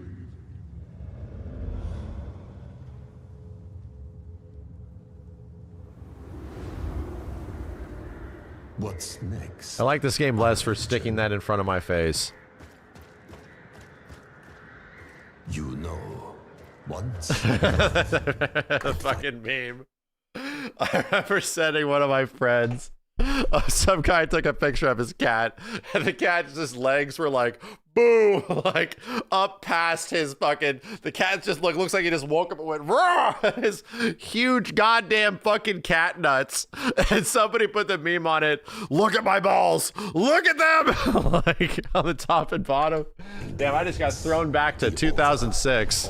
On my own. And you'd send that to a friend. Look at this. And even fewer are unguarded.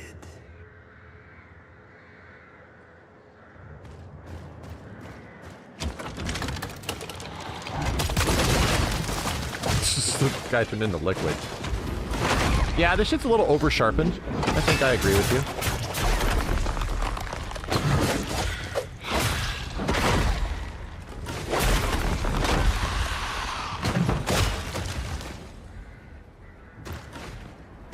That's a big ass arrow.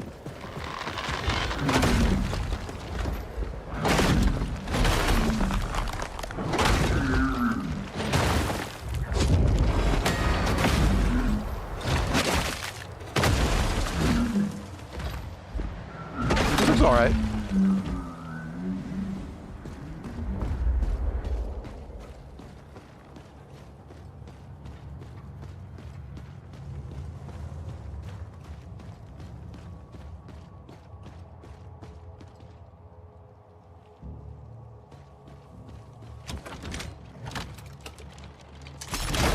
I finished the first one? Yeah, and we finished the DLC. It should still be up on the channel, on Twitch.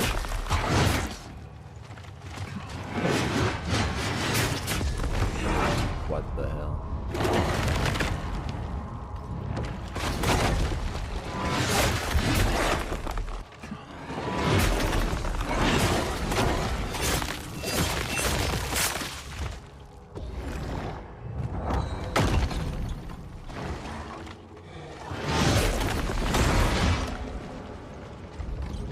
Yeah, what happens to getting rock hard? You had to get like you had like turn into a rock to parry.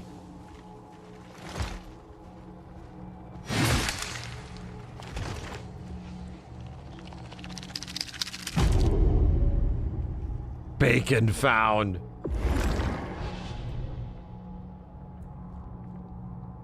It seems okay.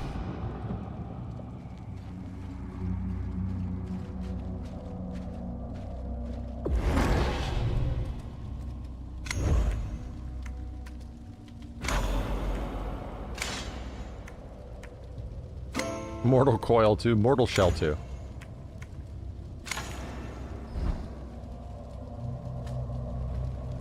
I played Black Myth Wukong. Yeah, I played like 80% of the game, and I just kind of lost interest. Didn't necessarily like the combat very much. You've come far. Look. You're nervous? You'll get used to it. Now go.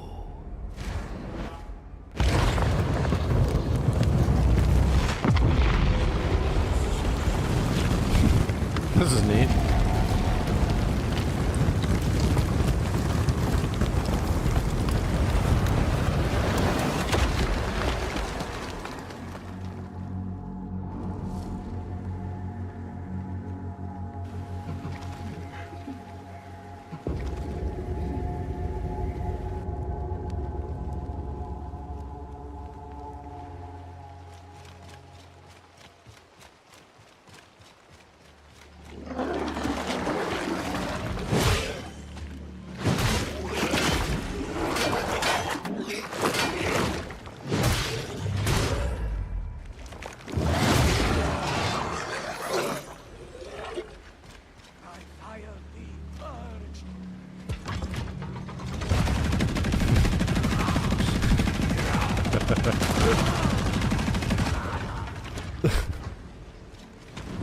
All right then.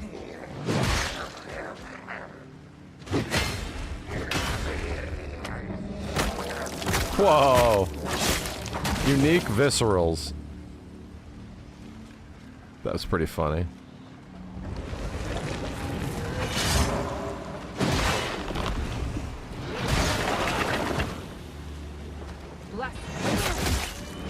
Ow, ow. Un forastero!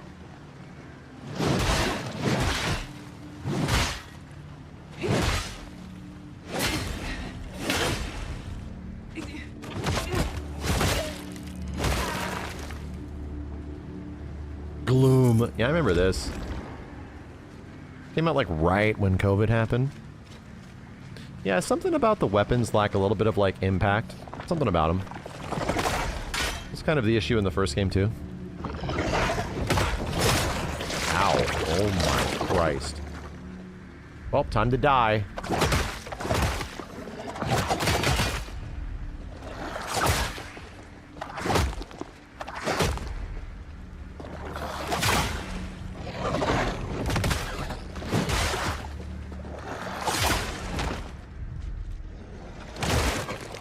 Damn, they really are going to have unique viscerals for all of these, aren't they?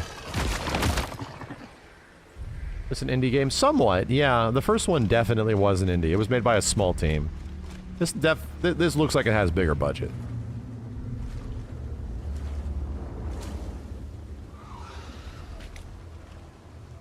I didn't get a chance to try Wu Chang. No. I heard it was pretty good, but not like nothing too crazy. At that point, I was too busy, like, wanting to get back into, Kazan.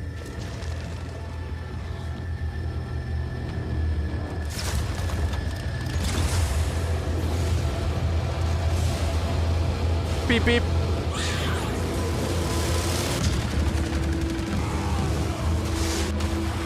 Dude in a wheelchair?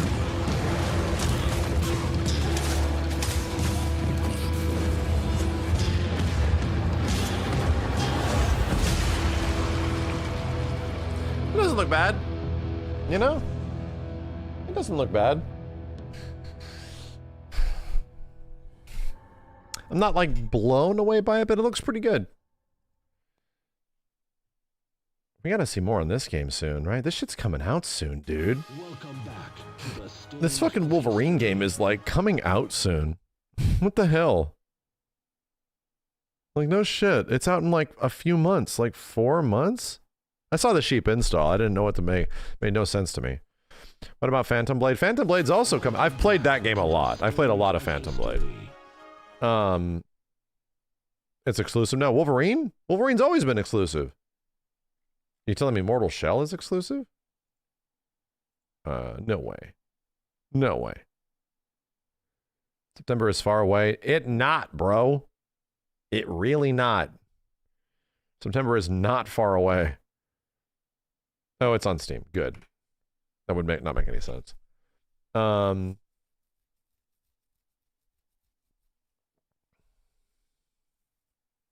Phantom Blade is in November? Dude, did it get delayed? Phantom Blade was in September the last I checked. Again, I've had like a lot of conversations with like the director of the fucking game. And I've played like quite a bit of it. And it's good. It's cool. It's not exactly Souls-like. It's not exactly Ninja Gaiden. It sort of sits in between many games, you know? It says September on Steam. Yeah. It's probably there. Yeah. September 8th. Yeah. Yeah, that looks okay. I'm not like super into it, but yeah. Phantom Blade being anywhere close to GTA would be goofy. It'd be goofy. I hope it gets a demo. I really do. Yeah, GTA 6 is theoretically also in November. Also in November. Shit. Okay. Wolverine's around September 15th. Yo, Patadore, thank you. Cream of Soul. Oh my god, I was like, is Tokon also September? No. Tokon ended up grabbing early August. Right? Tokon ends up getting like a first week of August release. Thank God. Instead of September. All right, that's good. That's good. Phantom Blade, September 8th. Something else is in September. Wolverine's in September. Yeah. Evo is now in July. Like, Evo is the end of July, I believe. That might end up having one of the final reveals for the game, if they are going to do that. Are we excited for Tokon or what? I mean, I'm one of the few people that has had a chance to play. Oh, Evo's in June. I'm one of the few people that's actually had a chance to play the new Tokon, which is a lot different than the one you guys might have played in the beta. And I can tell you, I'm actually looking forward to the game now. Playing those betas, I was not looking forward to really playing it. I was like, we'll check it out when it comes out. Hopefully my mind will change. But I really wasn't. And the new version of the game, while not perfect, there are some weird things still. Has gone through such an overhaul, such a revision, that it's actually like a fun fighting game now. Like, you can actually immediately jump in and find some fun. That was hard for me to do. It was like legit hard. Like, the game was so streamlined in every single fashion that it felt like the game was playing itself. It was very weird. So, yeah, that didn't feel like the case anymore, man. And from what I played, I put like 3 hours into the latest build. I'm looking forward to it. I'm actually looking forward to characters now. Is it going to be like the greatest thing ever? I don't know. I don't know about that. It really depends. But it definitely is a kind of a pretty enjoyable game. So, yeah, I'm hoping people get a chance to play it. And there's an actual beta for the new version of the game because it's so different. It'll leave a much different impression than beta 1 and beta 2. The Kazan devs stated they're working on additional content. Really? Really. Tokon Invincible interests me, but you're not great at fighting games. Will probably be fun to watch. I think both of them are going to have story stuff. You know, Tokon's leading into a whole bunch of story content and things like that. Invincible Versus also has story stuff. So there's going to be a seemingly decent amount of stuff to do in both games if you're not just fighting people. That's the way fighting games need to be, man. Fighting games got to give you things to do outside of just beating people's asses online. Kazan got some year one cosmetics. Interesting. I have too many other games I got to jump into, man. I like Kazan too much. I still really enjoy Neo 3 and shit like that. Is there anything that's to Avatar? Only my vacation. I'm going to be leaving for a couple of weeks right after Avatar comes out by like a couple days. So I don't think so. I think the middle of July is pretty open. I'll bring a laptop in case I need to do stuff. But yeah, I'm actually going to take a 2-week vacation. I'm doing it. I'm just doing it, chat. I had such a good time last time. So that'll be in the middle of July. I'm pretty much leaving on like July 4th and I'll just be gone. But I will bring a laptop and a microphone in case something does get announced, and I'll be able to like follow up and make a video. So that's pretty much the thing I'll be doing from this point forward for me and my family, is that we just take really nice vacations at least like once a year, you know, and we take a big like 1 week, 2 week where we're just like out with each other. And I'm going to be this year going with my mom and my family and my sister, my brother-in-law, my niece. Like we're all just going to go out. Also my uncle, you know, just have a really good time. Feels nice. Feels really nice just to go someplace completely far away. Just chill. And yeah, I did. Sometimes I need to miss this shit, you know? Like, and I hate the fact that like after you do this stuff for so long, you feel not like you're taking it for granted, because I don't ever take it for granted, but you definitely lose a little bit of the magic of like what you get to do, and what you're looking forward to and how sick that shit is. Yeah, you need to like separate yourself from either things or people a little bit so that you can yearn for it. That's a good way of putting it. You need to yearn for it. You need to be like, man, I love this thing so much. It's the same thing that I honestly do with some fighting games that I love so much that I can just play this shit forever. I need to separate myself from it, because if I do that, what I love about it starts to go away and it becomes a thing that I just like am grinding. And it's the same thing with like this kind of shit, you know? It just becomes the thing that you're grinding. Just got to do the content grind, just got to do this shit. You got to disconnect yourself from it a little bit to like come back and find the true fun and what you really appreciate, you know? So yeah, that's important. I think that's really important for me. That's why you don't listen to your favorite music every day. Exactly. It's the same shit. Just don't be like completely inundated by shit all the time, so that you can come back and like realize why you love it so much. Dude, it's even the same with family members. It's like you can get frustrated with a family member or something like that, and you just like aren't around them for that long and you miss them. It's like that kind of stuff is important. Yo, Genku, thank you. Potador, Cream of Soul, Banana the Bread, Josh, Strippin, Wild Thing, G-Ham, Vinny O'Migales, thank you. Taskpool, Kusanagi Mai, Hum, Mr. Charles, and King Wolf, thanks, dudes. Yeah, routine desensitizes you. It certainly does. Yo, Rimu, thank you very much. What did I want to jump into tonight? I was thinking. We did play a bit of Fatal Fury, and I had a good time with it. Have I ever traveled alone for work reasons? I have, yeah. I had a good time with Fatal Fury. I was just watching that goddamn Terry trailer, and it made me want to maybe play some Street Fighter 6. I'm definitely in a weird spot right now because I'm a little disconnected from Tekken, and that's been my go-to fighting game for like quite a bit. It's been my go-to fighting game for quite a bit. Maybe I'll jump back into City of the Wolves and try to rank up. I have like one more rank to go before I'm at Platinum or something. I don't even know what the hell is the rankings, chat. How far do I have to go? I'm at the end of Gold. I haven't even played that much rank, but I'm at the end of Gold, and then you get to Platinum, and then after that, what is it? Is it literally Diamond? You have to go through a Diamond, and then you're into something else? You don't play Ken? In what? In Street Fighter 6? I play Ken in Fatal Fury. I definitely want to try Strive 2.0. I'm interested to see how the game's changing. If your question is, you don't play Ken in Street Fighter 6, bro, I haven't played Ken in Street Fighter 6 since 2023. Legit. And that was in like the first big 500 hours of the game that I played. I do want to try Screamer. In fact, I might just buy it so I can support the devs. I think I'm going to do that right now. Fatal Fury. Oh, no, I play Ken in Fatal Fury. Yes. I find him to be more fun than Terry or Rock in that game. I find him to be more fun than even Ken in Street Fighter 6. I actually really, really dig. I don't know if I love how cookie cutter some of the combos are in Fatal Fury. I don't know if I love that. Combos are pretty easy to do. Let me just download Screamer so I can just have it. And I can just support the devs in some way. Let me just buy it. It's got great reviews. Holy shit. Digital Deluxe. Does that give you anything cool? Screamer is very good. Everybody that's talked about this game has said good things. Everybody. Like all my friends and stuff like that. All the people that I follow on Twitter. Let me just buy it. Hold on. So I don't forget. Yeah, I think the neutral and defensive options in City of the Wolves really carry it for me, dude.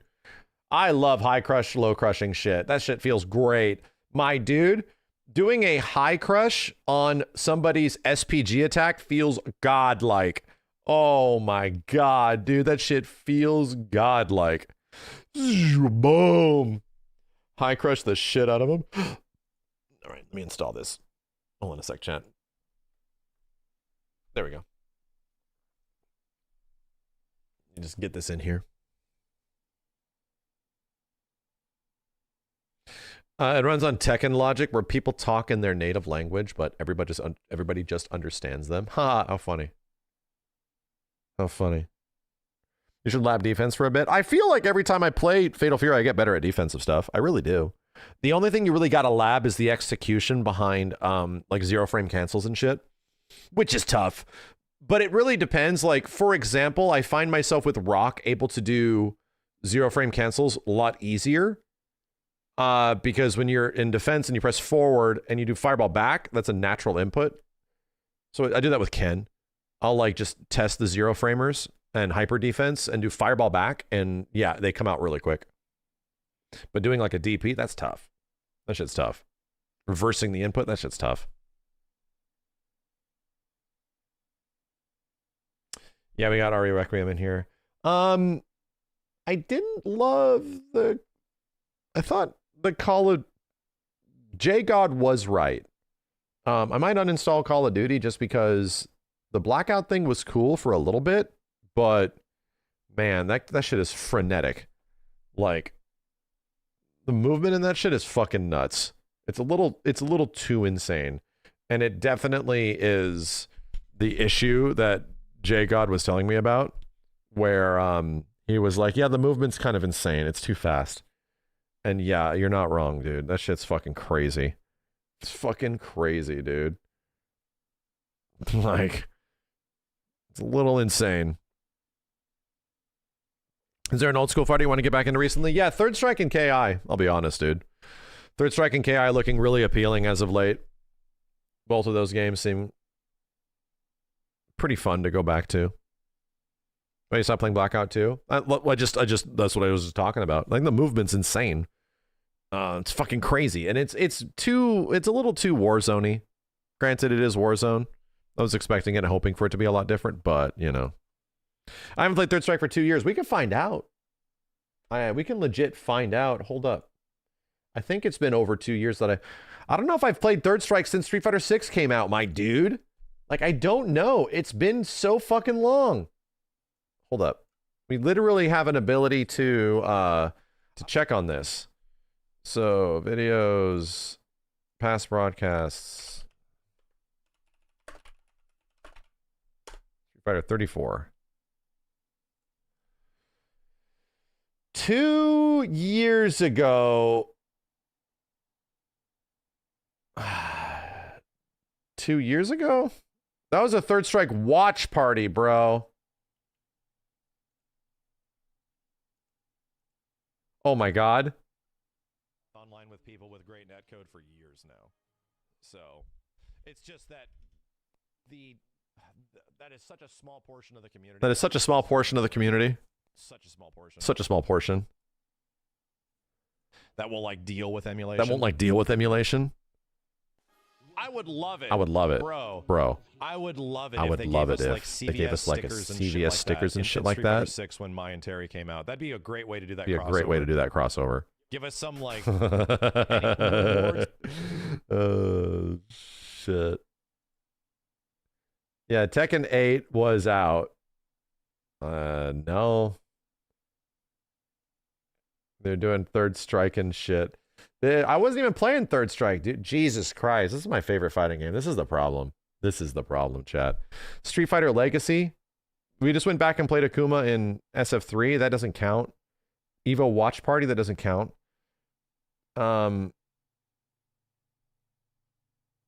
SF6 with Street Fighter Legacy Third Strike Tournament Watch Party. I'm not kidding you, chat. I ain't fucking with you. I legit think it has been, because these were just legacy things, right? We were just making content. Third Strike Tournament Watch Party. Dude, I legit think the last time that I have played Third Strike was 3 fucking years ago. This is before Street Fighter 6 came out. I ain't shitting your ass. Like, we were playing Final Fantasy 16. Calm down. God. We were legit playing FF16 and stuff. The dodge mechanic, which is mapped to Gushing about FF7. This is what I do. Mikla's healthy state and torrent. Yeah, and then I fired up 3S for the first time in forever. Dude, this is the last fucking time I've played Third Strike. This is insane. This is insane. 16 was 3 years ago. It was. 16 came out right when SF5 came out. I'm sorry, SF6. It was just almost 3 years ago now. Middle of 2023. That's fucking nuts. I have to see if I even have Fightcade on this machine, bro. God damn. This is the problem with the content grind, dude. I just get so caught into doing the thing that is like the latest and greatest bullshit. I really need just to hammer on some of these old games to also have them go up on YouTube. Maybe it's just, at this point, maybe it's just getting late. Maybe it's just getting late. Medium kick at the start. Yeah, I got to B rank already. A whole bunch. Because I remember like trying to grind for B rank, which was hard in this fucking game. I already got it here. So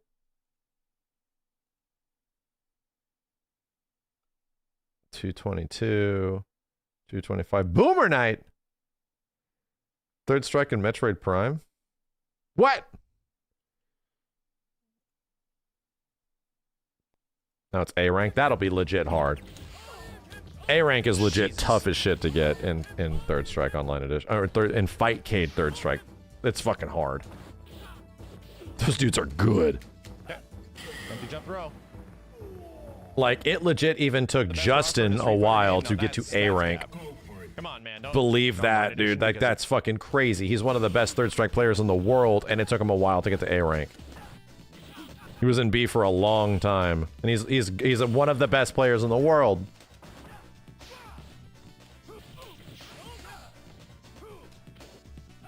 Okay. Play around it. The hide taunts with Q.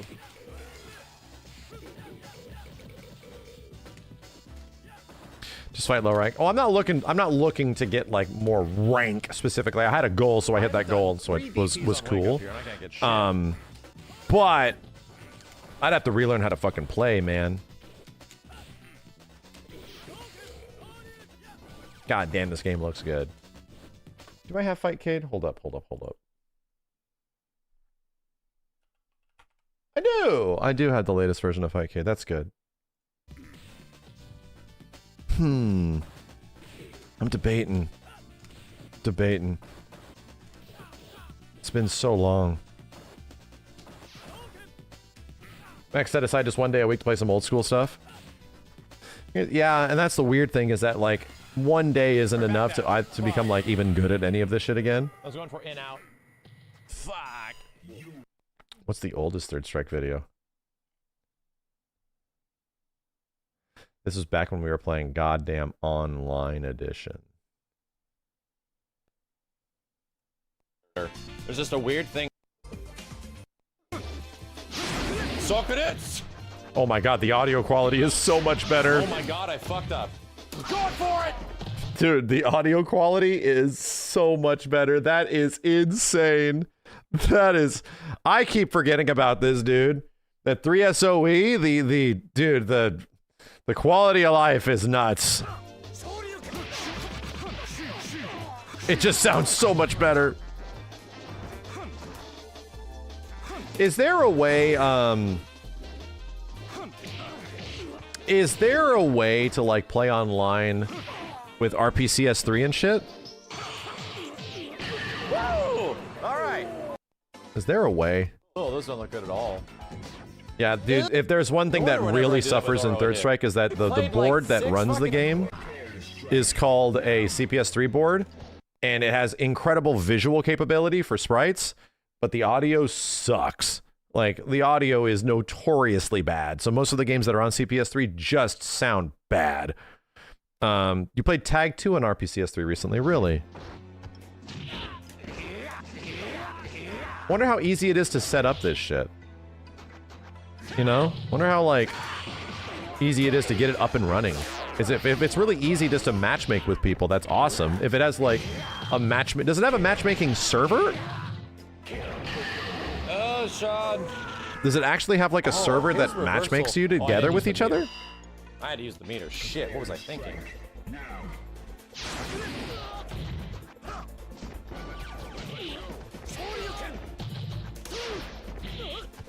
On RPCN, really? That's nice. Tag 2 has an input delay reduction setting in RPCS3. Are you shitting me? Really? Because the game by default has a shit ton of input delay, right? To make the online work. So people got into the game, like the ROM, and found a way to lower the input delay by default? That's crazy, because Tag 2 naturally feels kind of bad because of it. Even offline, even without being online. There's a ton of input delay. Really? That's so cool. They did it even for the Wii U version. That is so cool. Wow. Shit, man.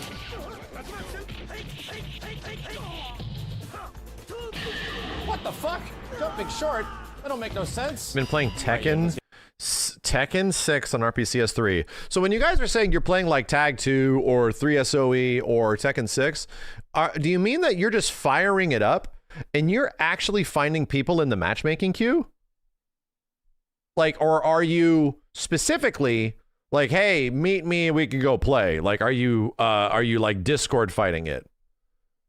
Are you legit, like, are people enough congregating in the matchmaking queue where you can just fucking play people like it's the old game? You can just make a lobby and you found lobbies. Wow! Really? Holy shit! You can actually you actually still find people. Wow! Tekken 5 PS3 version is also incredible on RPCS3. Really? Now that game has shit-ass online. I need to try this shit, bro. I need to have a night where we check this shit out. You will not find people. I think, well, here's the thing. If I jump online, I will find people, right? There will be enough people that are talking about this right now that will jump in and have an RPCS night. What I'm saying is, if it isn't a situation like I'm in, where I'm streaming this shit, do you just log in and find people playing it? Like, and that's my question, is that, does that happen to other people? Like, those things will exist. There's enough of a community that is looking for matches that you can just find lobbies and shit. Like, that's really cool. That's incredible. And especially if it's running better than it ever has, that's incredibly cool.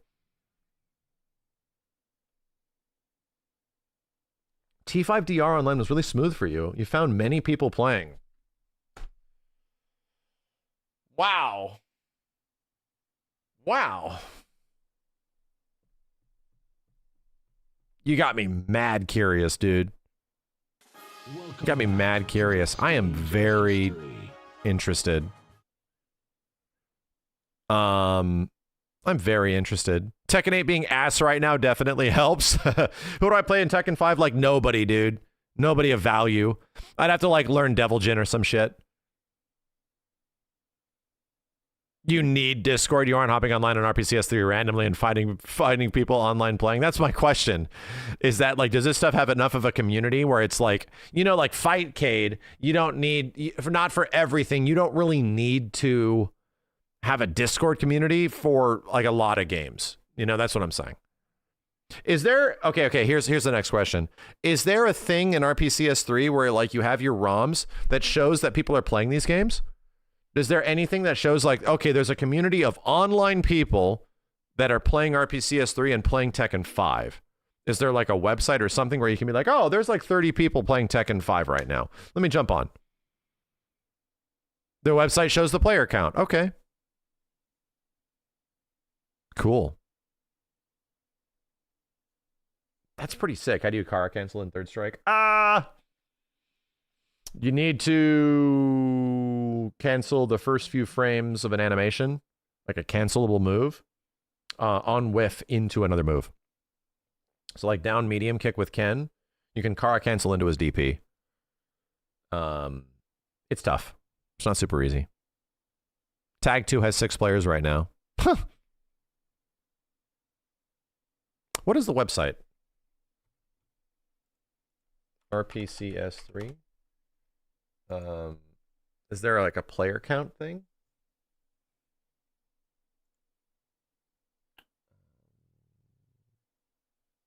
Compatibility. Blog. RPCN. RCN at the top. There it is. Okay. So yeah, it says there's 146 players online. People are playing Demon Souls right now. People are playing PlayStation. I should not tell Steve about this. There's 6 people playing Tekken Tag 2. Wow. How funny. And here's the thing. This is online. So these people are playing the online, right? They're using the online functionality. So these Demon Souls players are people that are actually just playing through the game and like griefing each other and shit. Huh. That's enough to play. 6 people playing Tekken Tag 2. You're gonna jump on and potentially play for an hour, dude. Connected to online specifically. Yeah. No, that's what I'm saying. That is still really crazy. Yeah, there's like a dude looking for matches in Tekken 6 right now. So you can reliably go in there and find them. Huh. That's really neat that they have their own community for that shit. That's really neat. Fuck. That's really neat.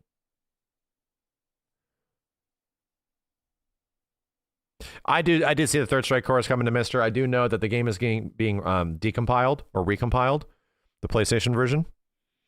Yeah, that's also happening too. So there's like going to be a PC version of Third Strike soon.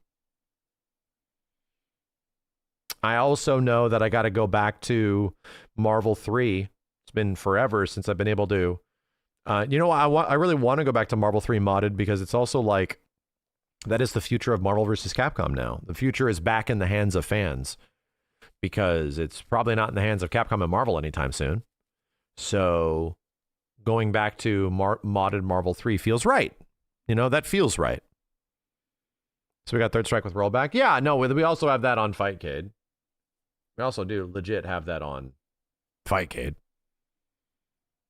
Yeah, I did see that all the Jak and Daxter games got ported. Bunch of N64 games. Yeah, a lot of crazy shit, man. Kingdom Sean, thank you. We should have a recomp night, you know, where we go over a bunch of like crazy decomp recomp games. GameCube and PS2 decomps are popping off right now.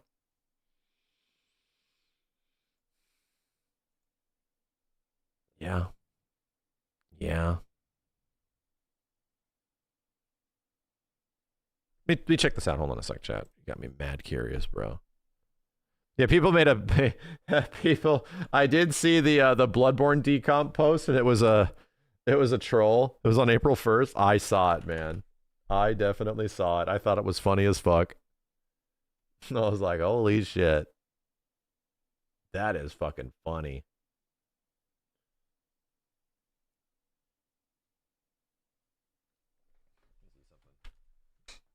Hold up.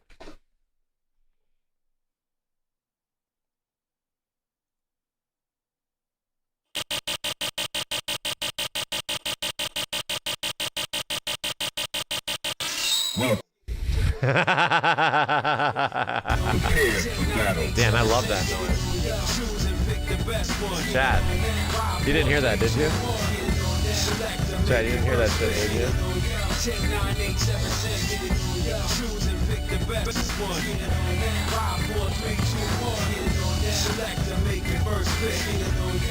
What the fuck ass stick isn't working? Yeah, I've been waiting for this.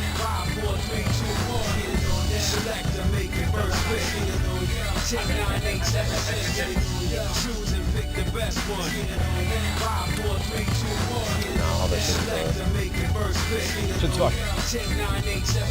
Well, I got.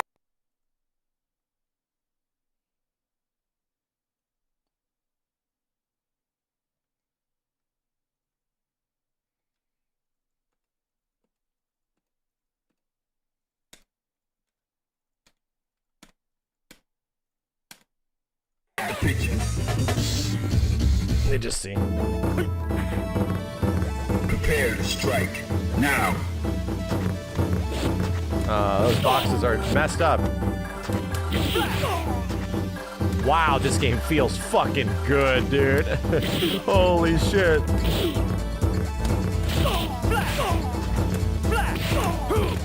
Wow, this game feels fucking amazing. Wow, dude. Holy fuck.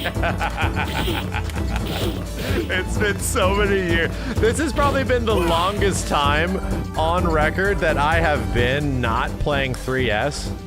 And this shit is mind-blowing. What super did I get? What super did I get, bro? There we go. Yeah, I think I got run ahead on right now.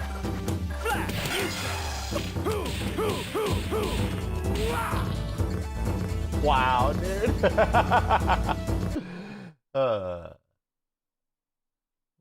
Can I restart from here?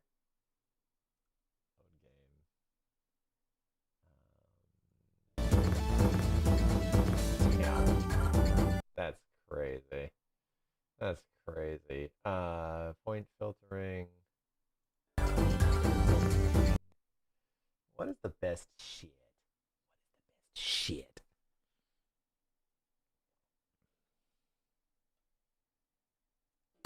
Everyone plays with scan lines. I don't like it. No, sir, I don't like it. Get rid of that blitter.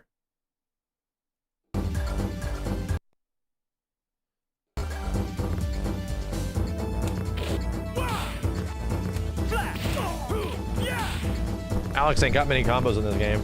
That's for sure. That's pretty much it. But you don't need much else. That's about it too.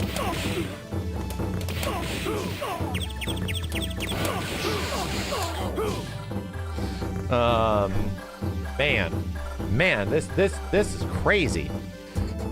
Hold on a sec, chat. Damn, that just kind of worked out.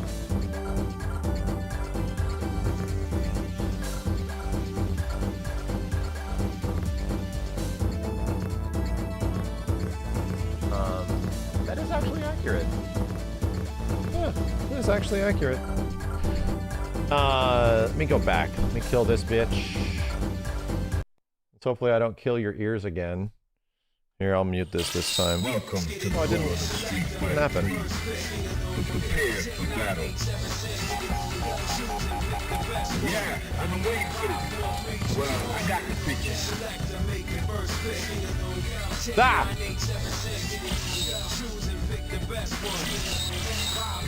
Fuck, it's player 2. God damn it. Let's let it rip.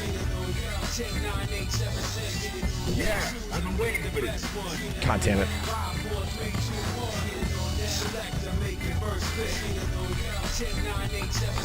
Damn it. Fucking training mode. Feels like home. I'll have to set player 2 to the keyboard. Prepare to strike now.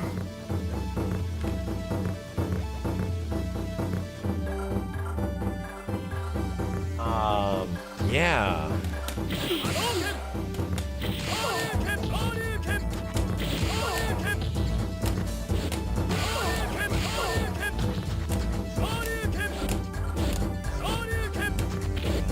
Does this even work on Ryu and Ken?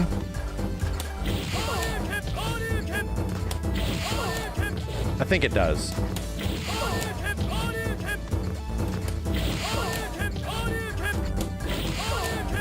Why does music sound flanged or whatever? Cause it is. The music quality sucks. Hey, there we go.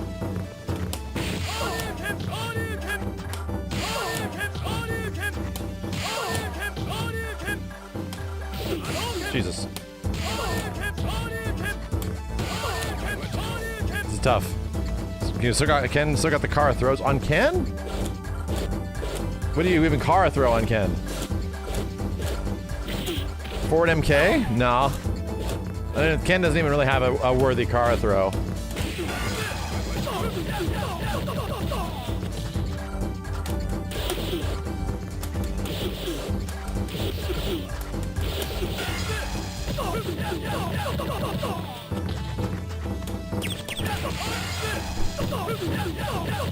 Yeah, Street Fighter 4 is where he's got the Kara throw. Damn, bro. I'm bad. Okay.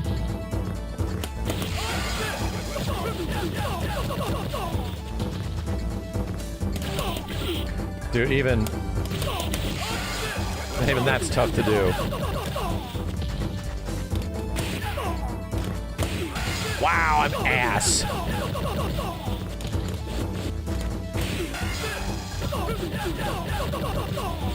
Didn't work. What do you have to do for this one? I don't even know if we can change any of the actor states to get him to crouch or anything like that. What is overhead? If you want to do overhead with Ken on a crouching opponent and have it actually combo, you need to like plink like all 3 buttons. You need to like piano all 3 buttons, so it's like this. Something like that, but it only works on crouching. That's what Ken has.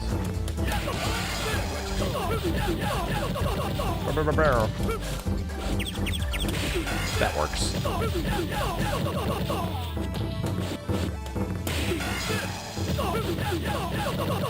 Damn.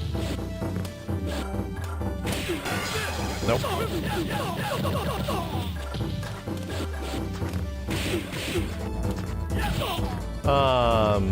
I think the graphic visual issues are a training mode thing, right? Or a training mode thing. More hit stun versus crouching, okay.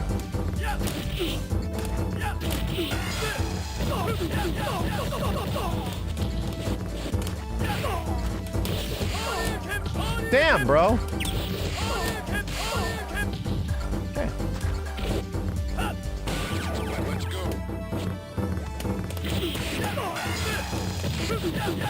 Charge partitioning tutorial? I'm not even good at that shit. I learned it like one of the last times we played 3S. And, shit. And it's fucking hard. Charge partitioning is not easy.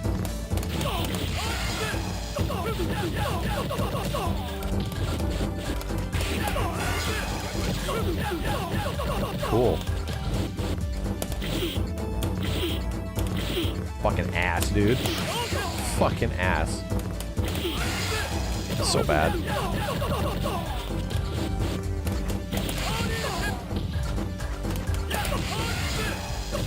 That is like the most scaled damage. Fuck.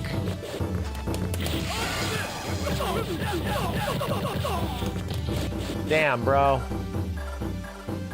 Damn, bro. How does that still feel so good? Like, how? How does that shit still feel so good? I don't get it.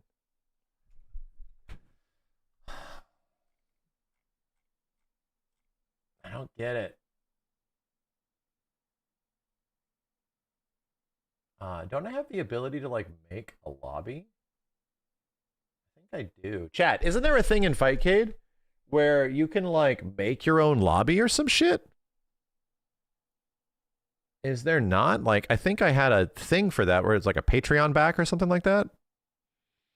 Some shit. You need Patreon for it? Yeah, I have that. I have a Patreon account. I still pay for this shit.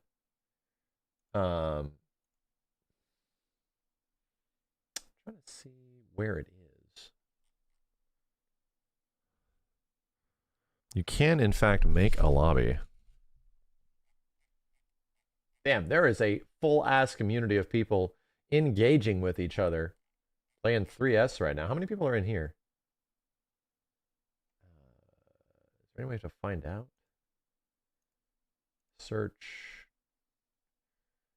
Fucking 373. Well, not 373 active, but just 373 people. Over 300 goddamn players.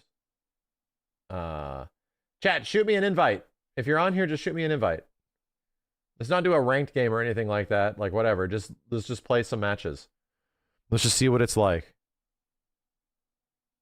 Oh my god, where are you from, dude? Where are you from? Oh, this is so crazy. It's been so long. Welcome to the world of Street Fighter. It's been so long. Oh my god. Oh my god, dude. You're as beautiful as the day I left you. Pre-Street Fighter 6? Jesus Christ, how do I even play? Go.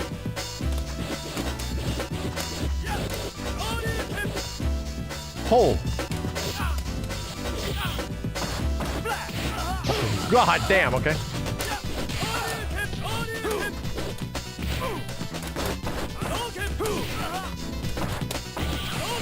This guy. Oh, goddamn. Oh, goddamn. I chose the worst connection at the start. That's a lot of skipping frames. Now. Holy shit, teleporting Alex. And Alex, how do you teleport?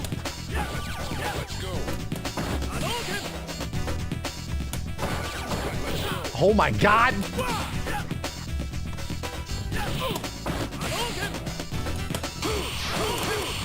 Get the hell out of here. Parry. Hi. Oh my god, I'm seeing animations that aren't happening.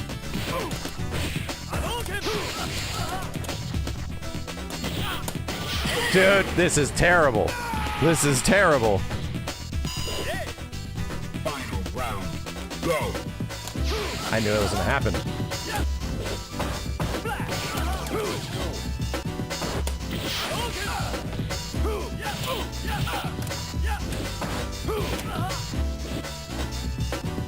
Oh my god. Brother. Brother. Oh my god, I thought I saw it hit. How are you able to see all this? How? Alright. Good games. Good games. Molded by the lag. Good games. Yes, something with above a 2 bar. Okay. I wonder if it's something on my settings. Right? That was like an extraneous amount. That was an extraneous amount. I wonder if it's something else. Are you ready? Go.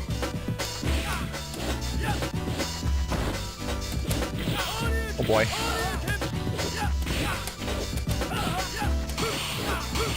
Oh, damn. Third strike is fucking fun. Third strike is fucking fun.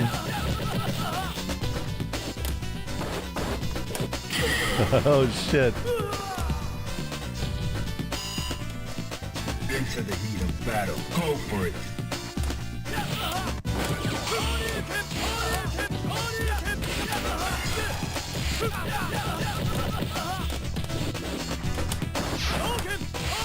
That's an old bait.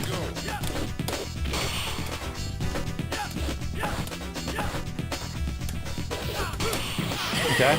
I haven't completely forgotten it. Final round. Now.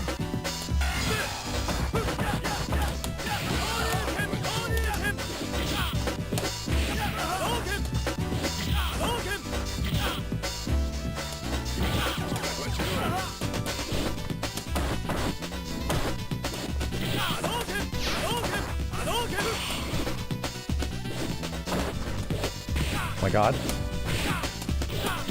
Yeah, nice.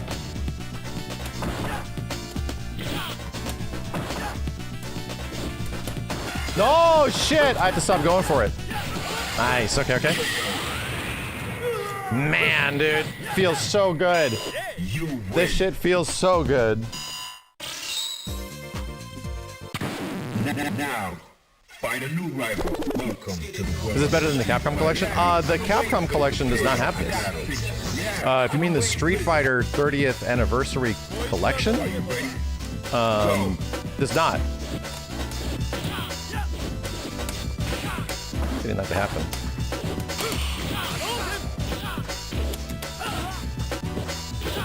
Oh my god.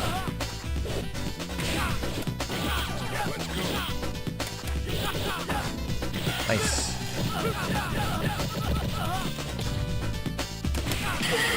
What are you doing? Is this the Mr. version? Yes, this is the Mr. version online.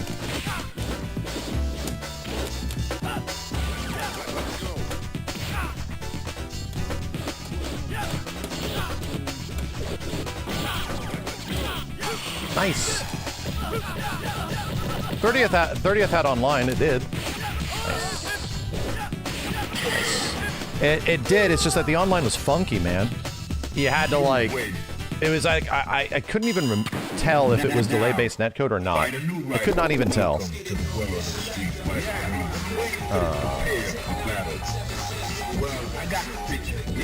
Like, it was just funky.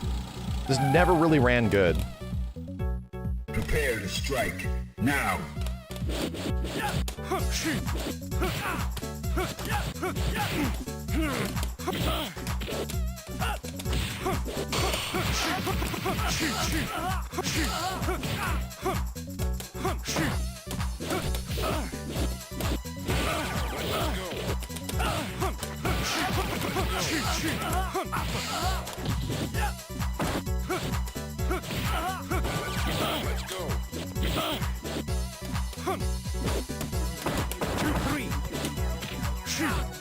Okay. Gutter trash. Into the heat of battle. Go for it. Man, I'm so bad. Let's go.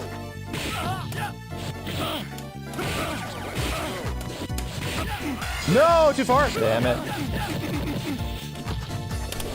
Nice.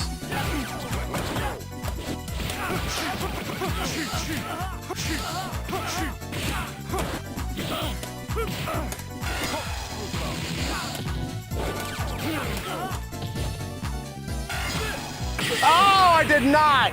Come on! Literally was ready for it. Final round. Now. Let's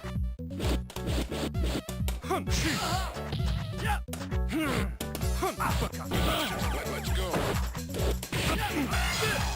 I still reached.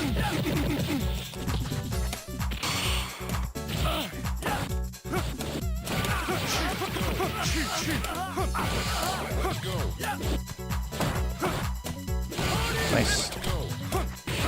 I tried to do backsway blow. Okay, okay. You win. One more. Now, find a new rival. Welcome to the world of Street Fighter. Prepare for battle. Got a Q as much as I had a Q 7-8 years ago. Nice.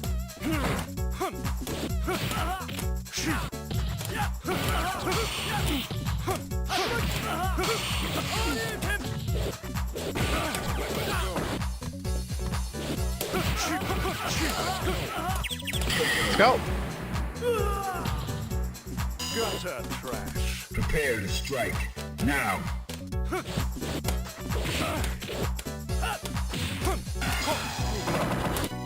Oh, you actually know the correct punish.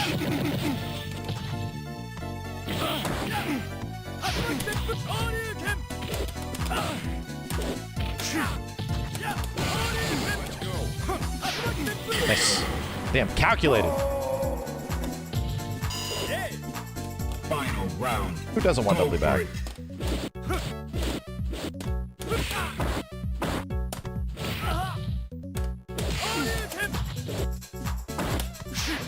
Fuck me.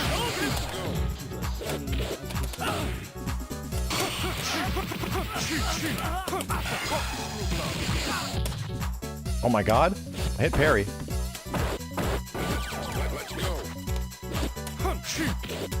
No low.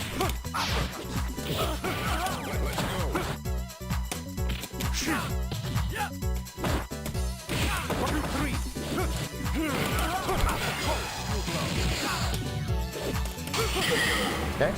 I said last one. We'll go one more. One more. Now, find a new rival. Welcome to the world of Street Fighter. I got to prepare for battle. Let's fight. Let's fight. Prepare to strike. Now.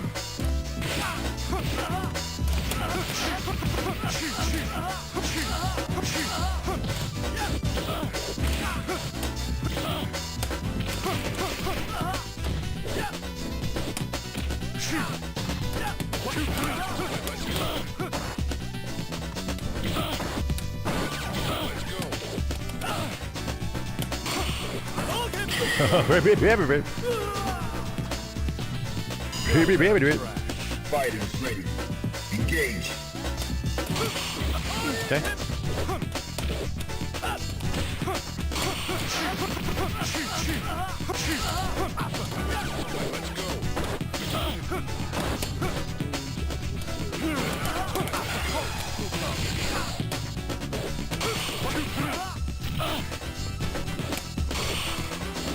Nah! Dudley shit. Nice. Third strike a throw game? No, it's not a strike throw game at all. Final round. Go.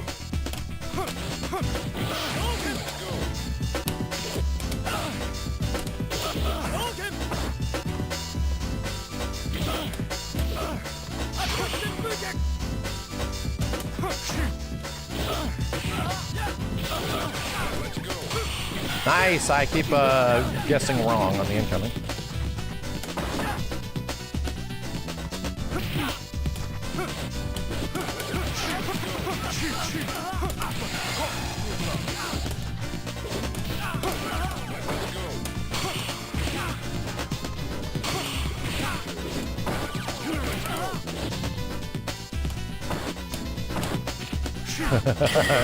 Alright, good games, dude. Alright, one more, damn it. Fucking game. This game. Find a new rival. Welcome to I'm slowly warming up. I got to prepare for battle. Like I never left. No, I definitely left. Fighters ready. Engage. Oh, shit.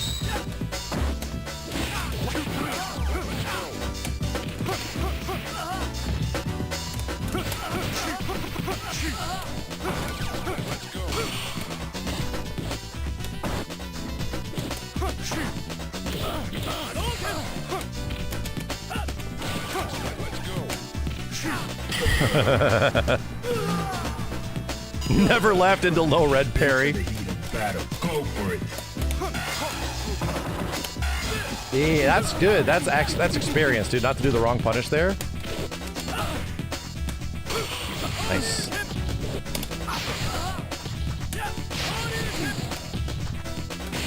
Nice. Final round. Engage.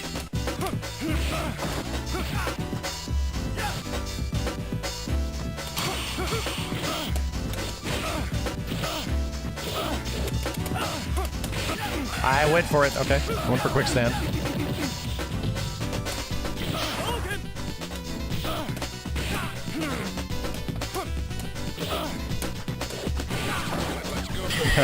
Shit. Good stuff, dude. That was fun. All right. Yeah. Game's nice. The game is definitely nice. You know, I don't know what to say. It's just got something to it. Still very fun. Welcome to the world of Street Fighter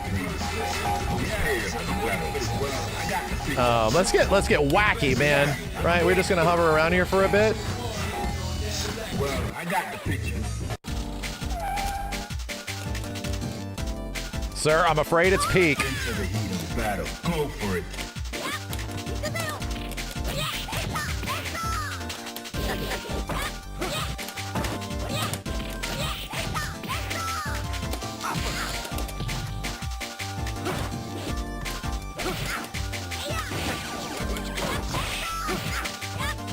Man, how do I even?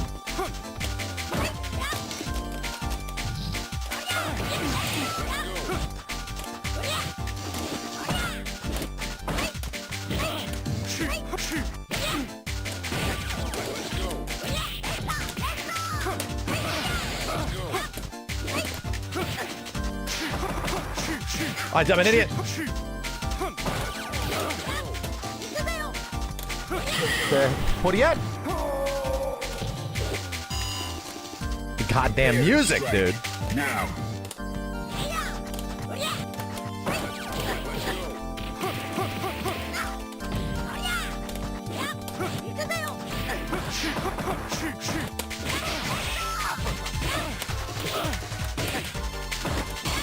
Whoa! I tried to do super. Nice! Damn, brother.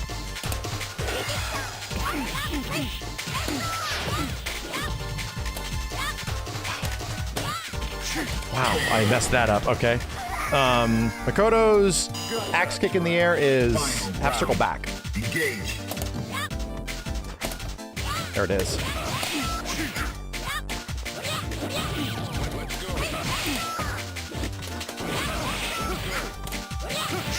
That's crazy.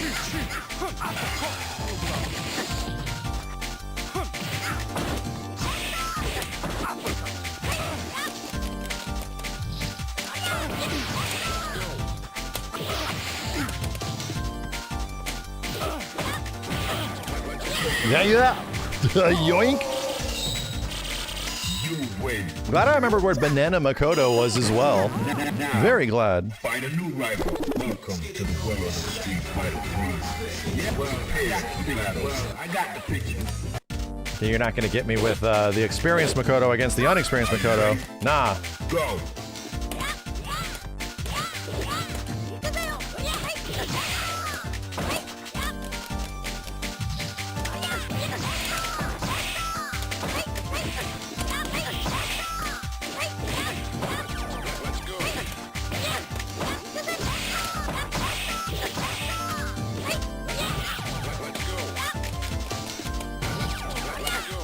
Fuck!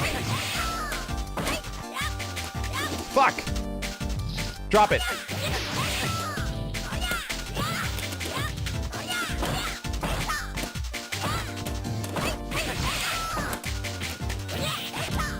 Do it, bitch! Oh, the animation! That's right, dude. 3S. You have to hold it down the whole time. The animation continues. You can't let go of the button. Now.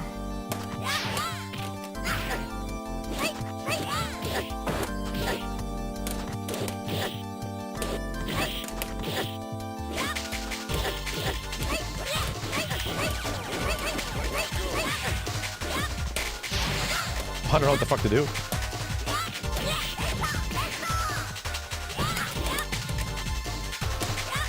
Okay.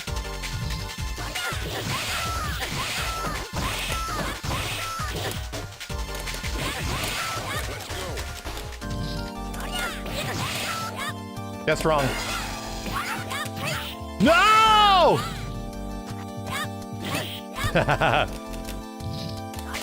Shit! Shit! Big shit! Oh, that was round 2. Big shit. Now, find a new rival. Welcome to the world of the street fighter. I've been waiting for this. Godanzuki? Let's do it with Godanzuki. Now I can do super anywhere. Engage.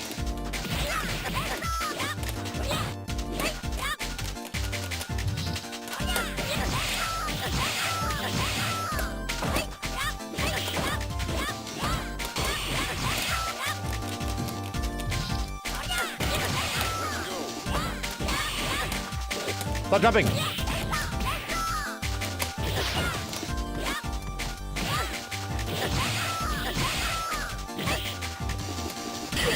Okay. You never get Hayate S1 to Link unless it's on a croucher. Ah, that's right.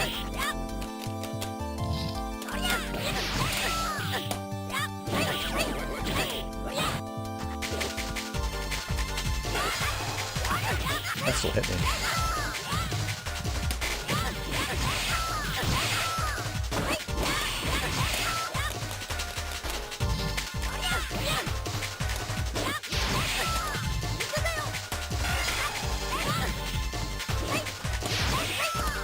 Nice. Abare, that comboed from command throw HP. Final round. Now. Yeah. We're alright.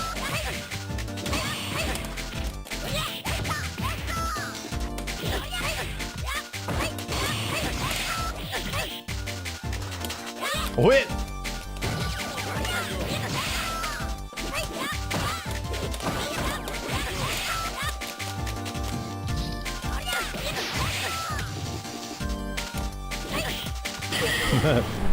NJP! You win. Get me off this damn super! Get me out of here! Find a new rival. Welcome to the world of the street fighter. Yeah. Yeah. I forgot. You need to like hit only crouchers. Into the heat of battle. Go for it.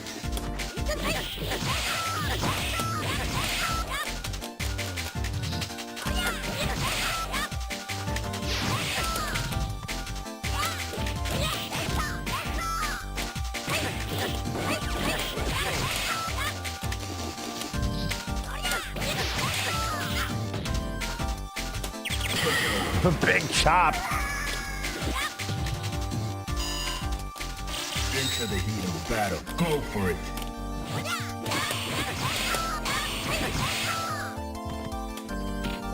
That's right, that weird ass punch.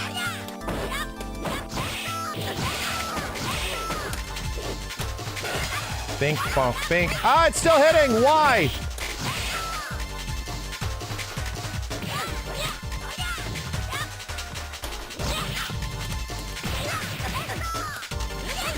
Nice. Wrong button.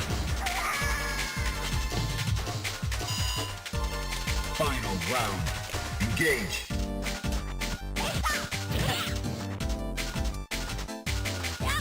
Damn! Jump scare.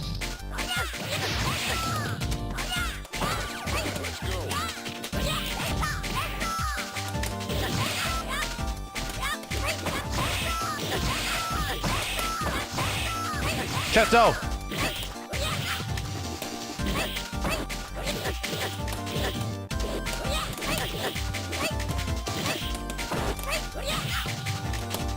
Ah, no jumping up there. No jumping up there. You win. Okay. Now, find a new rival. Welcome to the world of the street fighter. Well, I got the Okay, one more. battle. Zelda! Engage.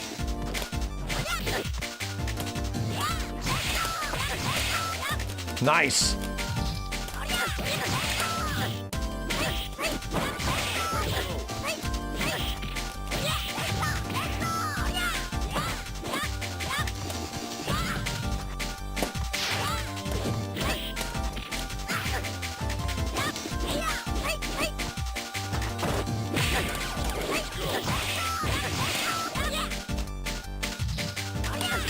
Is Standout K special cancelable? I think it is.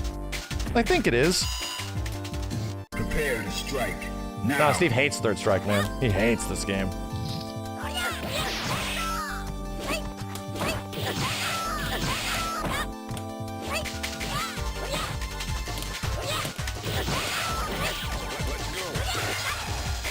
That still hit me? Lucky.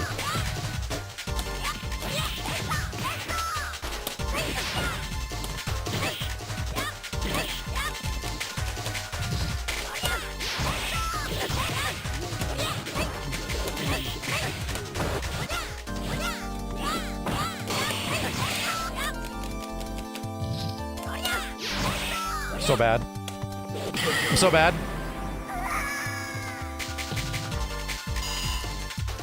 Final round. Get all these red parries, don't know what to do with it. Oh my god, I'm ass.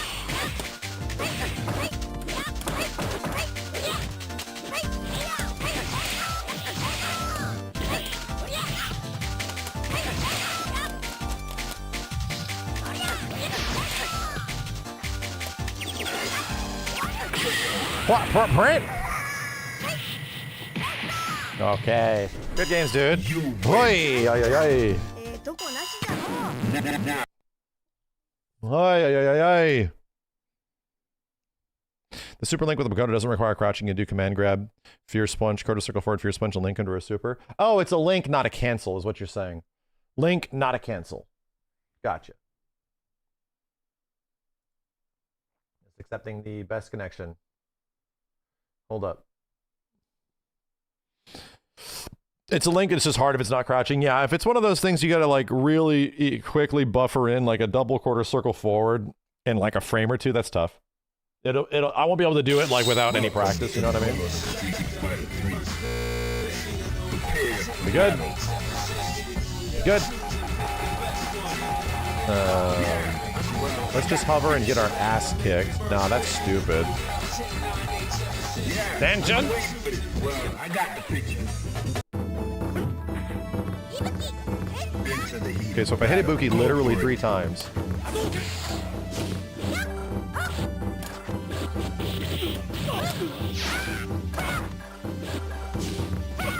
Damn, she's just flying all over the place.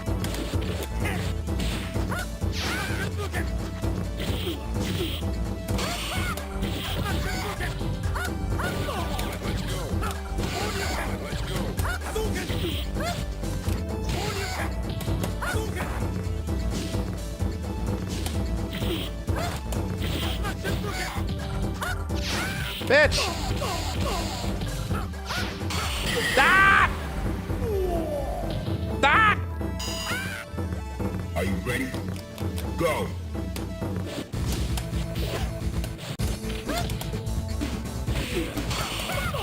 Oh, it's a cancel. Interesting.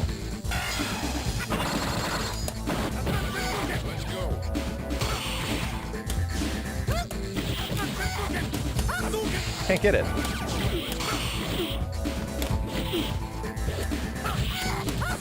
Man, my ass. My ass.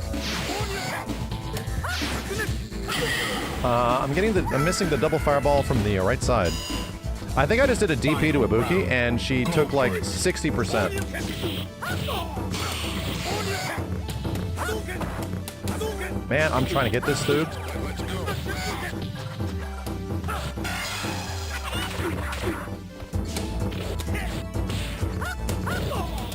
It's not an actual DP.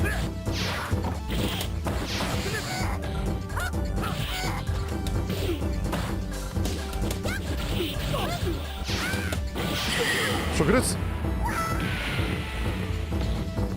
You win. That's my Remy. I don't even know if I remember the moves. Now, find a new I don't even know if I remember the goddamn moves to Remy.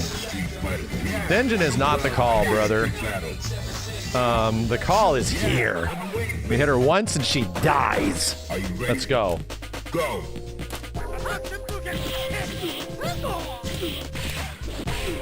What the hell? Unconventional. No more. No more uppercuts.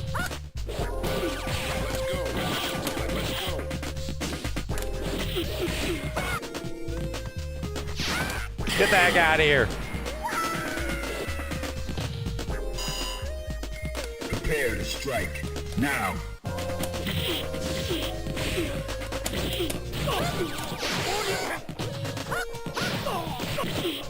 Why am I dead? How did Ryu get stunned?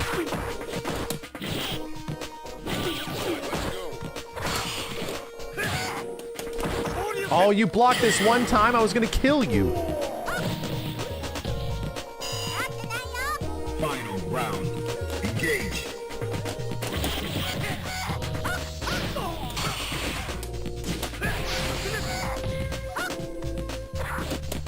Oh!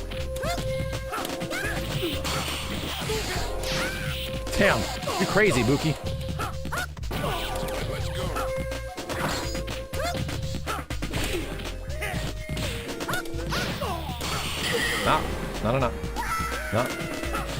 No.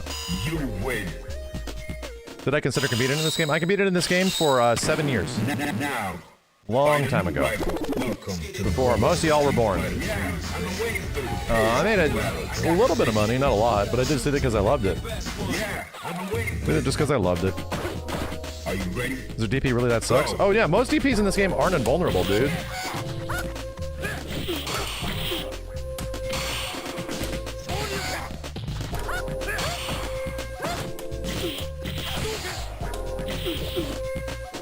Jump at me again, please!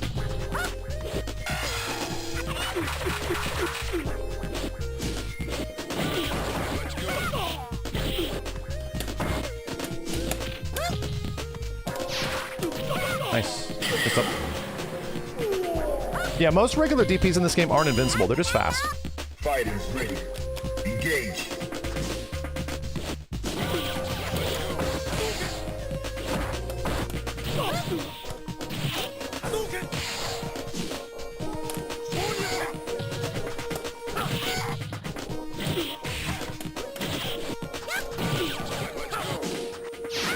Nah, the jump scare.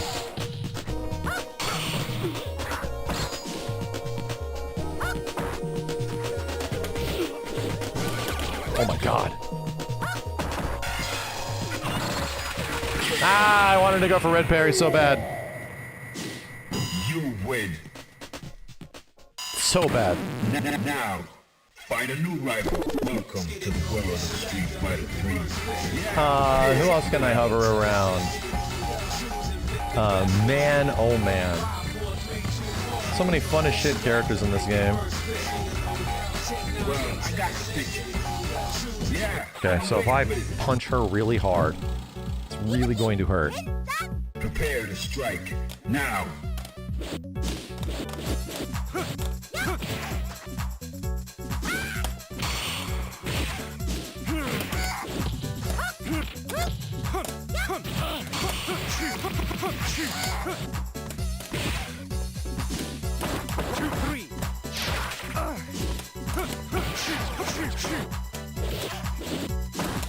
That's unsafe. That is no, that shit's punishable.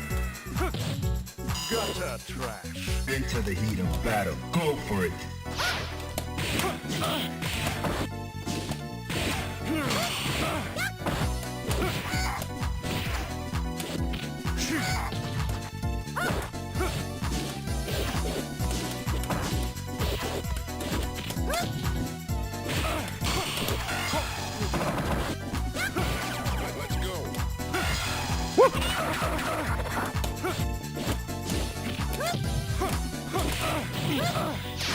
I did level 2. Can't do anything about it.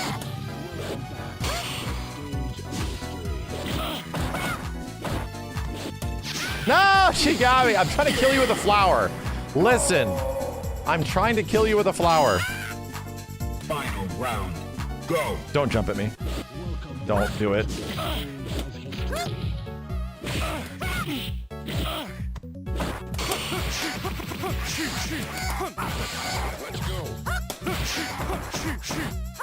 Ibuki. Bye! Okay. Damn it, man, I got late. A little late. I'm trying to kill you with a flower. Come on. Oh no, this game's still mad fun, dude. Oh no, it's still crazy fun. Oh no. I haven't played this shit for 3 years and it's still crazy fun. Go for it.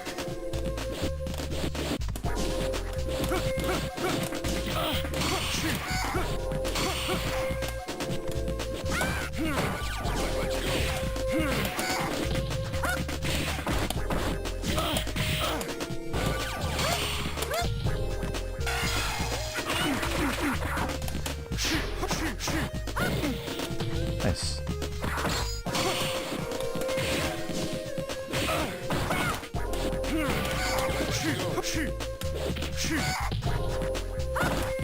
Bam! This is arguably the best fighting game ever, I mean. Go for it.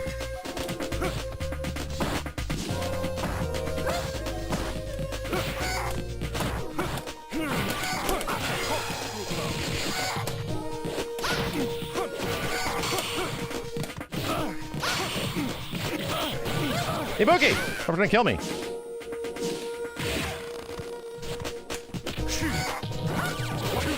One, two, three. 1, 2, 3. See some jank Hugo? I don't know Hugo at all, dude. Might arguably they think it's the best or not? It's arguable because some stupid people won't agree with me. That's why it's arguable. It is the best fighting game out there. It's just that I have to argue it for some reason. Fighters ready. Engage.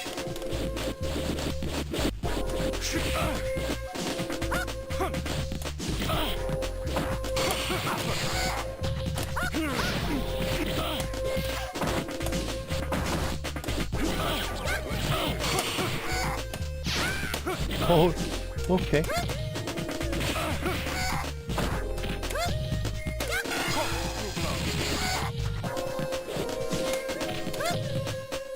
Aya!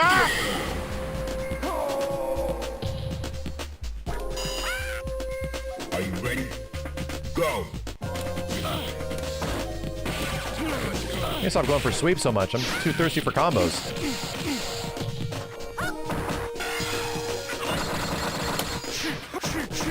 Man.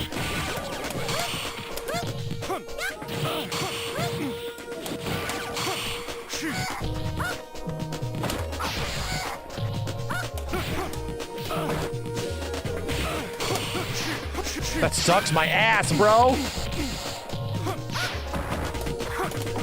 Oh, I tried to do duck under punish. Sucks my ass. Now, find a new rival. Welcome to the world of the street fighter. It's got some real mayhem. Right? Right? Yeah. I want Embu. Fighters ready. Engage.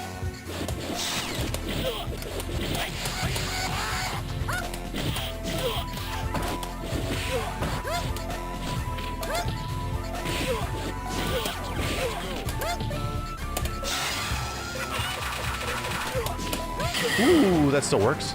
God damn, I forgot Yang's goddamn moves. What is DP on him? Is it fireball back kick? Go. No, that's grab.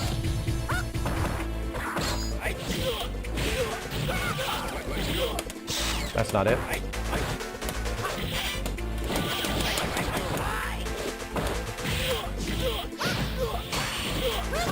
There it is.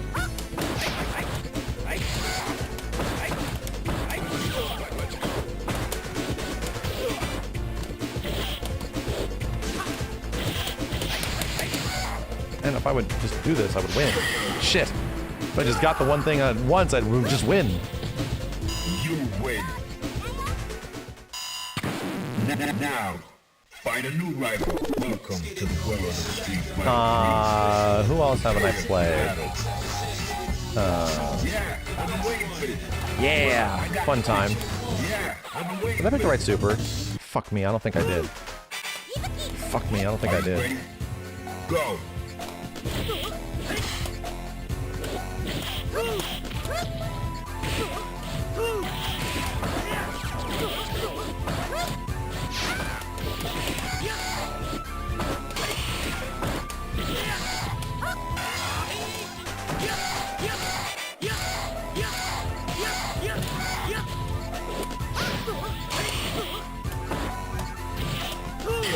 Okay, I did.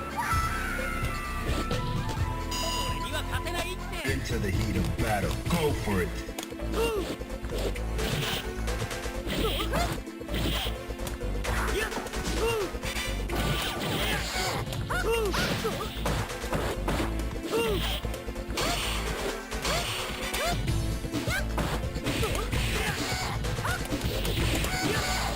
Man, I'm so ass at this.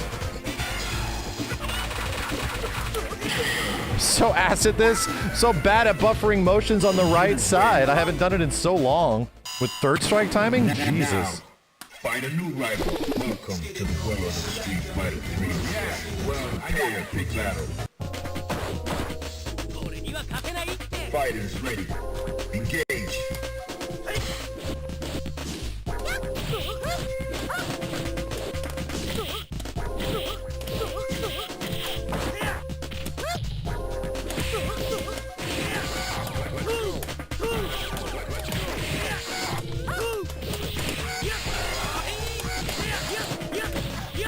Okay, my bad. My bad. Into the heat of battle. Go for it.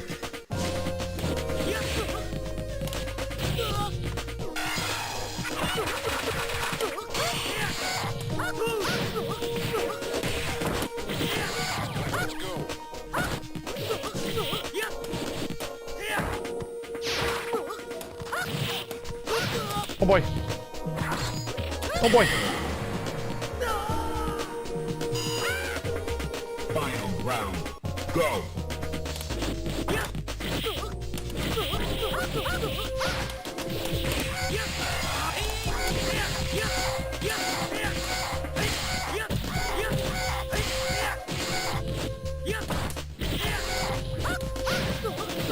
Ay, ay, ay.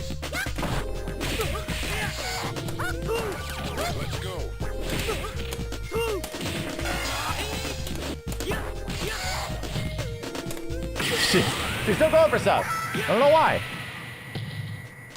You win.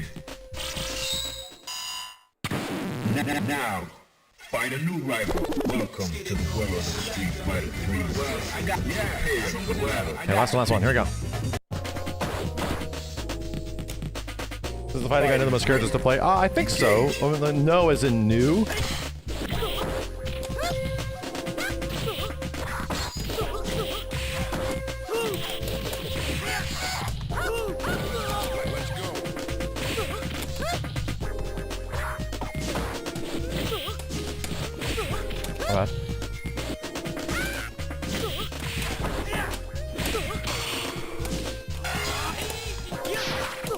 Nice. Fighters ready. Engage.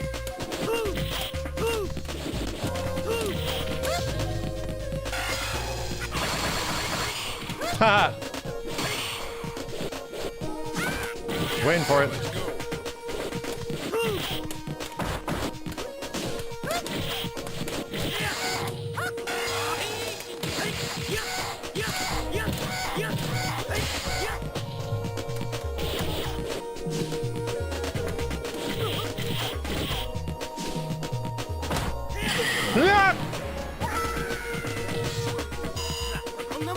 Final round. Go. Boy.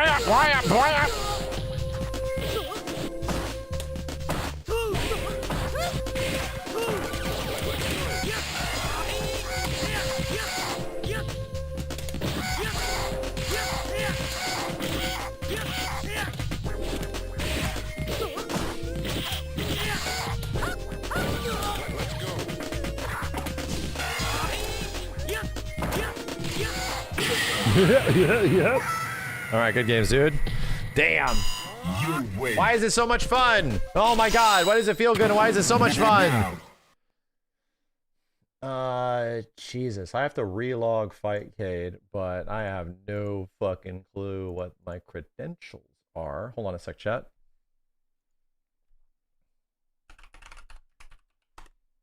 Let me find out.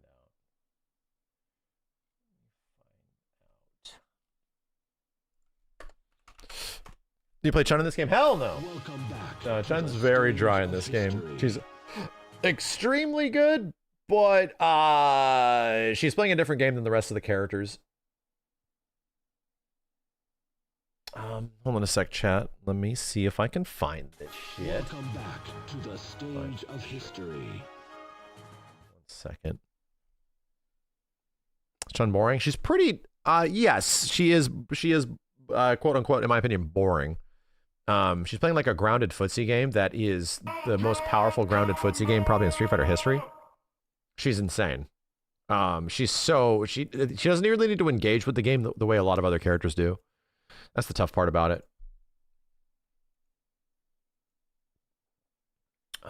Hold up.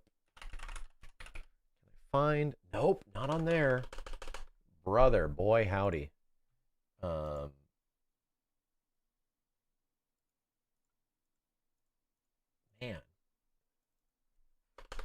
How do I even...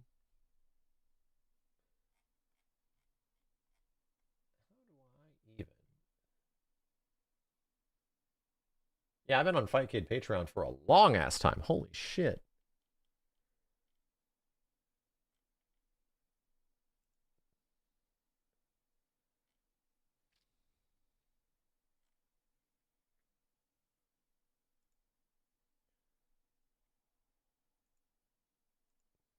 Let me see if I can get it. Hold on, chat. You heard me complain about Third Strike Chun for like 7 years now? Not nearly enough. Not nearly enough.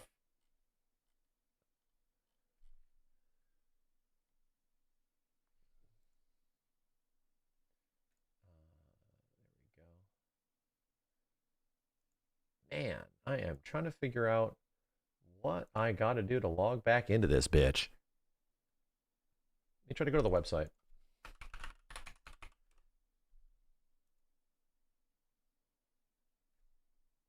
Oh, is there not even a login on the website? Fuck, bro.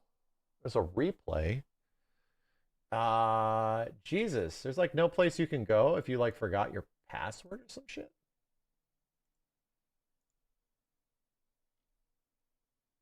Man, I have to make a new account? Fuck. Just for how to relog, we all got DC'd. Yeah, I mean, I think the issue is that, holy shit, what is my login? That's what I'm running into. I have no clue. It's been too long.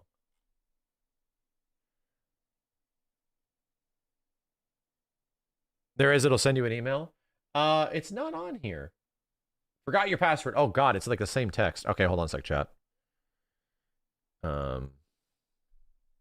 What the fuck is my what the fuck is my username?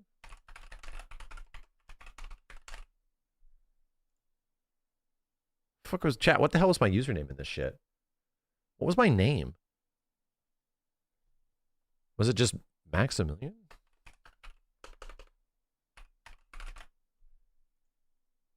It was. Okay. Yeah, that was it.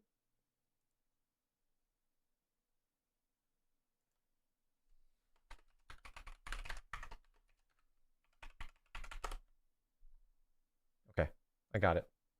I got it. It took a little bit, but I got it. There we go. Jesus, I had to use my fucking brain. I'm like, I haven't used this shit in years. What the hell?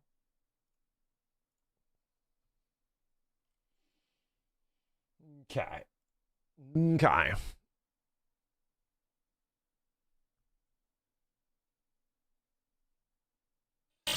Welcome. Yes, it was Maximilian 6'7". That's exactly what it was. Oh, we do not want to full screen this bitch. I am sorry. Yeah, that is probably a bad idea. That is probably a bad idea. We don't have any crazy screen tearing. Let's find out.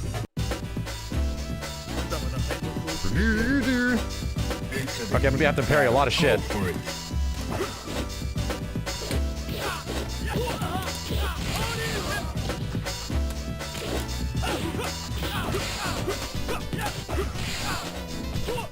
Whoop.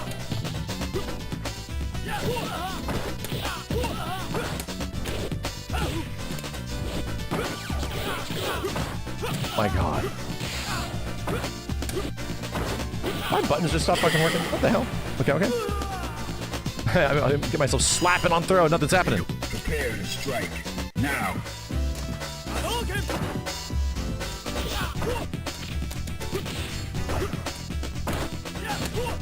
There we go.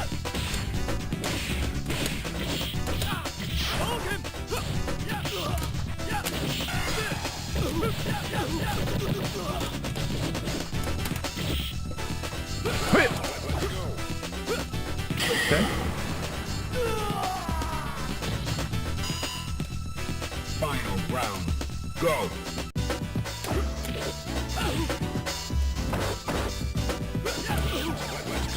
Hey.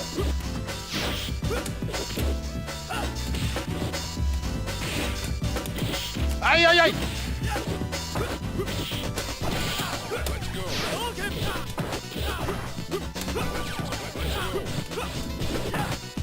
Wait. Okay. Yeah, I'll have to get the UI fixed in a second. Sorry, this makes a funky ass noise on his end too. I'm sorry. To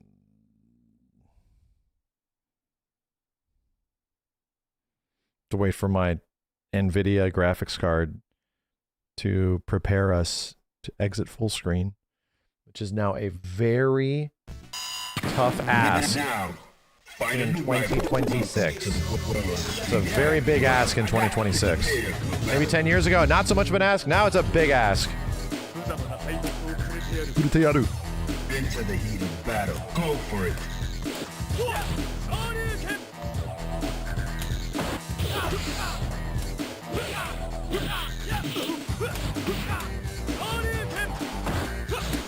Over here. My god.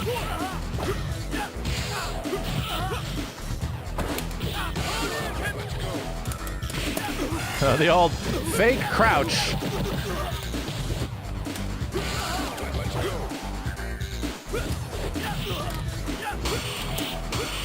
Broken.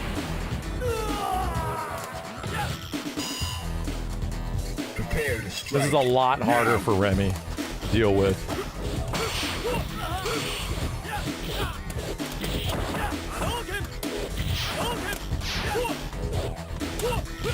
Nice. You got me twice on that.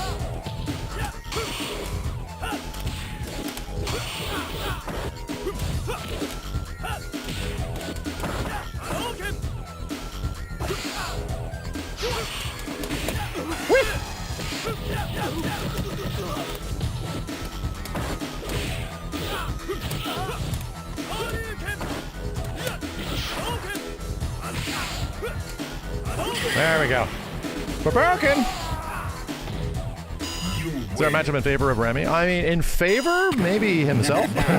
It'd be even. Welcome to the world of the street fighter. Yeah, prepare for battle. I've been waiting for this. Fighters ready. Yeah, I think this is tough for Dudley. You know?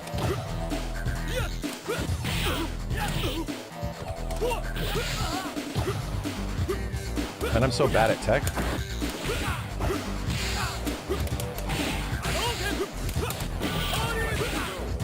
My god, I'm so bad.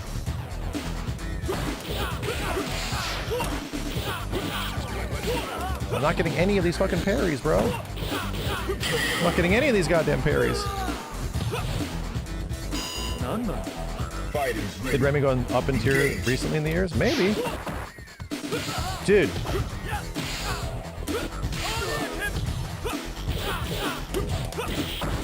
Man, I am ass at this game.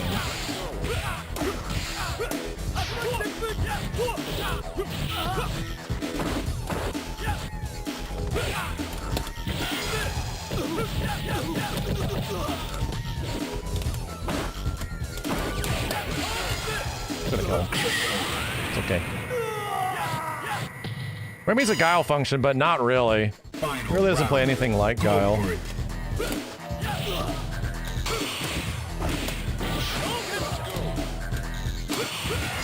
An idiot. Calling the meaty. Wow, that was insane. Interesting.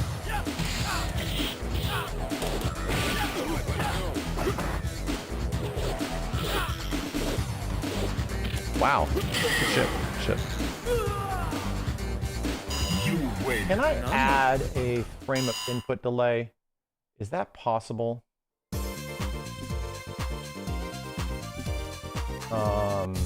Seeing a lot of jumpy shit. Options. I don't know if I can. It might be a thing I have to do. Might be a thing I have to do outside of a match. Welcome to the world of Street Fighter 3.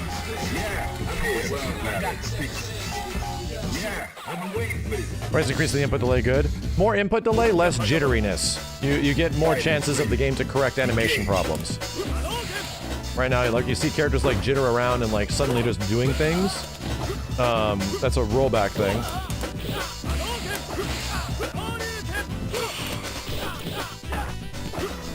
God.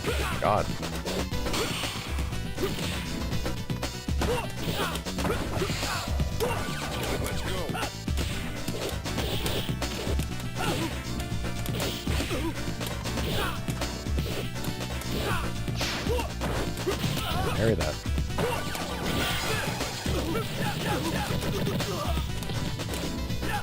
What do you do?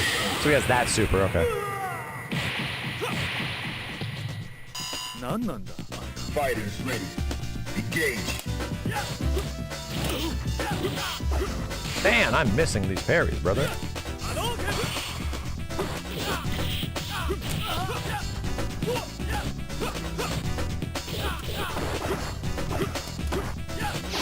Woo. I can't even get tech off the ground. This is bad. This is bad.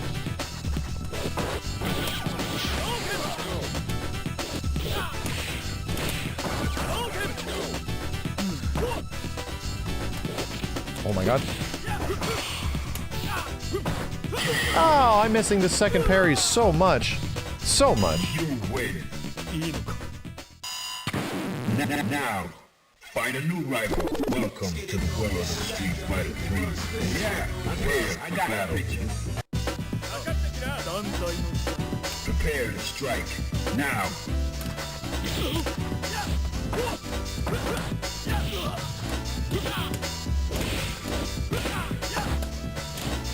Oh my god! Wow, didn't get EXs. Bad.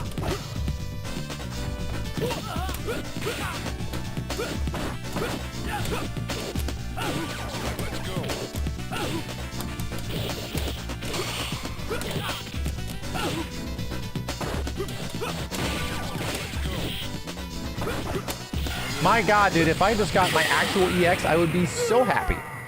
I would be so happy. Fight Kit easy to set up. Fight Kit really can be. Depends. No parry again.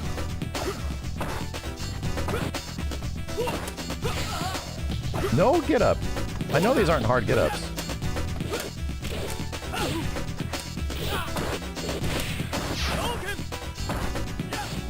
Oh, that whiff. Man!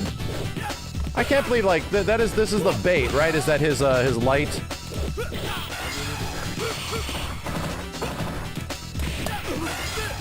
You know?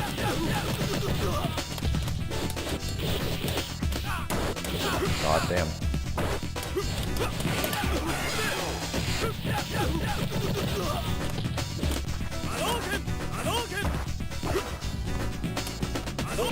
Wow, good shit. Oh, this was a ranked game? Oh, god damn. Somebody challenged me to a fucking ranked game? What the hell? What the hell? This was a ranked game? Where do you even see where that is and what that is? How do you even know?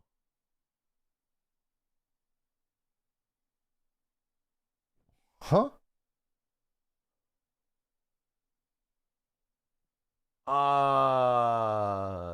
No. Huh. Trying to figure out where.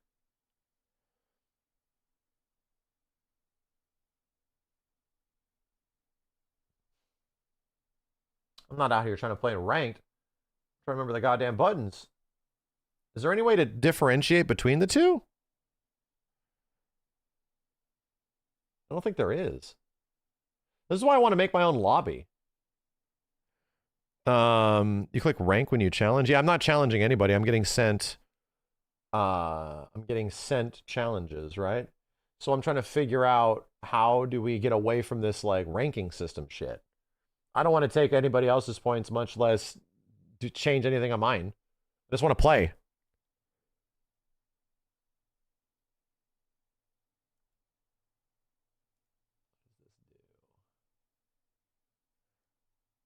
Should say in Fightcade chat.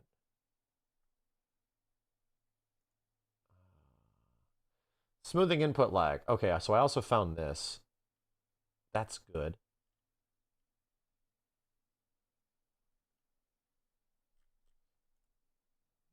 Okay, turn that off. All this shit is way different than before. Prevent low quality challenges. What does this mean? Opponent might be on Wi-Fi. Sure. Yeah,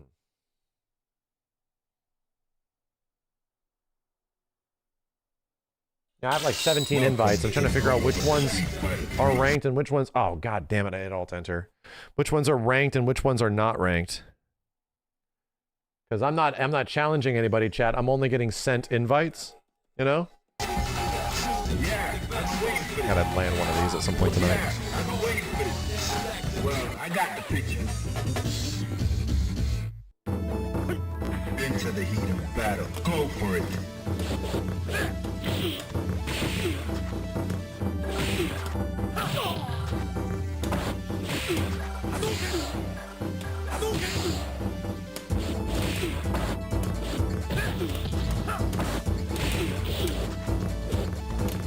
Holy shit ass nipples.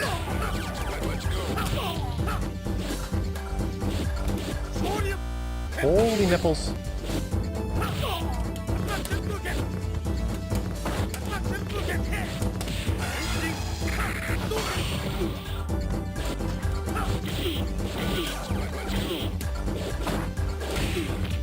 Man, I need you to do something for me. Spurjugen! Prepare to strike. Now. God damn, does that suck.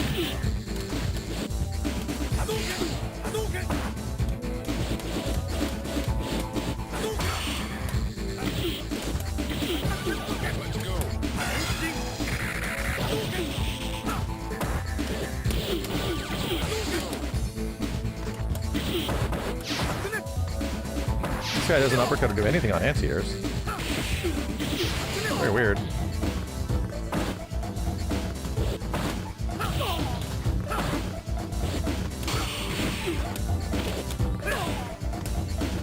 Well, that sucks.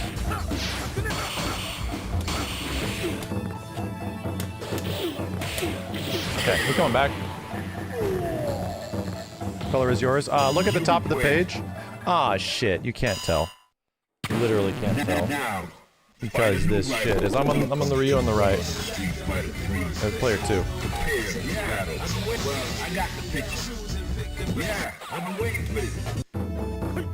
Fighters ready. Engage.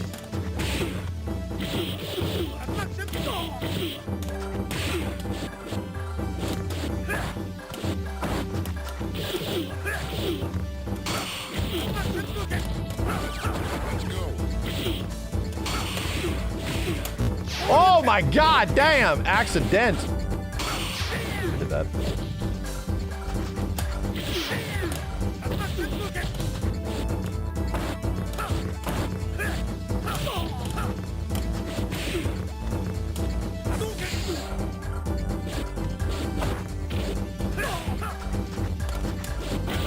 I need to land this universal overhead.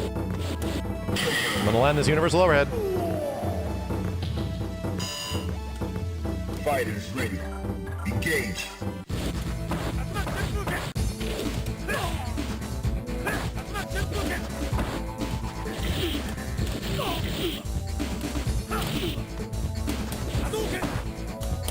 Oh god.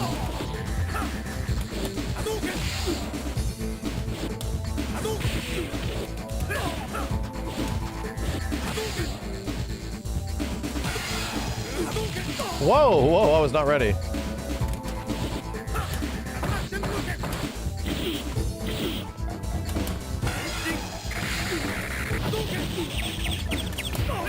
That sucks. That sucks. You win. It was like this special technique to do the fastest goddamn circles ever to rotate the stick on this super. I got the picture. Yeah, I've been waiting for it. Into the heat of battle. Go for it.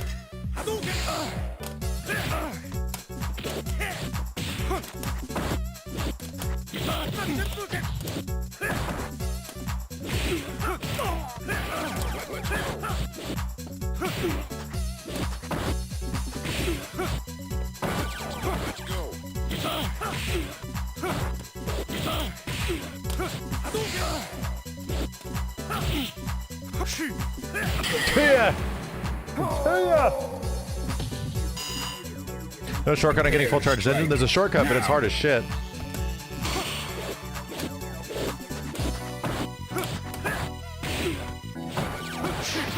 Oh god. That's me accidentally letting go of block. Don't do the low.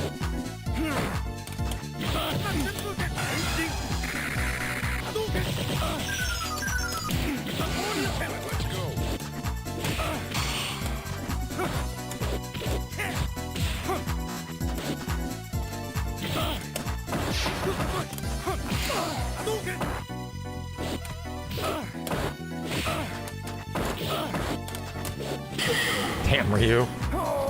That big old foot. That big old foot. Okay, one more. Find a new rival. Welcome. This one was Wi-Fi. It's got some stuttery, but it's okay. It's hanging in there. Yeah, I'm waiting for it. Well, I got the picture.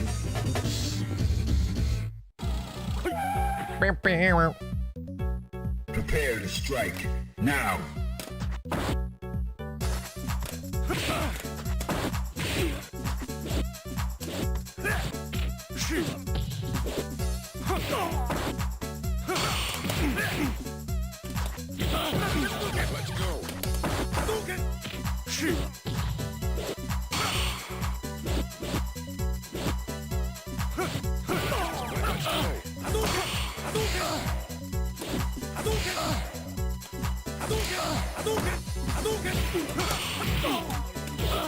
Yeah. Are you ready? Go. Holy shit ass. Let's go.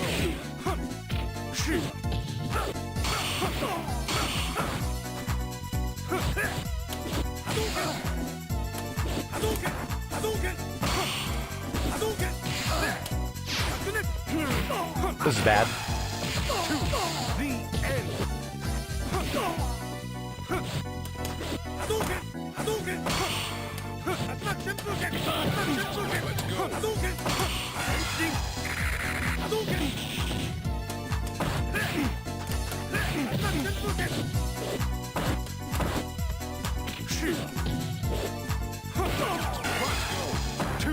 Whoa! I was not ready for the chip to kill me. Whoa! Final round. Go for it. Let's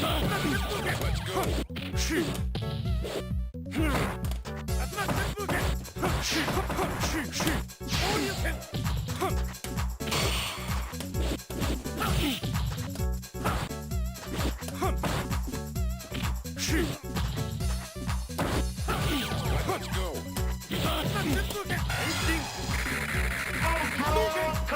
How dare you?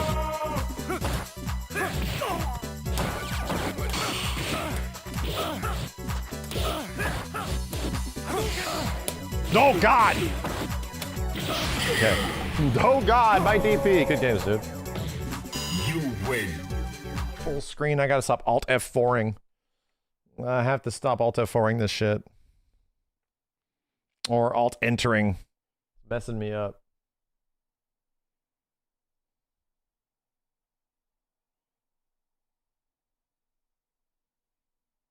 Yo, Kerbor, thank you, dude. Kalnaris, Dragon King. Appreciate it, guys.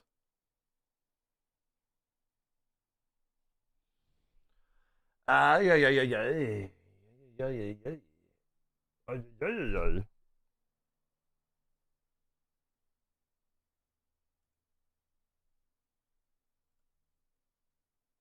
there we go. There's a ranked player setting. I need to turn that off.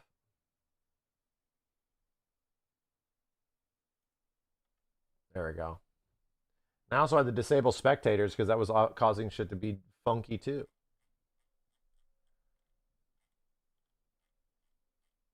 Okay.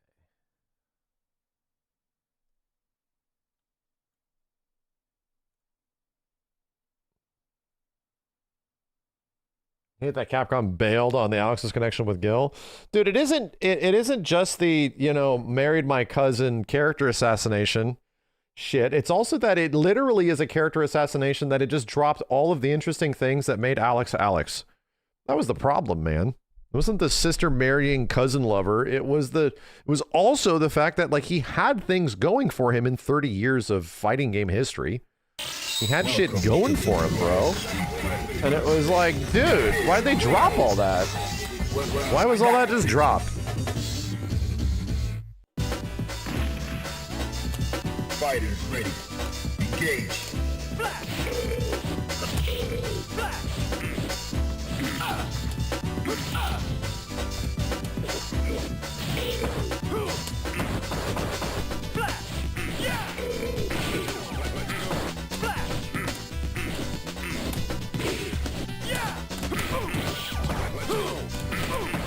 Damn. Oh my God, I have the wrong fucking super. That's great.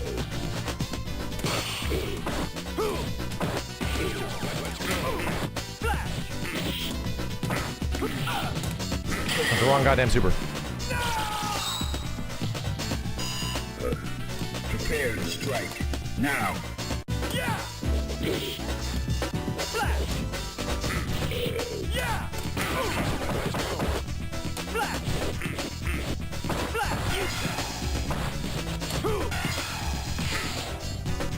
Damn it!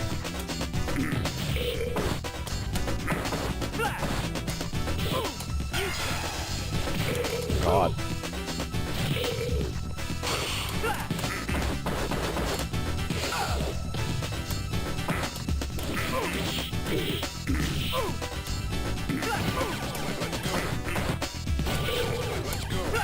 Fight! Do it! You win.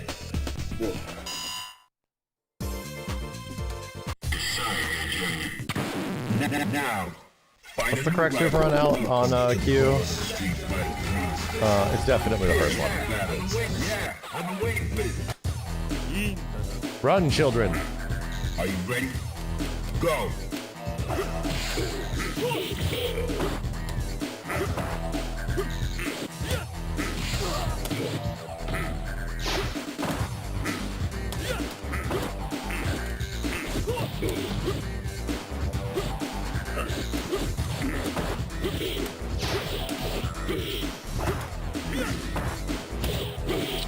Oh boy!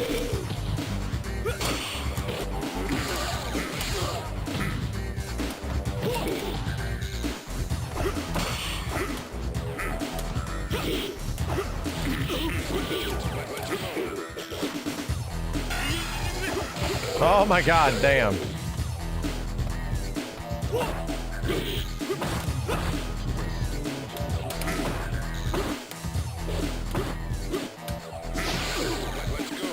Oh, freaking parry. Fighters ready.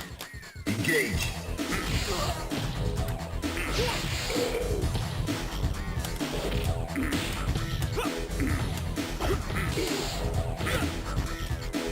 Okay, there we go. Now I'm in win mode.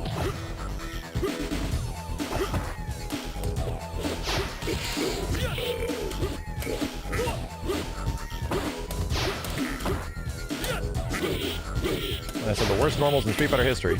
Don't worry about it.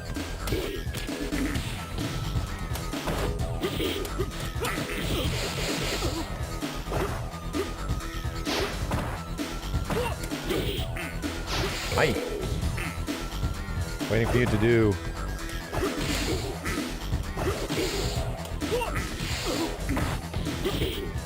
There we go. That'll take a while with Q. It's gonna take a while. Engage.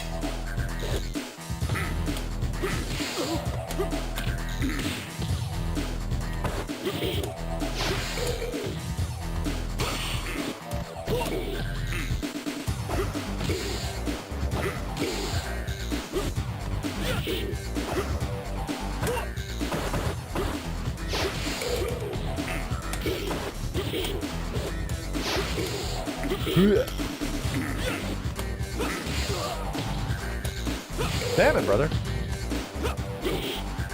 Hey.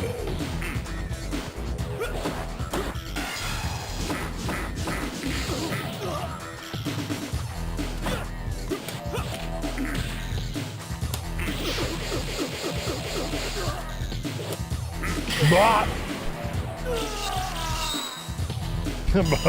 Win. Now, find a new rival. Welcome to the world of Street Fighter. If Q did not have his taunt fuck, he would be completely useless. It would be very hard to win. It would just be tough. You'd have to be a goddamn absolute master of this game. Into the heat of battle. Only the best, you know?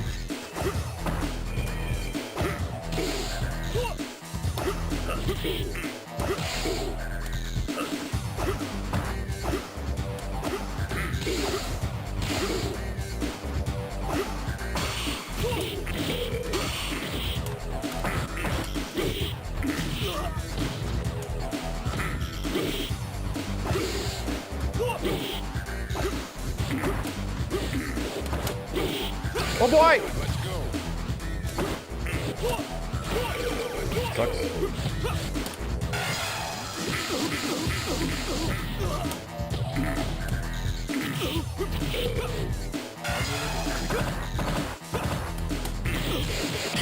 Chop, chop, chop. Are you ready? Go!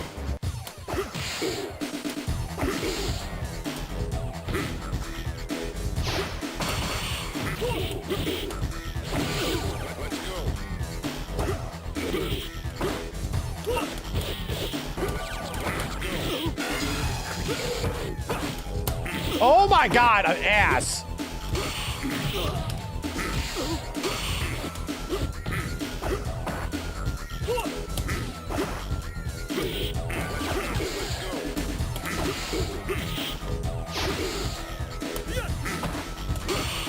Kick. Kick. Big boot. You win. Now, find a new rival. Welcome to the world of Street Fighter 3. Is your pairing timing off due to input delay? I don't know. It's either the input delay or putting 1,200 days of playtime in between playing this game last to now. Engage. You know, one or the other.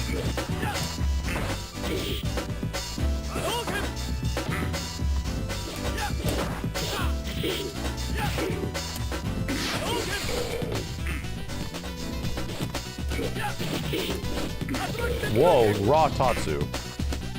Okay.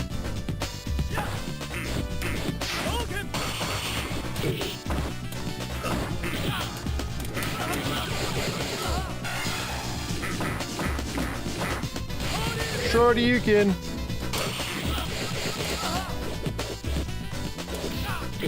Damn. I live, bitch. What the hell? That's right. Any of Q's normals on medium punch besides back aren't good. Prepare to strike. Now.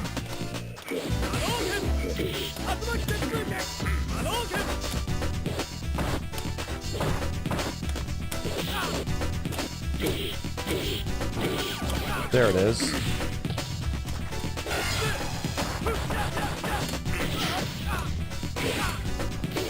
Whoa. Getting very lucky you're winning some of these interactions.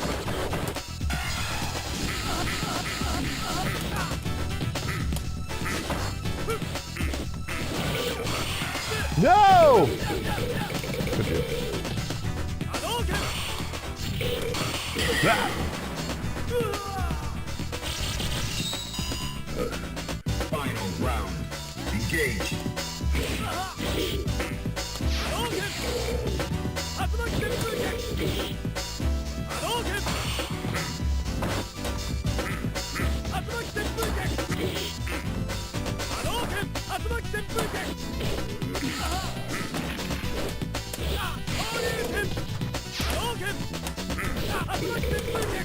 Yeah. Lovely.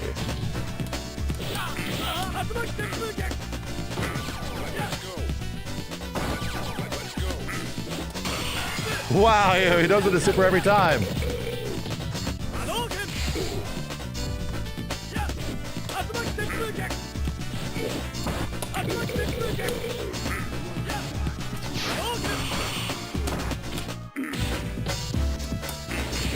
Wow.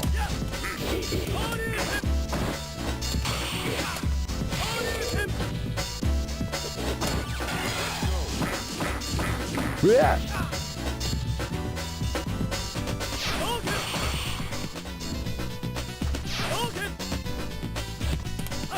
Oh my god, the Tatsus are killing me. Alright. I have to play a different character. I have to play a different character. Q's a lot.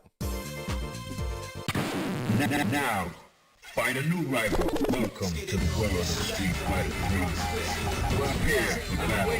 A Jizz Reflector? Is it just this? I can't remember. I'm gonna find out. Into the heat of battle. Go for it.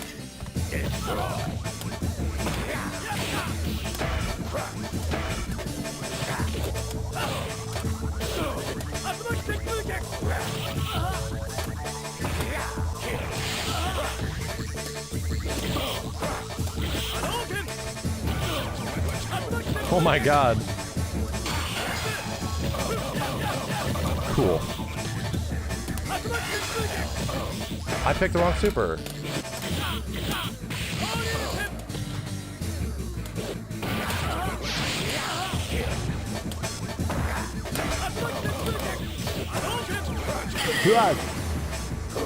Plus. Aegis was 3? Yeah, I have to go back to it. Strike. Now.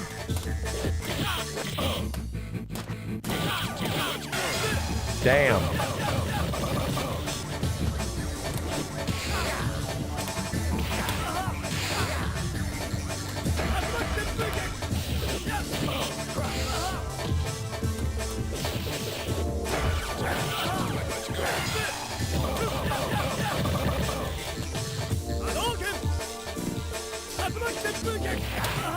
Dude, this sucks.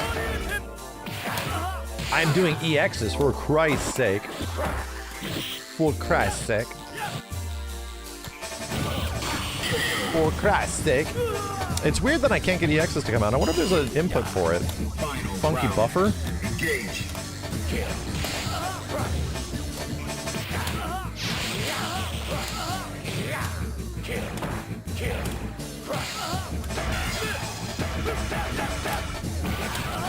Damn it, dude.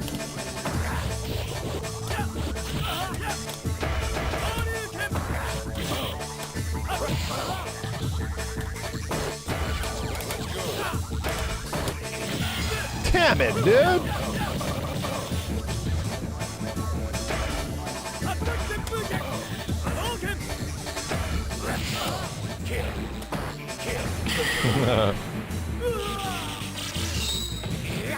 You win.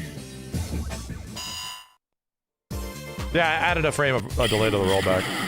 Now, find a new rival. Welcome to the world of Street Fighter 3. 3? The Jizz Reflector? Well, I got the picture. Yeah, I've been waiting for this. Get ready to die. Into the heat of battle. Go for it.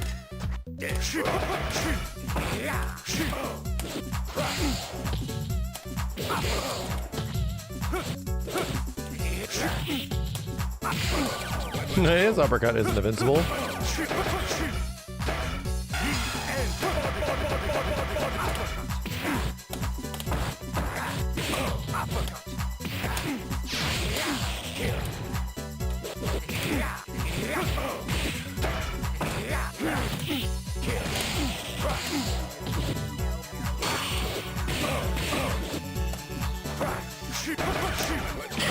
Catch! Fighters ready. Engage. Wow, man! Man, I forgot what I gotta do. That's lucky.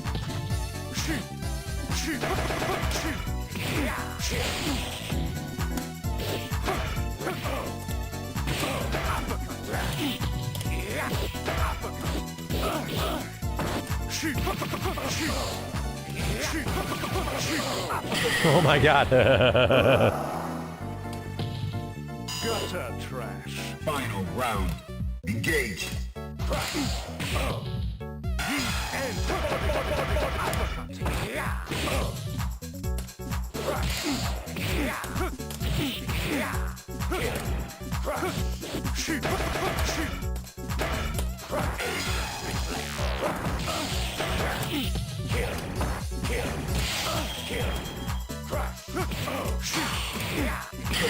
Mega chops. You win.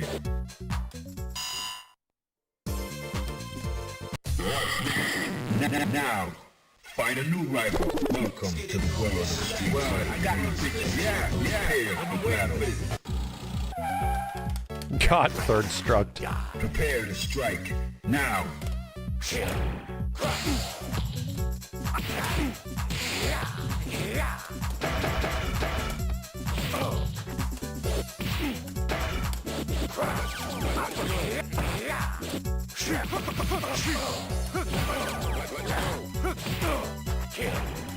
Is that an accidental charge partition there?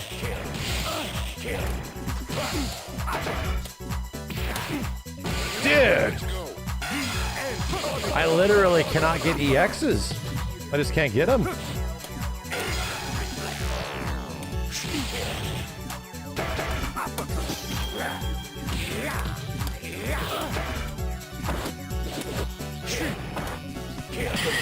I just can't get them.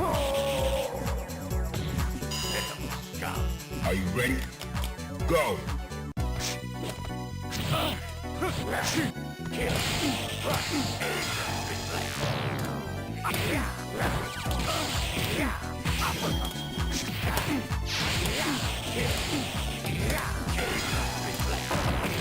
Yeah. Yeah. Alright, good games, dude. You win. Alright, chat. Yeah, I miss this shit. I miss this shit. It'll be nice to eventually come back and just, like, play it. You know?